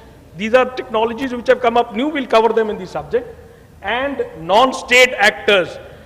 Non-state actors was briefly discussed in the last panel. We'll carry it further. In the West Asian conflict, West Asia, when I show you the map, is an entire zone which is in conflict. All world armies have representatives there. They have their proxies, they have their trainers, they have everyone there. Next. So West Asia actually consists of 17 countries. First you have a Gulf Cooperation Council, which is along the Persian Gulf, Saudi Arabia, Oman, UAE, Qatar, Bahrain, Kuwait. And then you have Iran, Iraq, Syria, Turkey, Lebanon, Jordan, Israel, Palestine, Yemen, which is also sometimes called Mid-East. Egypt has been included in these 70 because of its proximity to the area. Afghanistan, well, it connects to the west, central and south. We just heard that in the last panel too, and it lies at the crossroads of civilizations. So it's a complex, dynamic area with conflicts, alliances and power struggle. The ongoing conflicts, we all know them, we'll just read them out. Civil war in Syria and Yemen. Israeli conflict, Palestine, Gaza, Lebanon, Iran are involved. ISIS in Iraq. Now ISIS went away in 2019, but they have got their modules in this area still and capable of carrying very intense terrorist action. Kurds are looking for greater autonomy and rights in Turkey, Iran, Iraq and Syria, among the others also. So it is of great interest to all the global powers, and if you notice, it lies the Persian Gulf, the Red Sea, the Black Sea, the Caspian Sea, the Mediterranean Sea, all lie in this region, and that has intense significance for shipping, for trade. We've heard that again in one of the panels. Whatever trade has to go through this region needs permission from one and protection from another. And within the one who's given you permission, maybe protection from people who are there as proxies. So this is the issue with West Asia. Since the first bullet is grey zone warfare, so grey zone warfare has not been discussed in too many details here in any of the panels. What I feel The intensity of gray zone warfare is a lot in the South China Sea. And since we have a maritime expert amongst us, I will request Admiral Lamba sir to give us an insight of what is going on there. We hear of salami slicing, we hear of fait accompli, and we heard in the last panel someone telling us that China has occupied South China Sea without even a bullet being fired. So to understand grey zone warfare, I will request the Admiral. We will... No, I just wanted to make a very brief comment about the grey zone warfare. So, General Harvij has already given a fairly comprehensive idea of what it is. It's coercive action below the threshold of actual armed conflict. You know, when I was thinking about the subject before coming here, something struck me that while it has a lot of salient features to it, I think the crux is that there is an element of ambiguity, there is an element of deniability, which the practitioner who's inflicting grey zone warfare on the other state actor would like to deny that it has done that. And the reason is very obvious. So long as you don't attribute this thing to the warring parties, then there can be no war. Having said that, like all definitions, this is open to transgression or crossing the boundaries. And I was just thinking, could we define all that has happened in J&K since 1989 as a grey zone warfare? Now sure, in our minds we are very clear who's inflicting it.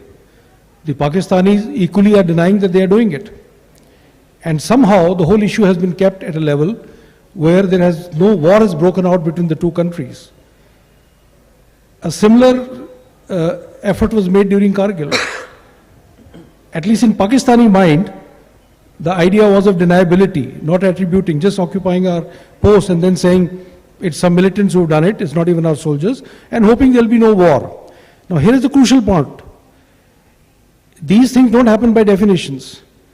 If you cross a certain line where the tolerance of the state on which you are inflicting the grey zone is not going to bother, they'll take a military action, like we've done in Balakot, like we eventually did in Kargil.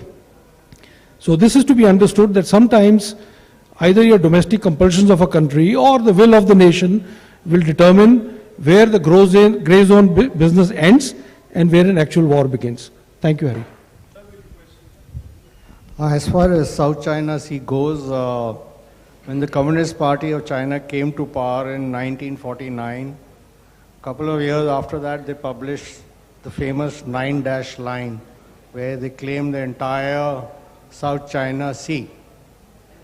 There are 6 other countries involved in the South China Sea dispute: Vietnam, Malaysia, Indonesia, Brunei, Philippines, and Taiwan.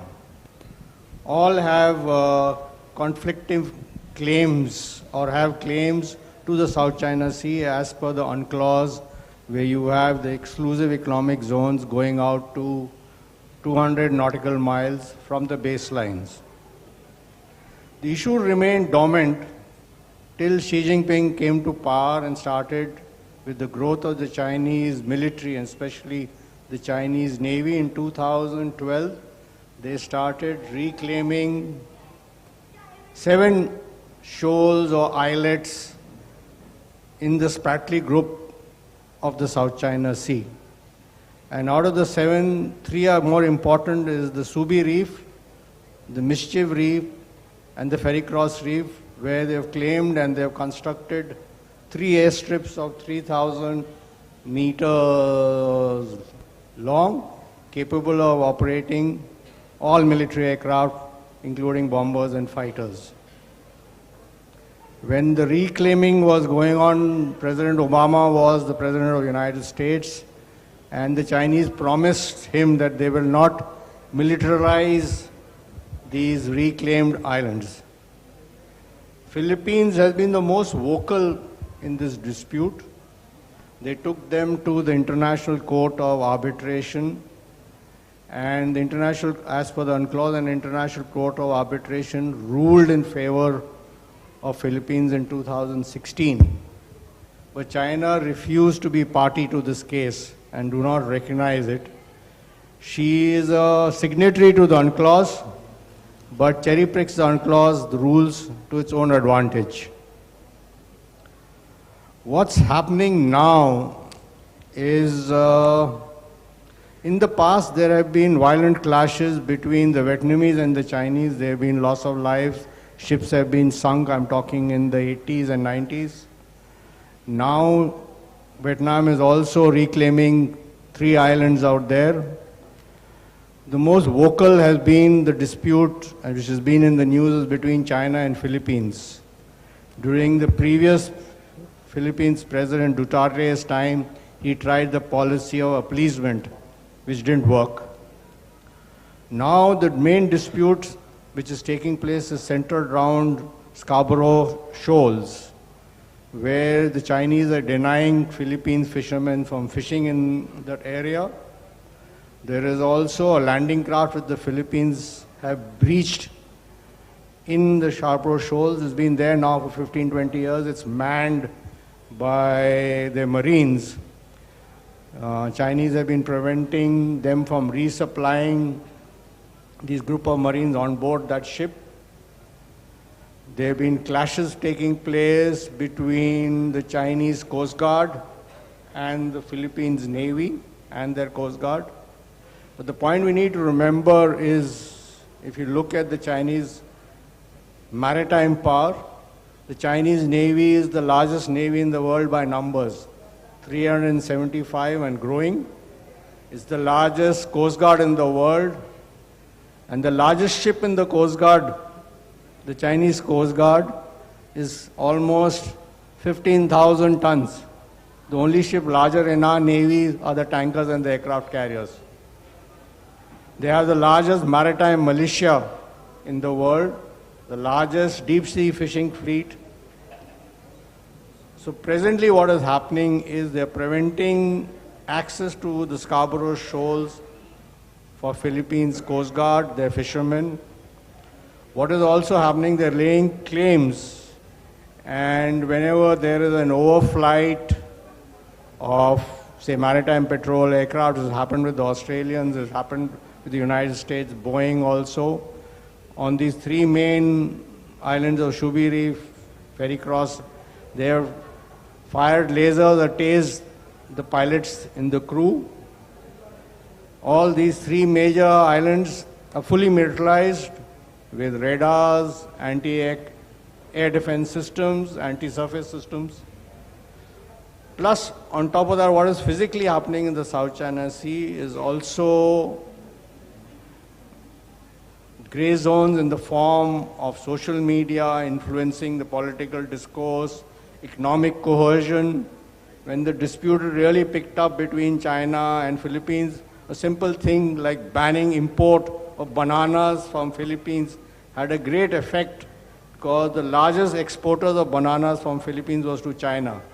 So you can imagine the effect on the local economy and the farmers, where the entire market just disappears overnight. So this is an issue which is not going to be resolved easily. They've changed the status quo in the South China Sea, and they're dominating the South China Sea. It's going to be difficult for any surface navy to operate on the surface of the South China Sea with the physical presence and the might of the Chinese. The major maritime power in the Western Pacific was the United States, but the hold of the United States in the Western Pacific, when the countries, because the economic dependencies of all these countries with the Chinese economy, they're very closely linked. You may take a geostrategic stand, but ultimately it's the economics which counts and the well-being of those countries.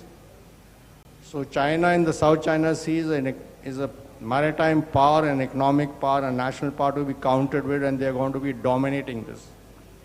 So this dispute is not going to go away, but I don't foresee any resolution taking place. They're not going to come to an amicable solution with the 6 countries. I'll leave it at here. Just one. Yes. Yeah, so I was listening to this very comprehensive account of what is happening in South China Sea by Admiral Lamba. And I was struck by the fact that maybe Chinese are obsessed with fruit because, like he said, they banned the import of bananas from Philippines and they banned the import of pineapples from Taiwan almost at the same time. They claim that it has got some, it's infected. And you might say, so what's the big deal about pineapples?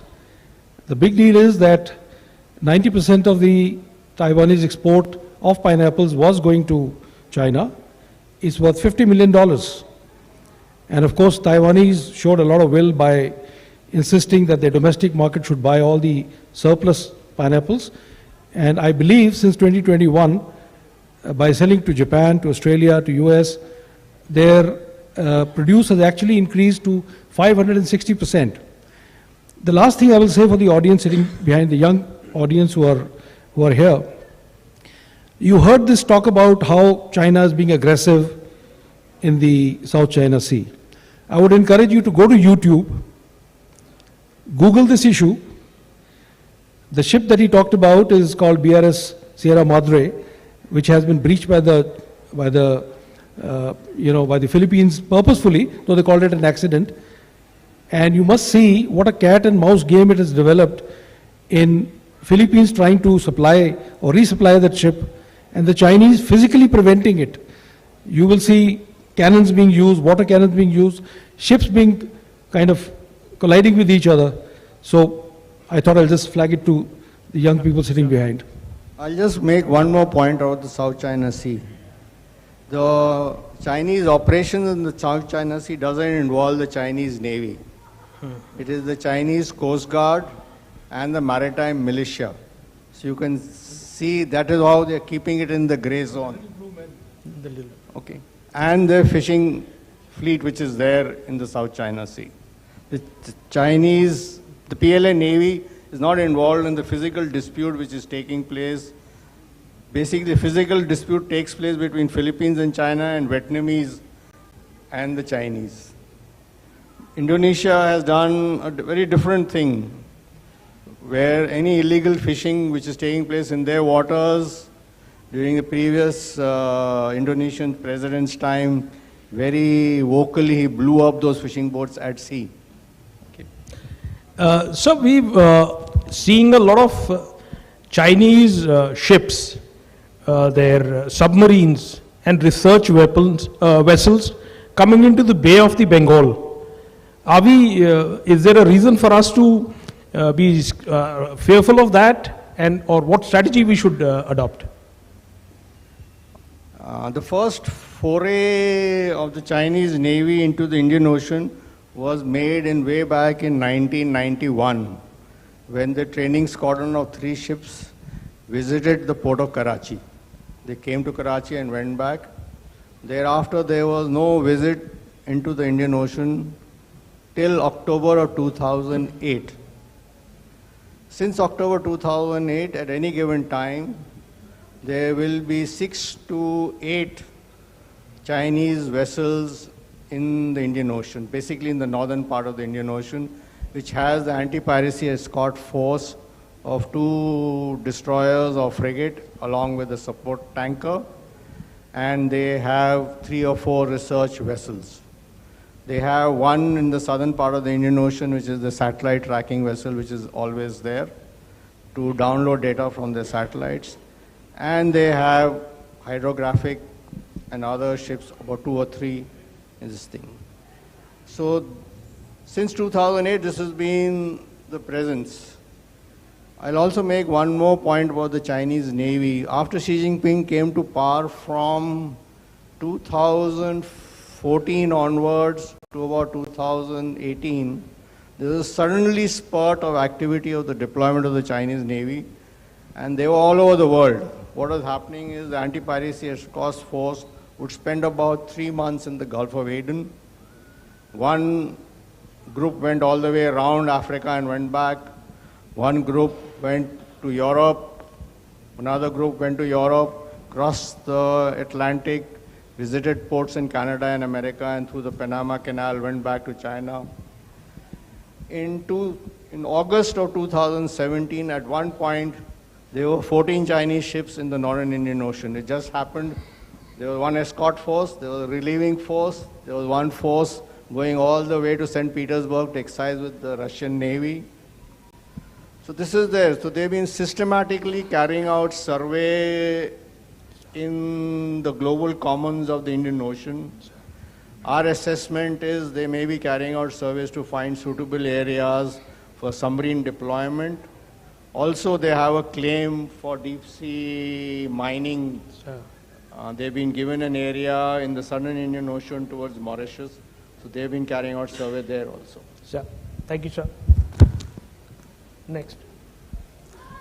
Well, getting back to West Asia, we have examples of grey zone warfare in West Asia. There is rampant cyber warfare between Israel and Iran. We have seen examples of those recently. Economic sanctions have been in force in Iran since 2005 by the US, the UK and the UN. Iran has multiple proxies who are operating in these areas. The principal ones are the Hezbollah, Houthis, who are versus the Yemeni government. And Syria, as we know, is a very complex area of conflict. You have presence of practically every army of the superpowers. You have proxies of practically every nation which is there in West Asia. So it is an ongoing war, and we've had some very recent developments which General Bali will cover. And Iraq has its sectarian violence and the presence of ISIS, and of course the Kurds, which I told you about earlier. Now, Bali sir, I would like to ask you, what is the impact of multiple ethnic populations which are present in this region, and some of them are used by proxy as by one, the other by another. So this little mixture that is formed there of very violent people together, would you throw some light on that? So when you look at this very complex region, and I'm just going to reduce it to Middle East, there are several ways of analyzing this issue. One is to go conflict by conflict, country by country, and so on and so forth. But I thought I'll pick a few key points that are happening, or key trends, or key themes, if you like, which have determined what has gone on in the Middle East for some time. First of all, we tend to reduce this rather simplistically to a religious divide, Shias versus Sunnis. But as you know, life is not linear, and there is no such thing as black and white. So while that is an issue, but that really is not the main issue. And what those issues are, I'm going to come to that.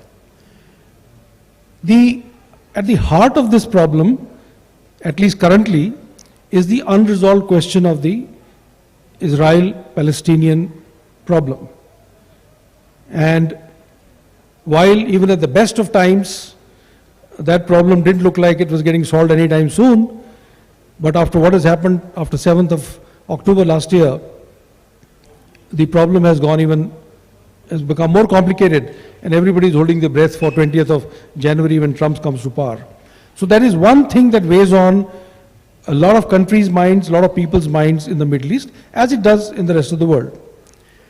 The second major problem is the jostling between Saudi Arabia and Iran for a supremacy of this world. You can loosely call it the Islamic world or the Middle East world. And what is the jostling about? It's not just a Shia-Sunni issue. Maybe I'll talk about this a little later again if we come back to discussing certain countries. But the issue is now actually ideological and of identity. Let me explain that. Saudi Arabia, ever since 9/11, has made at least some small steps towards modernization under MBS. So there is a push towards modernity. Mohammed bin Salman has even written out a vision called Vision 2030, with more place for the women already allowed to drive, musicians allowed to play, some foreigners allowed to go without headscarves and so on and so forth. More labor force of women working in Saudi Arabia now. This Vision 2030 is in clash with the Iranian vision of 1979. Essentially, Iran hasn't moved forward from the days of the overthrow of Raza Pahlavi, the coming in power of Khomeini and now Khamenei, and therefore these two countries are perpetually struggling over that issue. So there is an issue of modernization versus Islamization. Countries like UAE, Qatar, now a little bit, Saudi Arabia are moving towards modernization, whereas some countries which were earlier at least in part secular, like Iraq, have moved towards Islamization. The third issue is the long shadows that USA, Russia, China cast on this region. Chinese, of course, are silent players. They are very influential, but they are not really visible. USA has always treated Middle East like their backyard. But tragically for them, their influence seems to have waned. Nobody seems to be listening to them anymore. Not even Netanyahu, not even Israel. Will that change next year or not? We'll have to see. Russians, of course, are involved. If we talk about Syria, they are now again involved. Last 2 days, bombing Aleppo. And they were involved since 2015 into Syria. The next issue is the volatility because of oil. It's a no-brainer that the place is rich because of oil, but increasingly nations have started to begin to think whether oil is going to be their final destiny. So there is a change towards modernization, diversification of economies like in the case of UAE. This region also has had one other curse, the whims of the individual sitting on top. Well, many countries have leaders who are whimsical, but if you count Middle East, they seem to have more than their share fare. Whether it's Saddam Hussein, whether it is Erdogan, whether it is Netanyahu, whether it is anyone else. And this whimsical nature of dealing with foreign affairs has led to several black swan or nearly black swan events which have determined the kind of destiny of this place. And what are those events? The 1979 revolution in Iran, overthrow of modernity and coming back of Islamization. In the same year, the siege of the Grand Mosque in Saudi Arabia, which made the Saudi kings so fearful of being overthrown that they started pouring billions into their Islamic projects of funding mosques and so on. Something that changed when?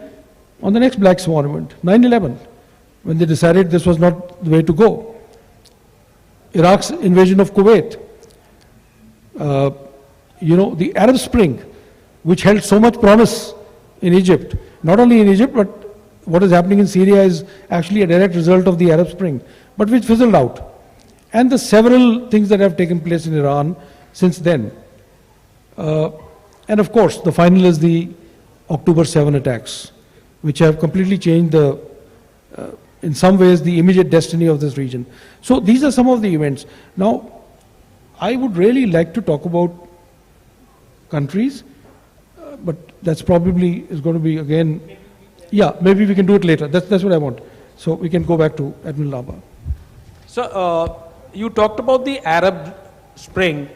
Would you classify it as a grey zone event, or would you classify it as a social no, it's not media event? No, it's not a grey zone event at all. It's not foisted by one state actor on the other.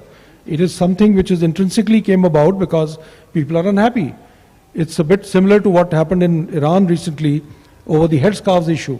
No, but if someone from another state keeps telling its people that you are not happy, would that amount to being a...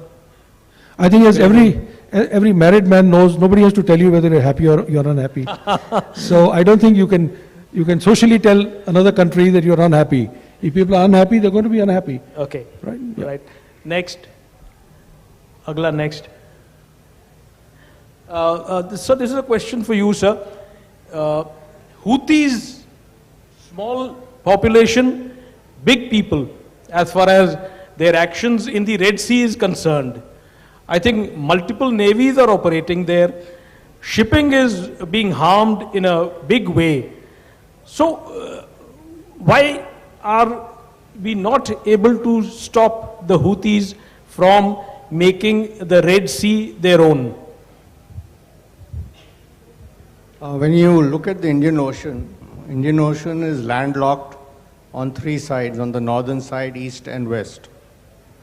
Access to the Indian Ocean is through 5 straits, where the Red Sea is the Strait of Bab el-Mandab, then you have the Strait of Hormuz, which gives access to the Persian Gulf and links the Indian Ocean.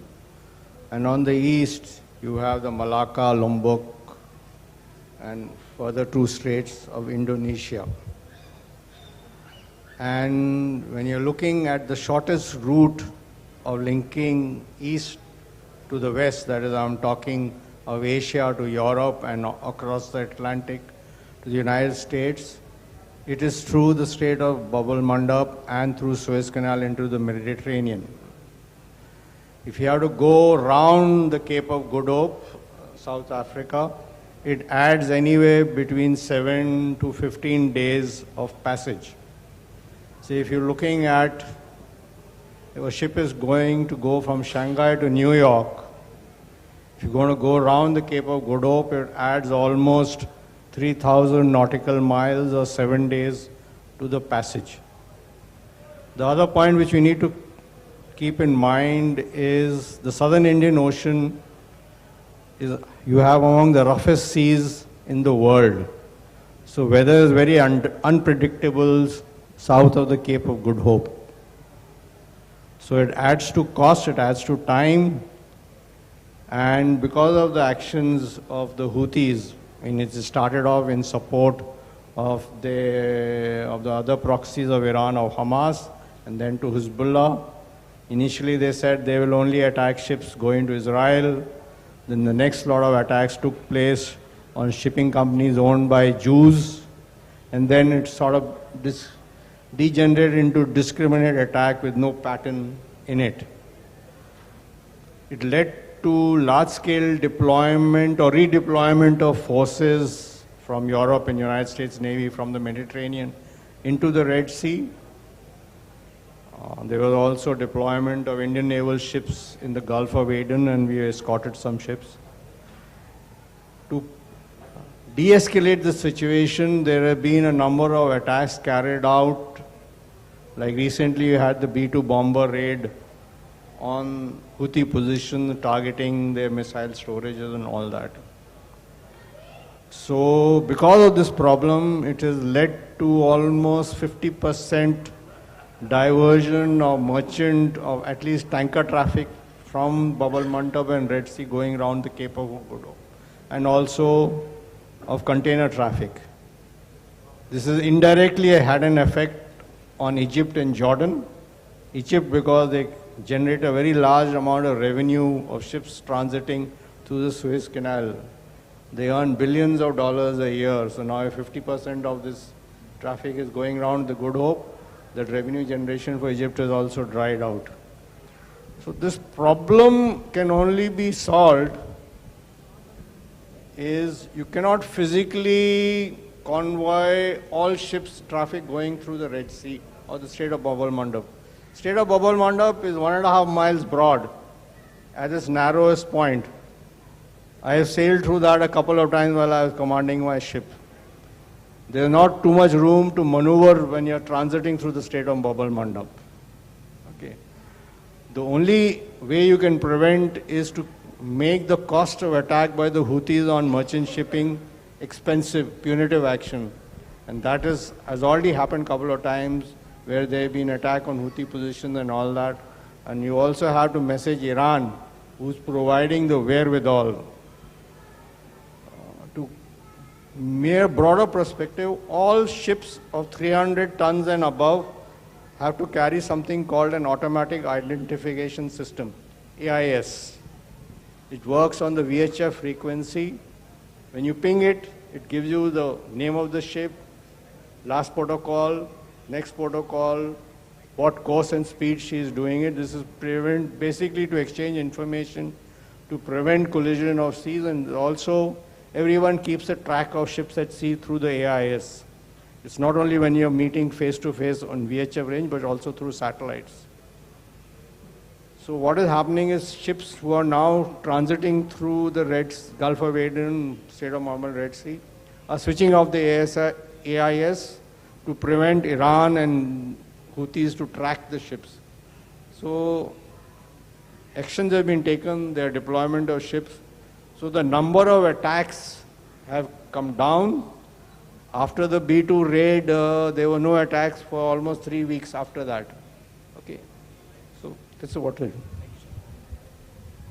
is. General Bali sir, we all keep hearing of hypersonic missile attacks, of very sophisticated drone attacks, including those boats which are unmanned. Now, most nations of the world are struggling to get a hypersonic missile or really, armed drones. How are the Houthis so successful? I mean, it is surrounded by enemy countries, and still Iran gets in those things to the Houthis? It's a little surprising. Yes, so even the people who are trying to do surveillance on this are surprised as how it is happening. It is not the Iranian drones that come to Houthis. It is Houthis assembling drones in commercially available products, making them into drones which are exactly like Iranian drones. The Saddam drone of the Houthis is exactly like how the Iranian drones are. So they are smuggling basically bits and parts, and I'm sure there is Iranian expertise available on ground. For a poorest region of the world, aren't they doing something which is wonderful? No, these are the fruits of asymmetric warfare. Wherever you have asymmetry in people fighting, a lot of people ask us, you are such a powerful army, why did you knock out the militants in Kashmir? It's because wherever there is asymmetric warfare, there is a certain advantage that lies with the weaker player. If the weaker player fights with the same conventional tactics and strategy as the stronger player, the weaker player loses. But Houthis are not fighting like that. Houthis are doing something totally different, right? So the joke is that people wearing flip-flops are actually firing cruise missiles, ballistic missiles. They've had 200 drones flown to Iran. It's another story that most of them got shot down. They've attacked Aramco oil facility in Saudi Arabia. So I think at the heart of this, I'm sure I've answered that question to the best of my ability, but at the heart of this is that I think the Houthis are pushing the US, the Saudi Arabia, UAE, the entire coalition, which has waged a war since 2015, to stop. And of course, they are getting their own sense of identity within their region, within their country, which they command bulk of the country, because becoming a proxy of Iran. So that's at the heart of it. Next. Next is the use of disruptive technologies. Now, these are those technologies which suddenly come up when a war is on, or technologies which make a big impact on an ongoing war or the future of warfare. In Ukraine and even in West Asia, we have started hearing of hypersonic missiles, drones came of age, FPV, that is the front pilot view drones, came into picture. So we've got all these disruptive technologies which may have their origin in different countries, but they have been extensively used in West Asia and in Ukraine. There is a lot of talk, Jalbali sir, a lot of, now with all this, what is the future of a armed, manned tank and a fighter aircraft? Okay, so as an infantry officer, I can claim with full confidence that I'm not an expert on technology. But having said that, I will answer the question. at the heart, sometimes the question is, what do you need now more to knock out the tanks and other infrastructure? Is it fighters or is it the drones? And in a way, this question, all the three. No, the fighters, like the Israelis have been using their advanced fighters to attack Iran, and also. No, so everyone. So it is against everyone. Everyone's using fighters. The fighters haven't gone out of fashion, but only I think about 2 weeks ago I read a tweet by Elon Musk, who surprisingly became a billionaire by tweeting, so it seems, who said that F-35 was a stupid idea, that it made no sense, not for design, not for the cost. So there is already some thought purely based on the cost of the cost factor. What does the F-35 cost? Each piece costs $80 to $120 million.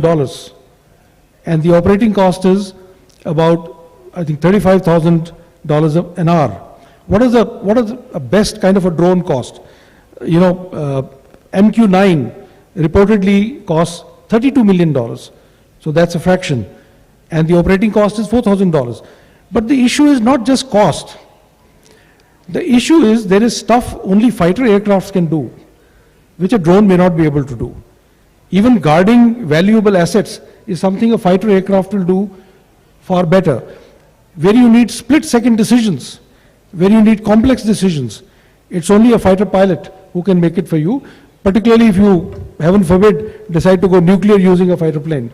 So I don't think this is going to go out of fashion anytime soon.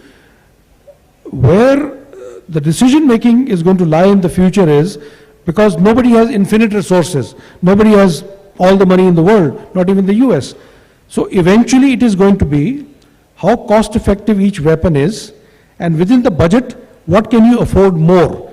So there is a possibility that you might have less fighter aircraft, or you may have far better integration of fighters with the drones itself, giving drones to fighter squadrons to carry out surveillance, to carry out data sharing, to carry out EW and so on. So I think that is not about to happen. So, yes, sir, please, sir.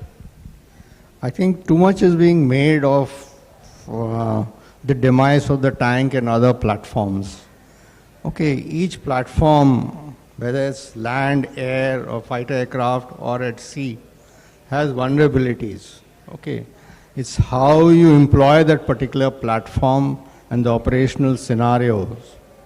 So drones and unmanned are not going to remove the human from the chain. The tank, the fighter aircraft, and ships at sea have got a role to play, and they're here to stay. So let's not be under this fallacy that drones have come and only drones will fight drones and all that. That's not. When you take the F-35 program, the F-35 has been designed and programmed, and the upgrade to the F-35 is going to be a concept of manned and unmanned operating together. So it's going to be controlling a swarm of large drones. Yes. Okay, it's already happening. But the manned platform in the form of tank fighter aircrafts are not going to go away. The drones are not going to replace it. Okay, there may be a present vulnerability of the tank to certain types of drone attacks. I'm sure technology will be developed to prevent this. And in my opinion, the tank is here to stay. Yes. Just take a moment. So, like Admiral Lamba said, wars are fought with the integration of a variety of systems. There is no one system that, there was a fantasy during the first Persian Gulf War that now all you need is Air Force and everything else can go home. In this particular case, you just have to ask the Ukrainian infantry, who's unable to make progress without tanks. So the tanks have definitely a role. In fact, there have been many operations where the Ukrainian infantry has been very reluctant to go forward through the mines and so on, unless the tanks are leading them. So, yes, the tanks have vulnerabilities, like Admiral Lamba said. They are more easily detectable, and they're probably too expensive. A 50 million tank to be blown up by a 5 million drone doesn't sound like a good idea. But this is not that moment in history where the horses are going to be replaced by tanks. The tanks will remain. There's going to be greater adaptability. I think the AI will improve a lot of stuff. Other than that, there will be many anti-drone measures built into the armored units, which will help. And maybe tanks will be used for more specialized operations. That can happen. But I fully agree, sir, that we're not seeing a change in history. In any case, I couldn't have said anything different. There are two very senior Army Corps generals sitting in the front row, including one of my ex-commandants. I can't go against them. So I just wanted to add, at the end of the Cold War, and then in Afghanistan and Iraq, the Americans used their bombers flying very high and dropping all sorts of bombs everywhere and achieving a lot of casualties. So the financial guys started thinking that there is no possibility or no further role for short-range air defense, SHORD, shoulder-carried, or even other kind of short-range air defense weapons. And when Ukraine happened, they completely closed all short-range air defense factories. When Ukraine happened, they suddenly realized that they had nothing to attack even the slow-moving drones. So yes, every weapon has to go away in its own time and not under financial advice or compulsions. So I have with this I have a question for you, John Bali sir, and sir, you, the Iron Dome, I mean, Israel has an umbrella over it of air defense.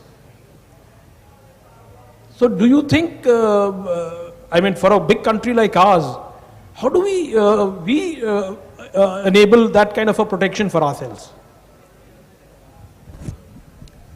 Let's break this up into surveillance needs and the weapons or air to surface weapons requirement. When you are looking at the threat, you're looking at right from ballistic missiles down to small drones. Okay. As far as India is concerned, for anti-ballistic missile defense, it's a joint Air Force Navy venture of radars. I'm not going to go into detail because it's classified. There are a number of radars and we have a surveillance grid to detect ballistic missiles being fired at a country.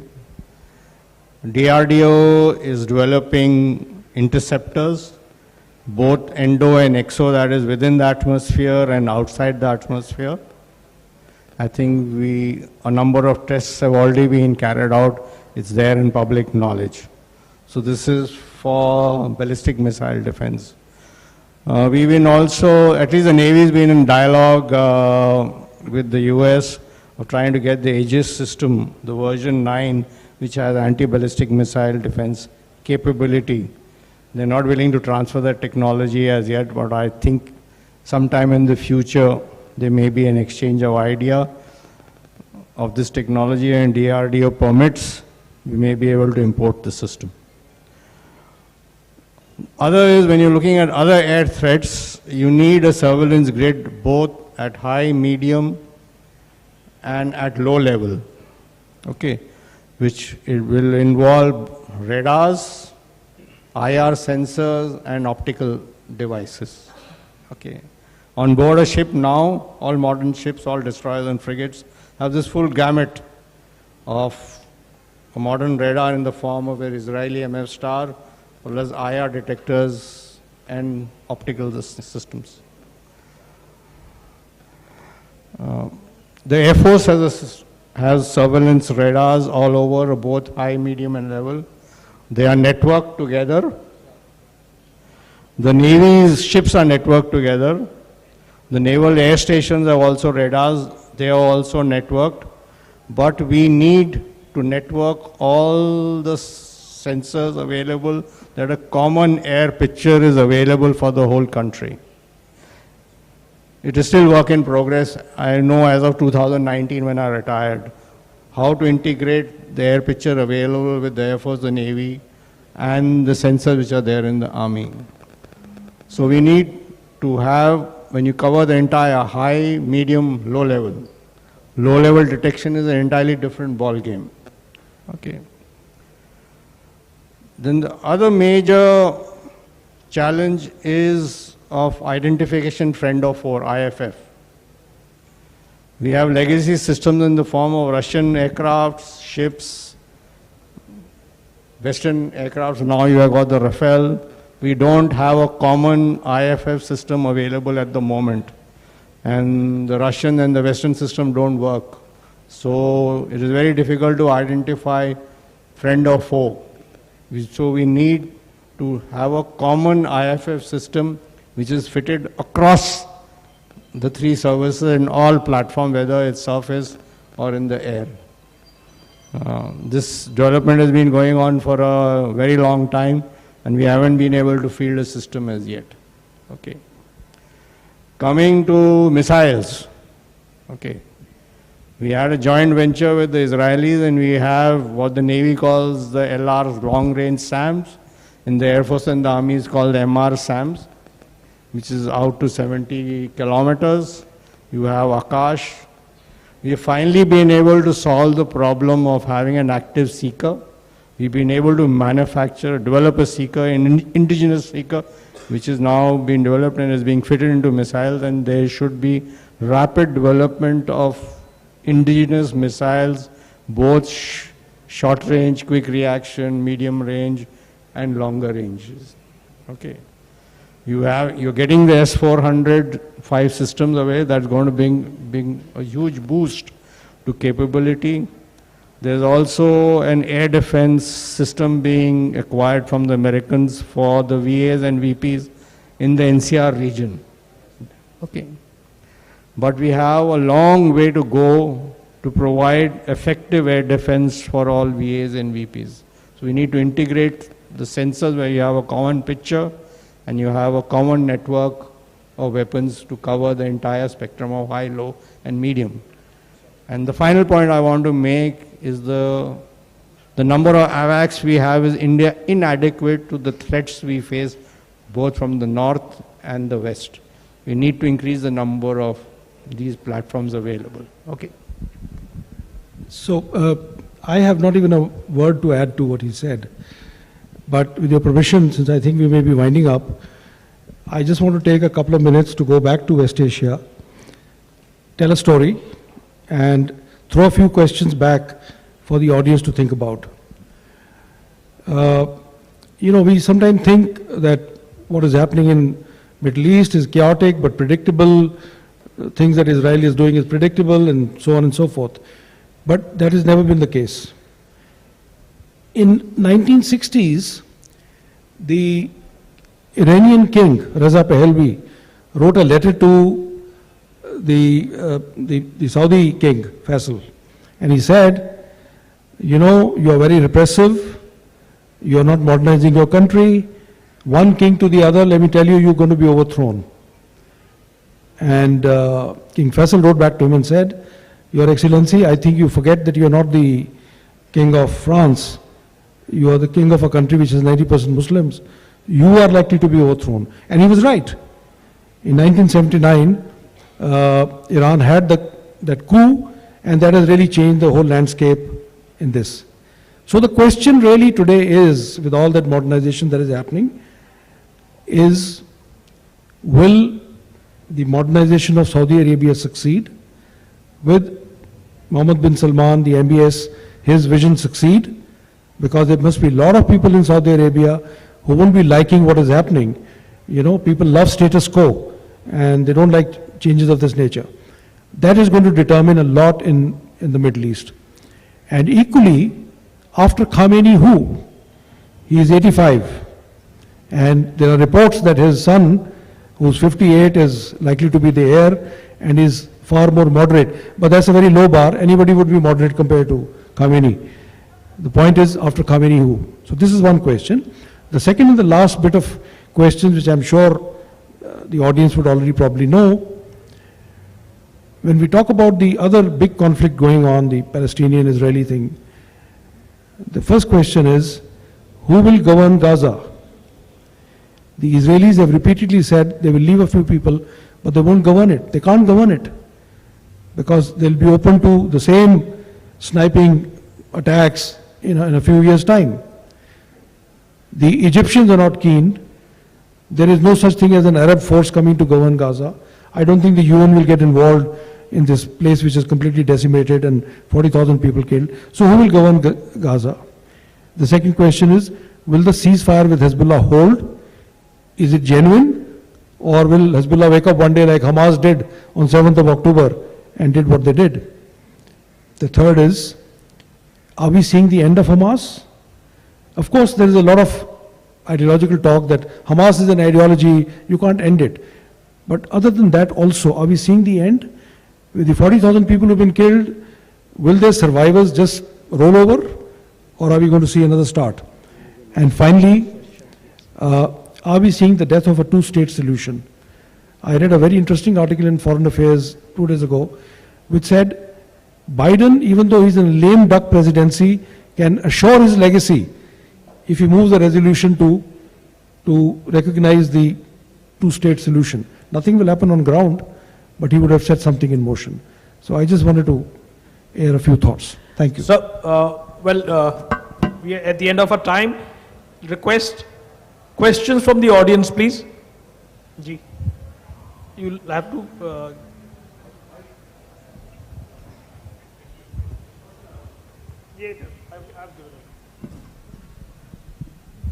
All questions will be answered by the man who spoke the least. So look at him, please. All right. So my name is Lalit Verma. I'm visiting Chandigarh from Pondicherry, probably one of the most peaceful places. My question is that I have been attending intermittently the conference since the morning, and one of the highlights was that militaries don't fight militaries. It is a nation that fights nations. And my question is, nations are represented by politicians. Does the military only go out to win wars, or does it also win wars by putting some sense on changing the DNAs of the people who rule us? It all depends on which country you are in. So if you're in India, I'm afraid that's not the case. We simply follow the rulers of the day. But let me tell you a funny story about this. You know, I attended a course in Hawaii, which General Bakshi also attended. There were 3 Pakistani officers with me. And whenever they would get up in the class, if let's say a question is asked of me, I would get up and say, I am Colonel Neeraj Bali from India. And the Pakistanis would get up, they would say, I am Colonel so-and-so from Pakistani Army. It all depends on your perspective. Many years later, I was a defense representative in Lesotho. I was security advisor to the government of Lesotho. And the chief of Lesotho Army called me and said, the Pakistani DA, who is an Air Force officer, is visiting us from Pretoria. Are you comfortable with it? I said, of course I am. He's a soldier. But I am a security advisor, so he must call on me. And he said he will. So this gentleman, he came to my office, and like all Fauji, saluted me. He was a Punjabi, so it was easy to talk to him. And this Air Force officer says, Sir, आप ये लेसोटो वालों को पढ़ाते क्या हो? तो मैंने कहा सब कुछ पढ़ाते हैं इनको टैक्टिक्स पढ़ाते हैं, एडमिनिस्ट्रेशन पढ़ाते हैं, लॉजिस्टिक्स बताते हैं, मीडिया से कैसे डील करना है, ह्यूमन रिलेशंस, ब्ला ब्ला ब्ला, और इनको ये भी सिखाते हैं how to stay apolitical, not to get involve with the government. And this guy leans forward and says, sir 2-4 classes हमारी भी चला दिया करो. So, well, that's on a lighter note. So, it all depends on which country you are. I mean, let me add a point. When you look at our own country, and you look at since independence in 1947 and all the wars our nation has gone to, none of them have been initiated by us. All the wars have been thrust upon us. In my opinion, in the politico-bureaucratic structure of India, there is no appetite to take the nation to war.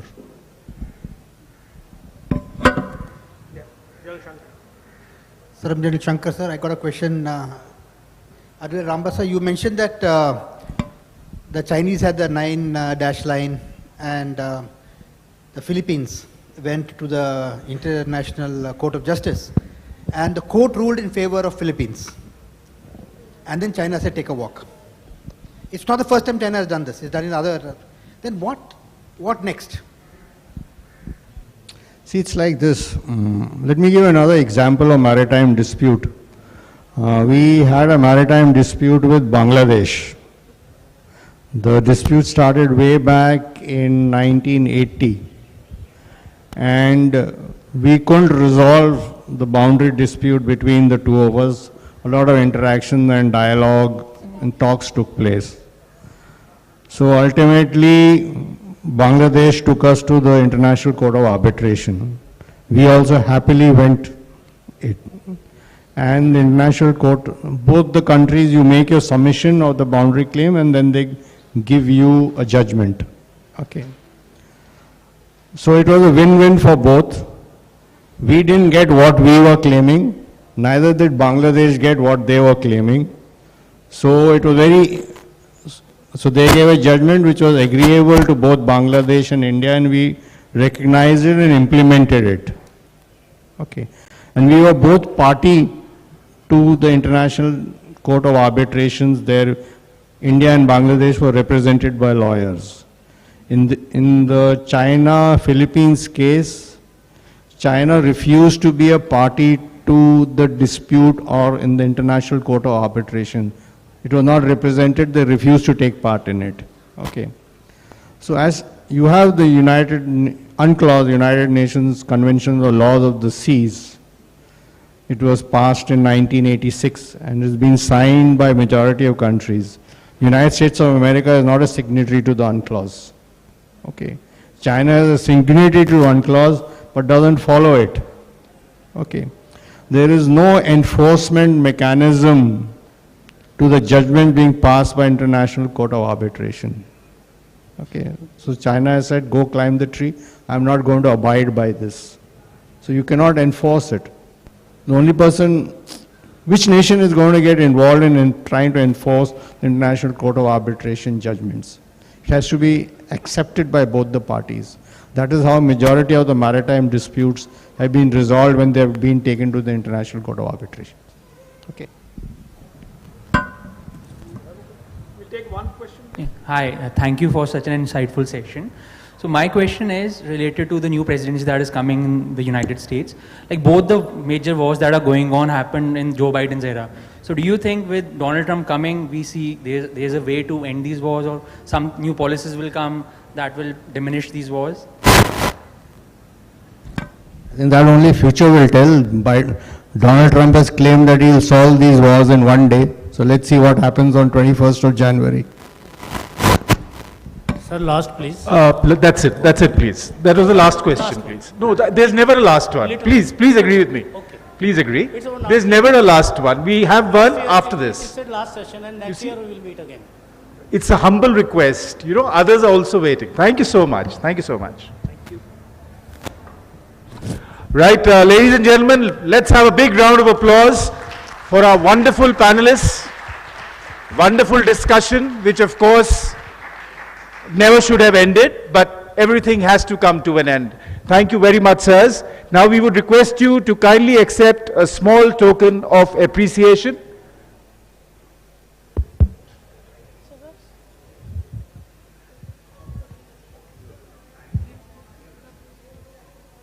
Big round of applause for Admiral Lamba, please. That was General Bali, and of course the moderator, General Harvijay. Thank you so much.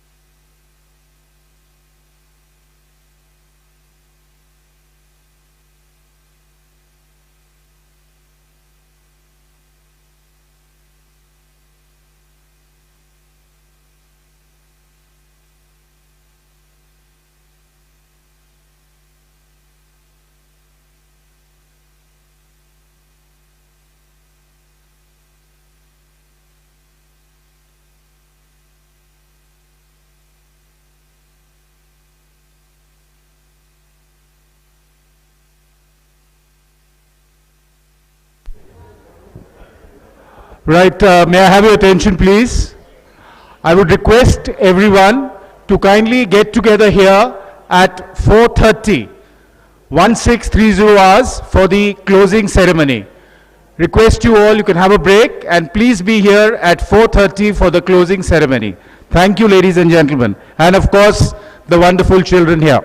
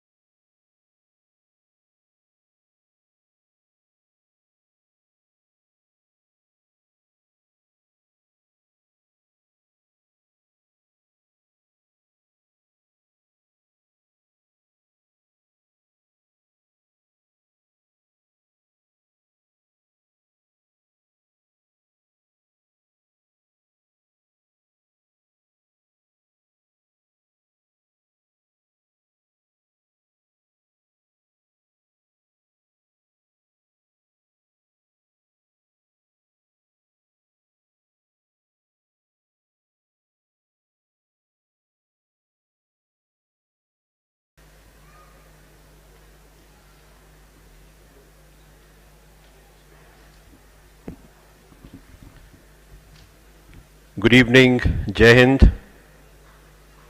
I am Colonel Avnish Sharma.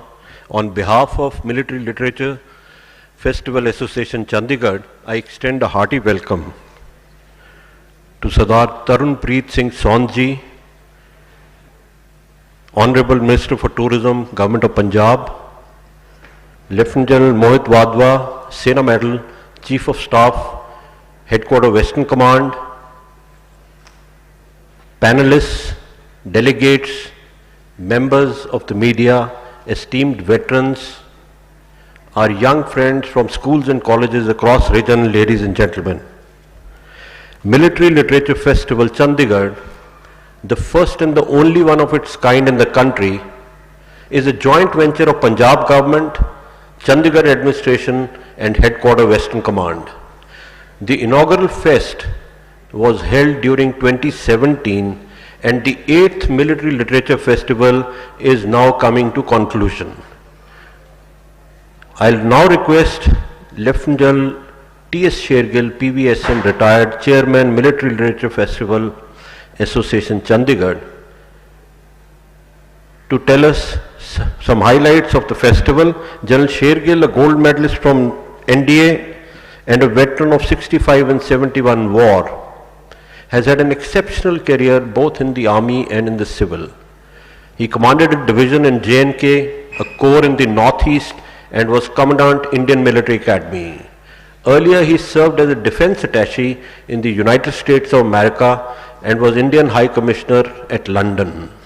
After retirement he was appointed as the Chairman Punjab Public Service Commission and later served as the Senior Advisor to the Chief Minister Punjab. His brainchild scheme, Guardians of Governance, got more than 4,500 ex-servicemen on a common platform to oversee government projects, carry out surveys and do meaningful social work. Popularly and affectionately called Mao, General Shergill is the founder chairman of Military Literature Festival Association Chandigarh. General Shergill.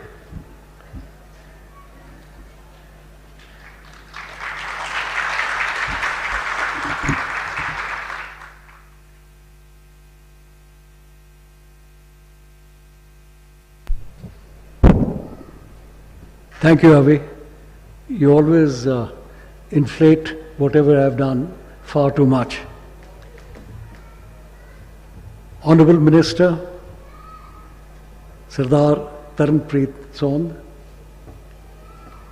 the Chief of Staff, Headquarters Western Command, Lieutenant General Mohit Wadhwa, Sena Medal, ladies and gentlemen, and more so the children at the back, who have been our mainstay throughout this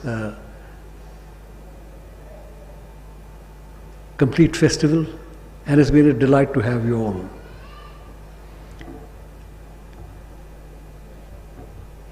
Our greatest backing comes from the Tourism Department of Punjab, and for that, Honorable Minister, I am gratefully thankful to you.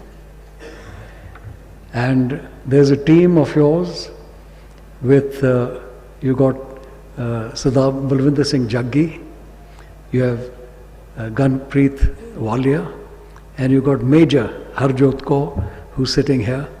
They've been a great help in ensuring that whatever we wanted to do has got done. I also want to thank Headquarters Western Command for the contribution they always make, and what they put up makes the children very happy. And this time we also had a horse show and a dog show, and everybody loves dogs. And so the children were very happy to see that. And a great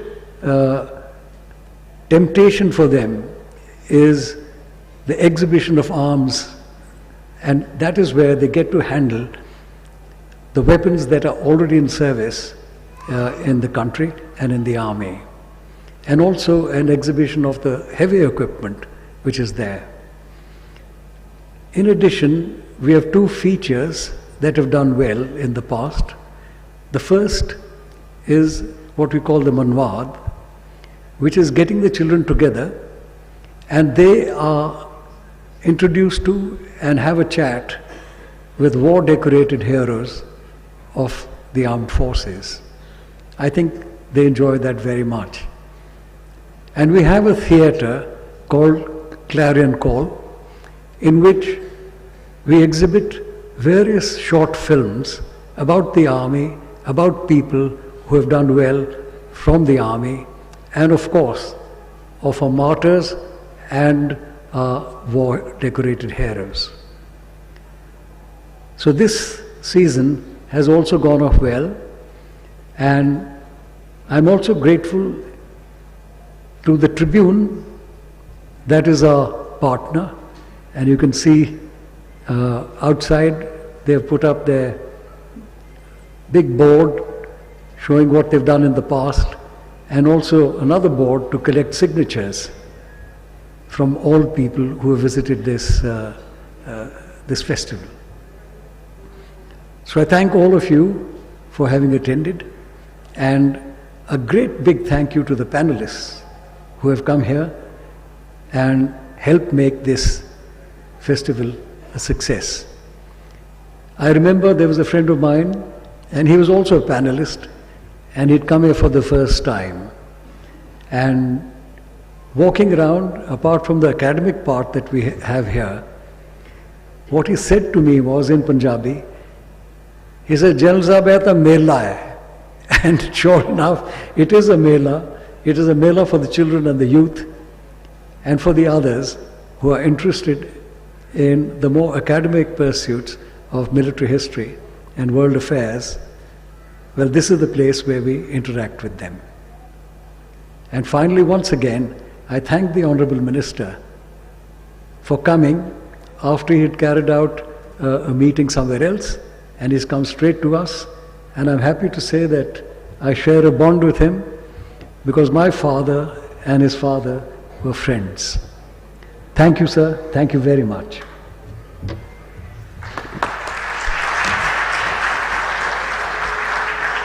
Thank you, Chairman.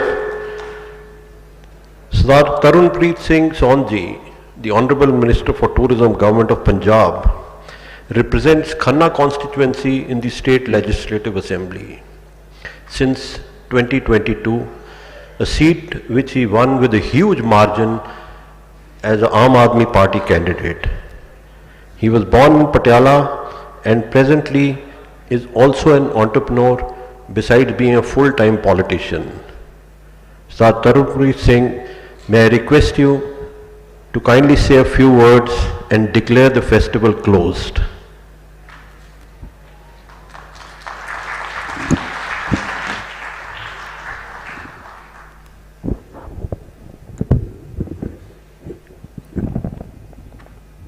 Good evening, ladies and gentlemen.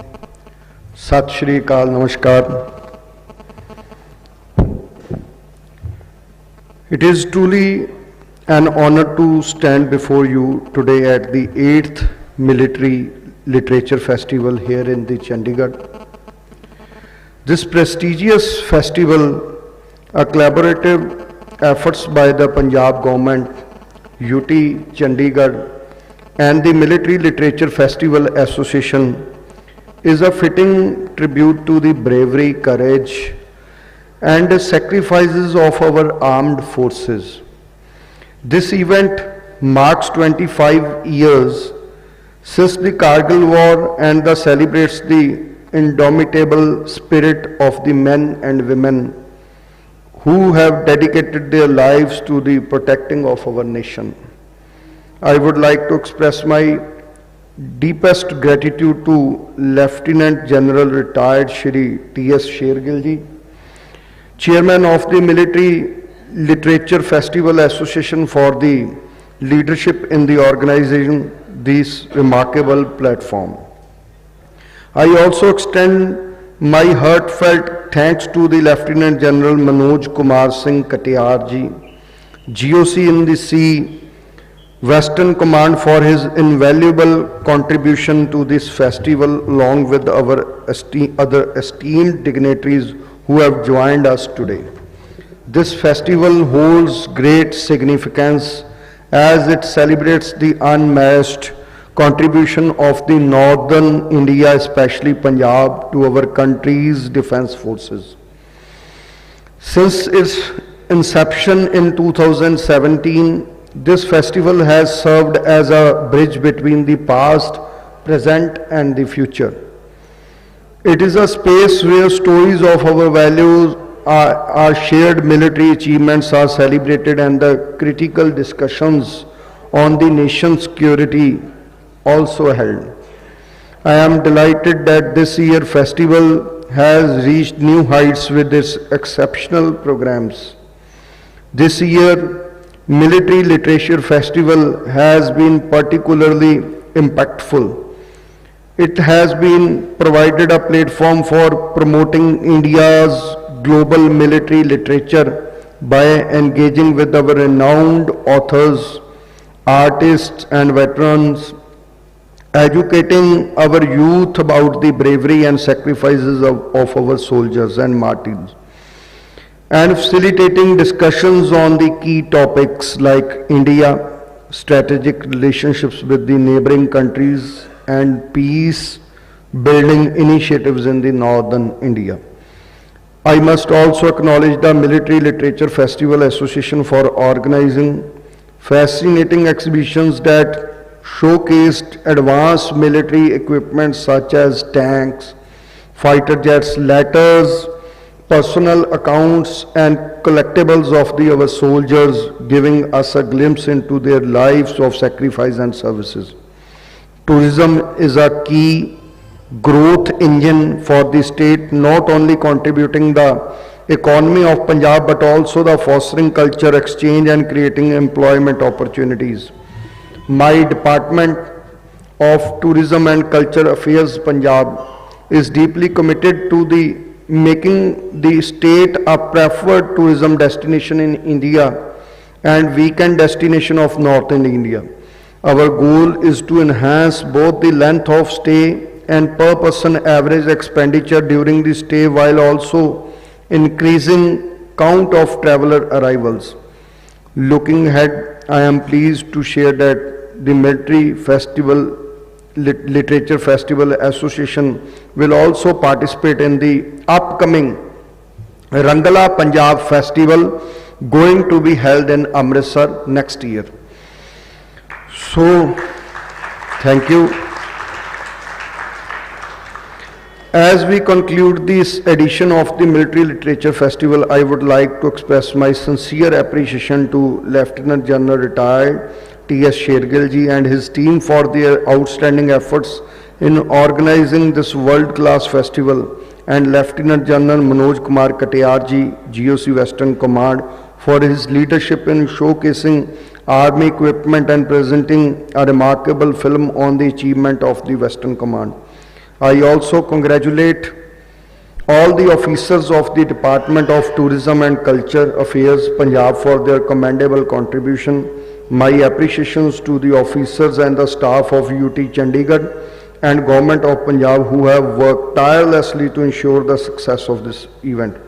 In closing, this festival not only celebrates the legacy of our armed forces but also strengthens the bond between our citizens and the defenders of our nation.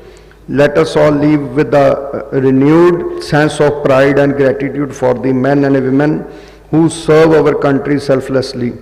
Their sacrifices will forever inspire us to uphold the values of courage, honor and patriotism.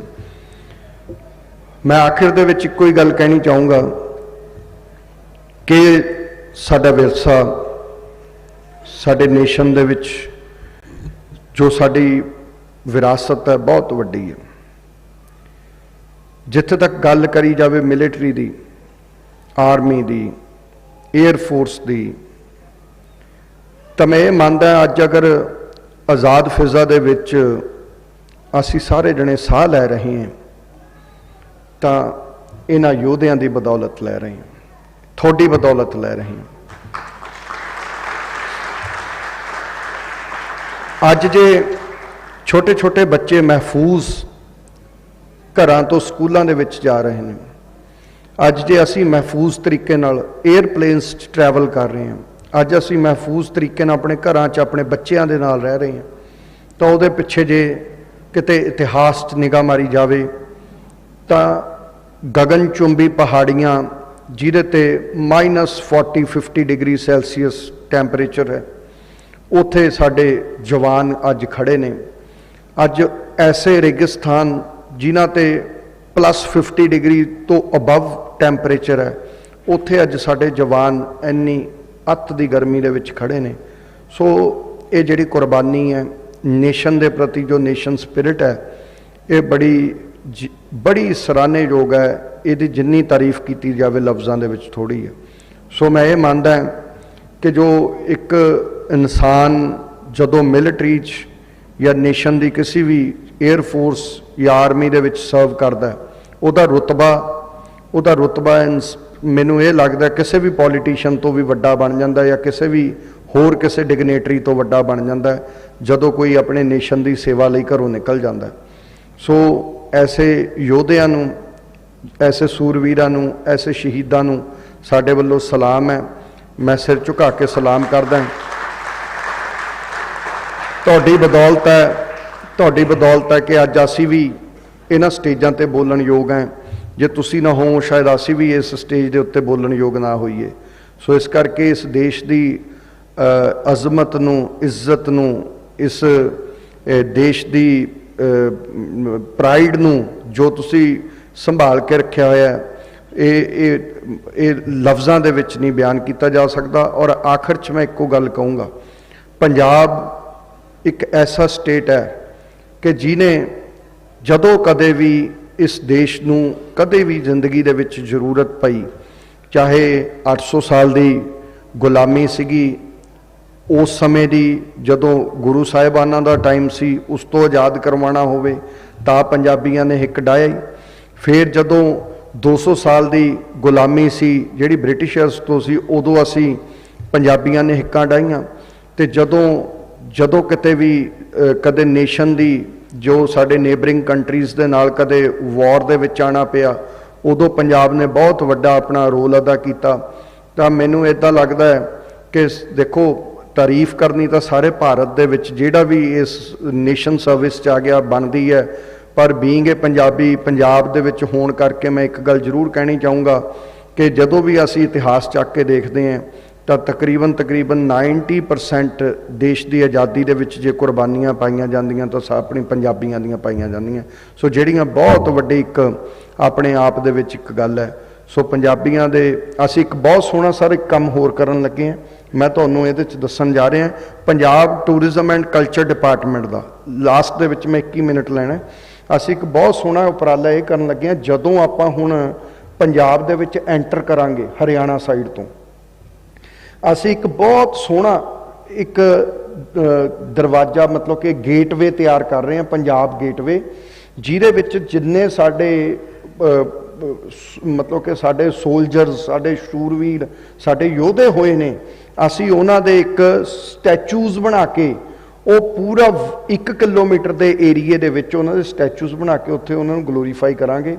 ਉਹਦੇ ਦੋਨੋਂ side ਦੇ ਉੱਤੇ ਅਸੀਂ ਉਹਦੀ beautification ਕਰਾਂਗੇ, proper lightning ਦਾ arrangement ਕਰਾਂਗੇ, ਔਰ ਉੱਥੇ ਸਾਡੇ ਜਿਹੜੇ ਮਾਰਟੀਜ਼ ਹੋਣਗੇ ਉਹਨਾਂ ਦਾ ਇੱਕ ਹਰ ਸਟੈਚੂ ਦੇ ਕੋਲ ਇੱਕ ਸਟੋਨ ਲੱਗਿਆ ਹੋਊਗਾ, ਜਿਹਦੇ ਉੱਤੇ ਉਹਨਾਂ ਦੀ ਦੇਸ਼ ਪ੍ਰਤੀ ਕੁਰਬਾਨੀ ਜਿਹੜੀ ਕੀਤੀ ਹੋਊਗੀ ਉਹਦੇ ਬਾਰੇ 'ਚ ਉਹ ਸਾਰੀ ਉਹਦੀ ਡਿਟੇਲ ਲਿਖੀ ਜਾਊਗੀ, ਤਾਂ ਜੋ ਜਿਹੜਾ ਵੀ ਪੰਜਾਬ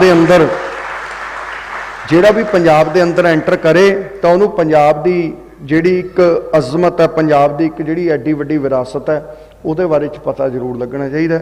ਸੋ ਮੈਂ ਇੱਕ ਵਾਰ ਤੋਂ ਆਖਰ ਦੇ ਵਿੱਚ ਮੁੱਖ ਮੰਤਰੀ ਪੰਜਾਬ ਸਰਦਾਰ ਭਗਵੰਤ ਸਿੰਘ ਮਾਨ ਜੀ ਦਾ ਤਹਿ ਦਿਲ ਦੀ ਗਹਿਰਾਈ ਤੋਂ ਧੰਨਵਾਦ ਕਰਨਾ ਚਾਹੁੰਦਾ ਕਿ ਜਿਨ੍ਹਾਂ ਦੀ ਬਦੌਲਤ ਅੱਜ ਅਸੀਂ ਪੰਜਾਬ ਦੇ ਅੰਦਰ ਟੂਰਿਜ਼ਮ ਐਂਡ ਕਲਚਰ ਡਿਪਾਰਟਮੈਂਟ ਮੈਂ ਚਲਾ ਰਹੇ ਹਾਂ। ਸੋ ਉਹਨਾਂ ਦੀ ਪੰਜਾਬ ਟੂਰਿਜ਼ਮ ਤੇ ਕਲਚਰ ਨੂੰ ਲੈ ਕੇ ਬੜੀ ਵਾਸਟ ਸੋਚ ਹੈ, ਔਰ ਉਹ ਵੀ ਚਾਹੁੰਦੇ ਨੇ ਕਿ ਜਿਹੜਾ ਪੰਜਾਬ ਦਾ ਟੂਰਿਜ਼ਮ ਤੇ ਕਲਚਰ ਹੈ ਇਹਨੂੰ ਆਪਾਂ ਨਾ ਸਿਰਫ ਪੂਰੇ ਭਾਰਤ ਦੇ 28 ਸਟੇਟਸ ਦੇ ਵਿੱਚ, 8 ਯੂਨੀਅਨ ਟੈਰੀਟਰੀਜ਼ ਦੇ ਵਿੱਚ, ਬਲਕਿ ਪੂਰੇ ਵਿਸ਼ਵ ਦੇ ਵਿੱਚ ਜਿੱਥੇ ਕਿਤੇ ਵੀ ਅਸੀਂ ਆਪਣੀ ਐਡੀ ਅਮੀਰ ਵਿਰਸੇ ਨੂੰ ਪਹੁੰਚਾ ਸਕਦੇ ਹਾਂ ਉੱਥੇ ਤੱਕ ਪਹੁੰਚਾਈਏ। ਸੋ ਬਹੁਤ ਬਹੁਤ ਧੰਨਵਾਦ। ਜੈ ਹਿੰਦ, ਜੈ Bharat. Thank you, Honorable Minister, for your inspiring words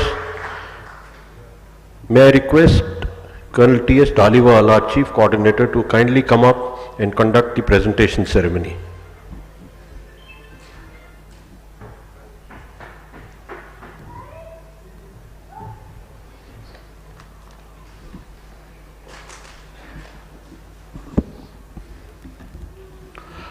Good evening everyone, Sat Sri Akal. Now we will have the ceremony for award of medals to all those who contributed towards the success of 8th Military Literature Festival. To give away the initial medals, I request Shri Tarampreet Singh Saund, Honorable Minister of Tourism and Cultural Affairs, Punjab, to kindly give away the initial prizes. We now start with Western Command, Brigadier P. Acharya, BGS SD, Western Command. Please come.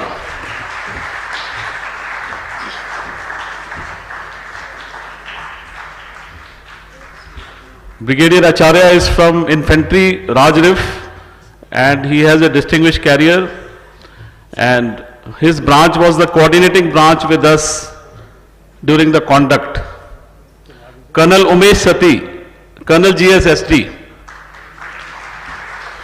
Lieutenant Colonel Asit Kumar, G1 SD.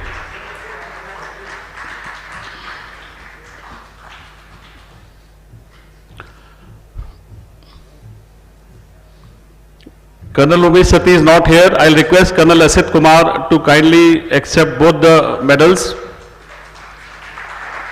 Military equipment display, Colonel Varun Mandi, Sena Medal, Commanding Officer 24 Punjab.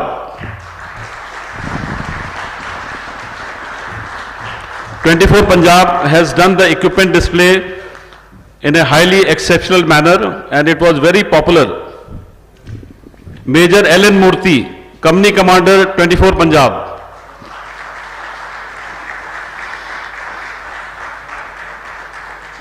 I also invite Lieutenant Colonel Vineet from the Remount and Veterinary Corps. He has organized. Please come.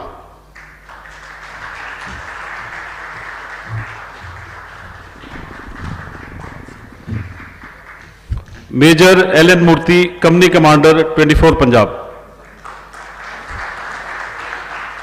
Lieutenant Colonel Vineet, he is from the Remount and RVC Corps. He has organized the dog show and the horse show. It was a very big hit. Please give a huge round of applause. Army dog show, Army horse show. Lieutenant Last Naik Manish Kumar, 11 Dogra. Havaldar Balaji Patra, 130 AD Regiment. Gunner Sham Singh, 230 Medium Regiment. Havaldar Vishal, 346 Field Regiment. All these NCOs, they have brought the equipment of artillery, air defense, field RT and medium RT, and the guns were very, very popular and laid out in a very nice manner.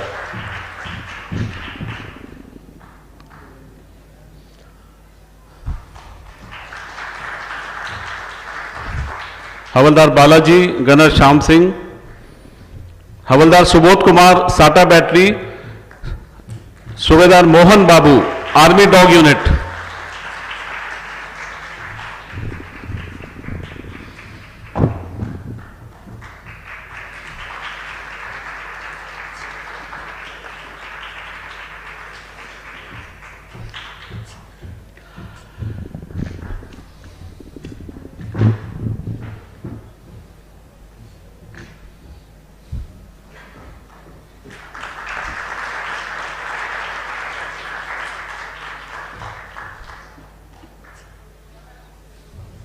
And now I invite the officers from the Department of Tourism, Ms. Amrit Singh, Director Tourism. She is not here, okay, we'll send the medal to her. Ms. Amrit Singh, Deputy Director, I stand corrected. Mrs. Harjot Kaur, Deputy Director Tourism. Mr. Damanjit Walia, Joint Director Tourism.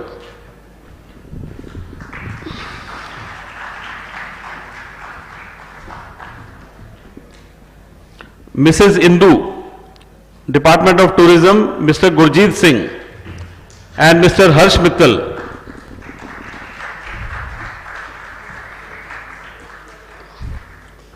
Mrs. Indu and Mr. Gurjeet Singh, they have worked very hard for the documentation with the Punjab government to help the MLF for the release of funds. Thank you so much, madam. Please come. Mrs. Indu.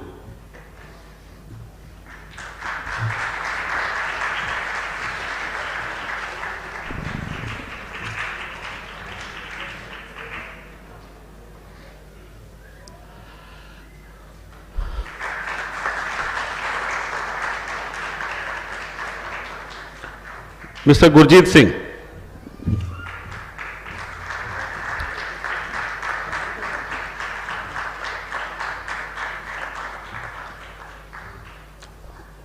Mr. Harsh Mittal, he has organized the entire food court, 40 stalls, and he's from the marketing, and he's done a great job. Education Department, Angrej Singh and Mrs. Jinny Dugal.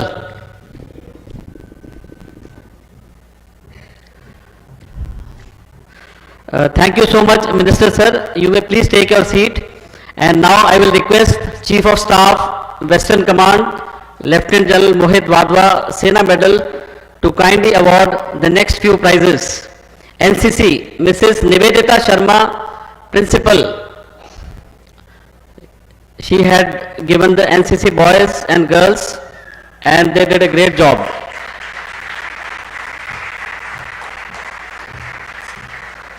ANO Sunil Kumar, Third Officer Tushar, please come.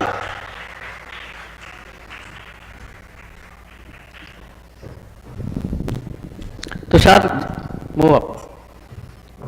Mrs. Nivedita Sharma is the principal of the school at New Chandigarh. ANO Tushar, please give an applause.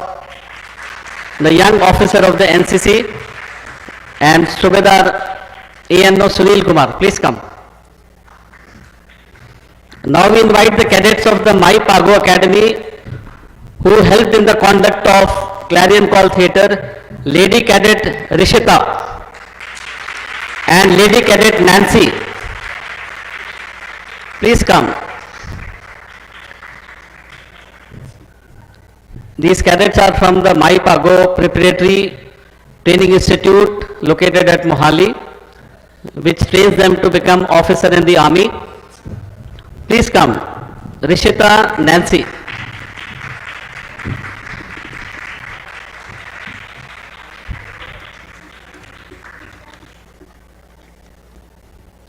Now the book discussion committee, Professor Hareshwar Pal Singh, Dr. Amandeep Sekhon, Parneet Shergill, Amit Khanna,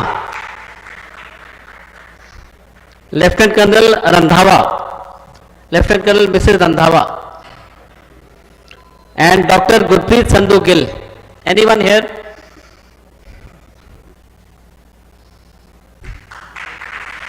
Now we invite the Lake Club manager, Mr. G.M. Sharma, to kindly accept the award. Mr. Sharma. The supervisor, Mr. Inder. They both were of great help in assisting the MLFA in organizing all the tents and the German shelter here. They were very positive. Thank you so much.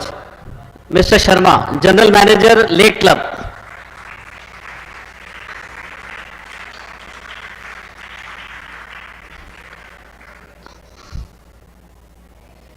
Mr. Inder, Supervisor. Now the staff of YPS Mohali, Mrs. Rajvinder Kaur.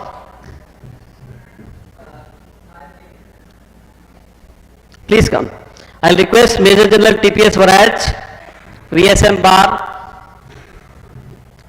Director of YPS Mohali, to accept the medals for the 5 teachers who worked very hard and assisted us.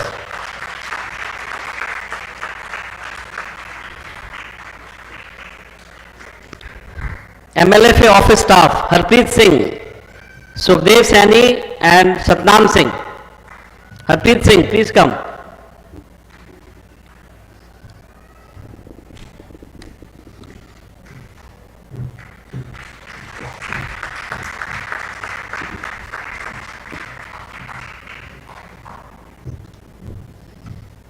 Sukhdev Sani is a graphic designer in the MLFA office and his performance has been outstanding.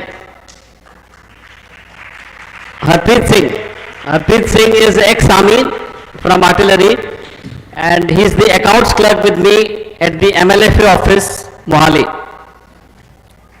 Satnam Singh is the office boy. Now I request our regular friends from abroad, Dr. Gurinder Pal Singh Josen, please come. He is the chairman of Saragadi Foundation. Mr. A.K. Chauhan, Mr. Avtar Singh, Mandeep Kaur Gill and Anupreet Singh. Please come. This is the team which is successfully running the Saragadi Foundation at the world level.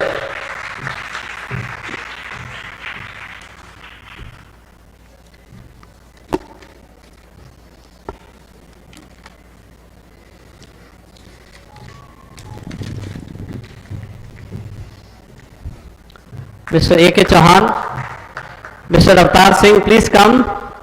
Mandeep Kaur Gill.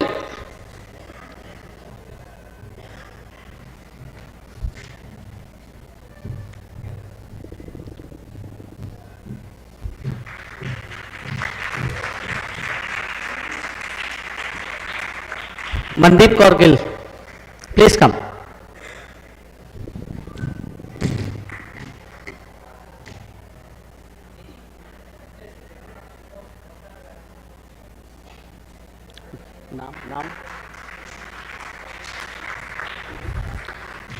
Thank you so much, Chief of Staff, sir.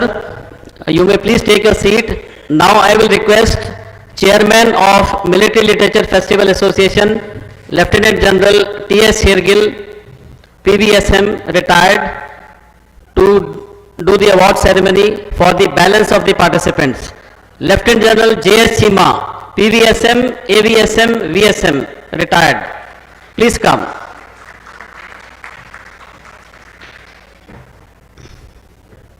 General Chima sir is from the Sikh Regiment and he has been the spearhead of a number of activities of the association.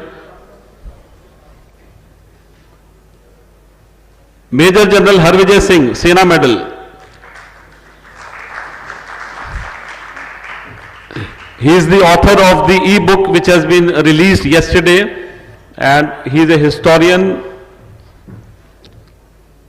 Major General Harvijay Singh, Sena Medal. Major General A.P. Singh, Armored Corps, please come. Mrs. Komal Chadda.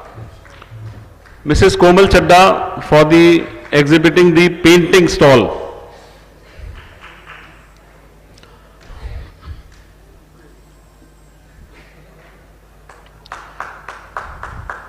Mr. Mandeep Singh Bajwa, our historian, he is not here. I will request Colonel Nitin Chandra if you can collect the award on his behalf. Mrs. Komal Chadda, she is the wife of an army officer and she always participates with us in the painting competition, painting stall. Mr. Mandeep Bajwa. Brigadier Pradeep Sharma, please come.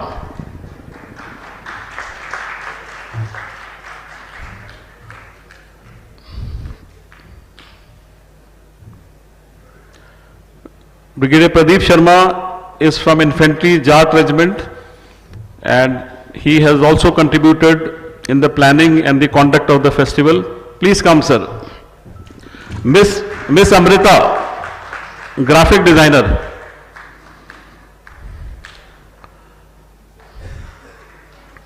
Mr. Vinod Seth, philately. Mr. Vinod Seth is here, please come.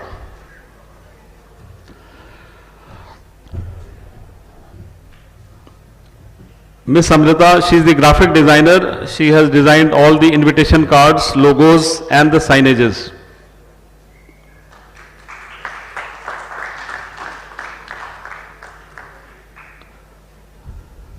Mr. Vinod Seth, please come. He is from the Department of Philately. Brigadier S.S. Sarao, please come. Colonel R.P.S. Brar, YPS.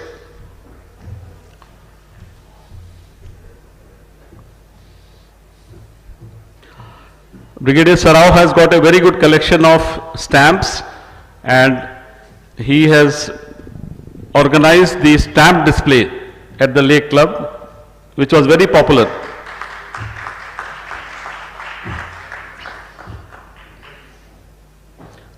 Colonel RPS Brar, he had organized the Braveheart motorcycle ride on 17th of last month.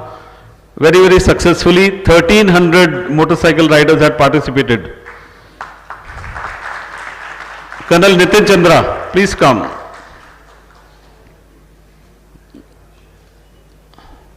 Colonel Nitin Chandra, he helped us in organizing the book stalls and also assisted General Harvijay Singh in the e-magazine.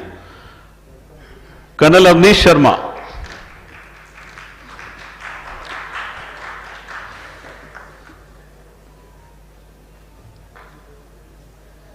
Colonel Avnish Sharma, he is from the Armored Corps and he is the director of the Clarion Call Theatre and also our top class announcer.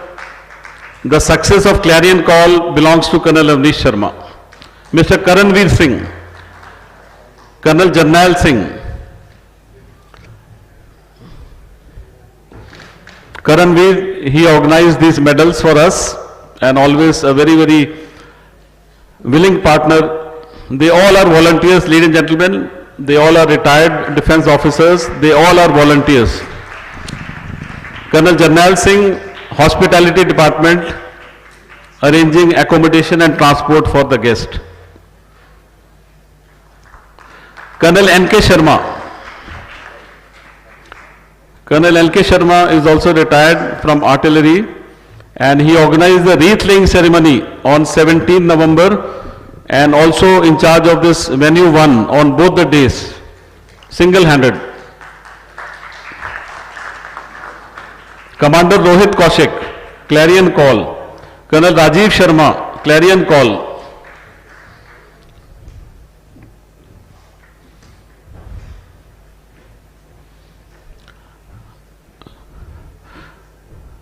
Commander Rohit Kaushik is retired from the Navy and he assisted Colonel Avnish Sharma in the successful conduct of Clarion Call. Colonel Rajiv Sharma. J. Minhas, please come. Okay, you're not here. Debhuti Das Gupta.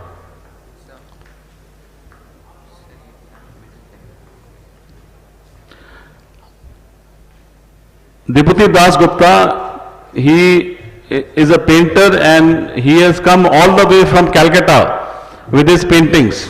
Please give a huge round of applause.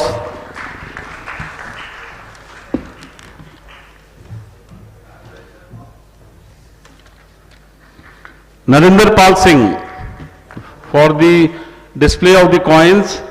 Apinder Singh Chahal, please come. Mr. Narinder Pal Singh has got a world-class collection of coins of all era, all ages, and he displayed a wonderful coin display for us, very popular. Apinder S. Chahal. Apinder Singh Chahal, please come.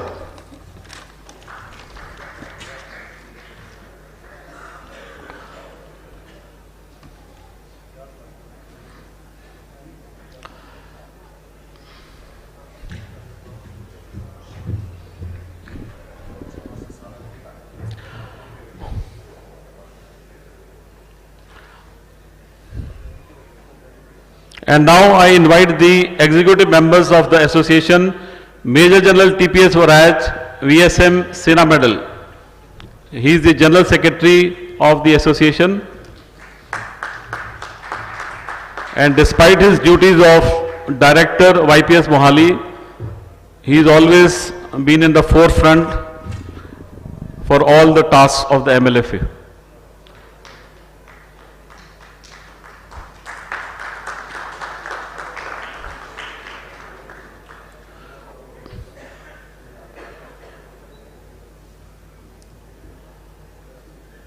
Brigadier J.S. Arora.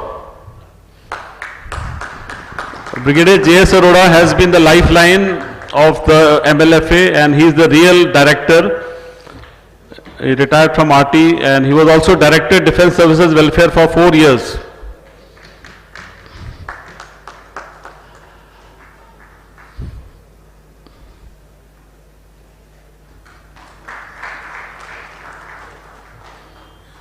And last is myself, Colonel Tejinder Dhaliwal, Chief Coordinator.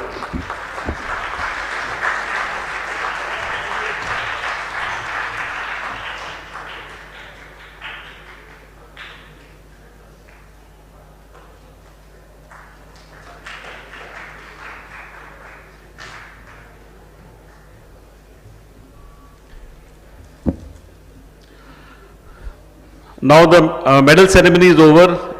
I will request the esteemed guests to kindly take the seat.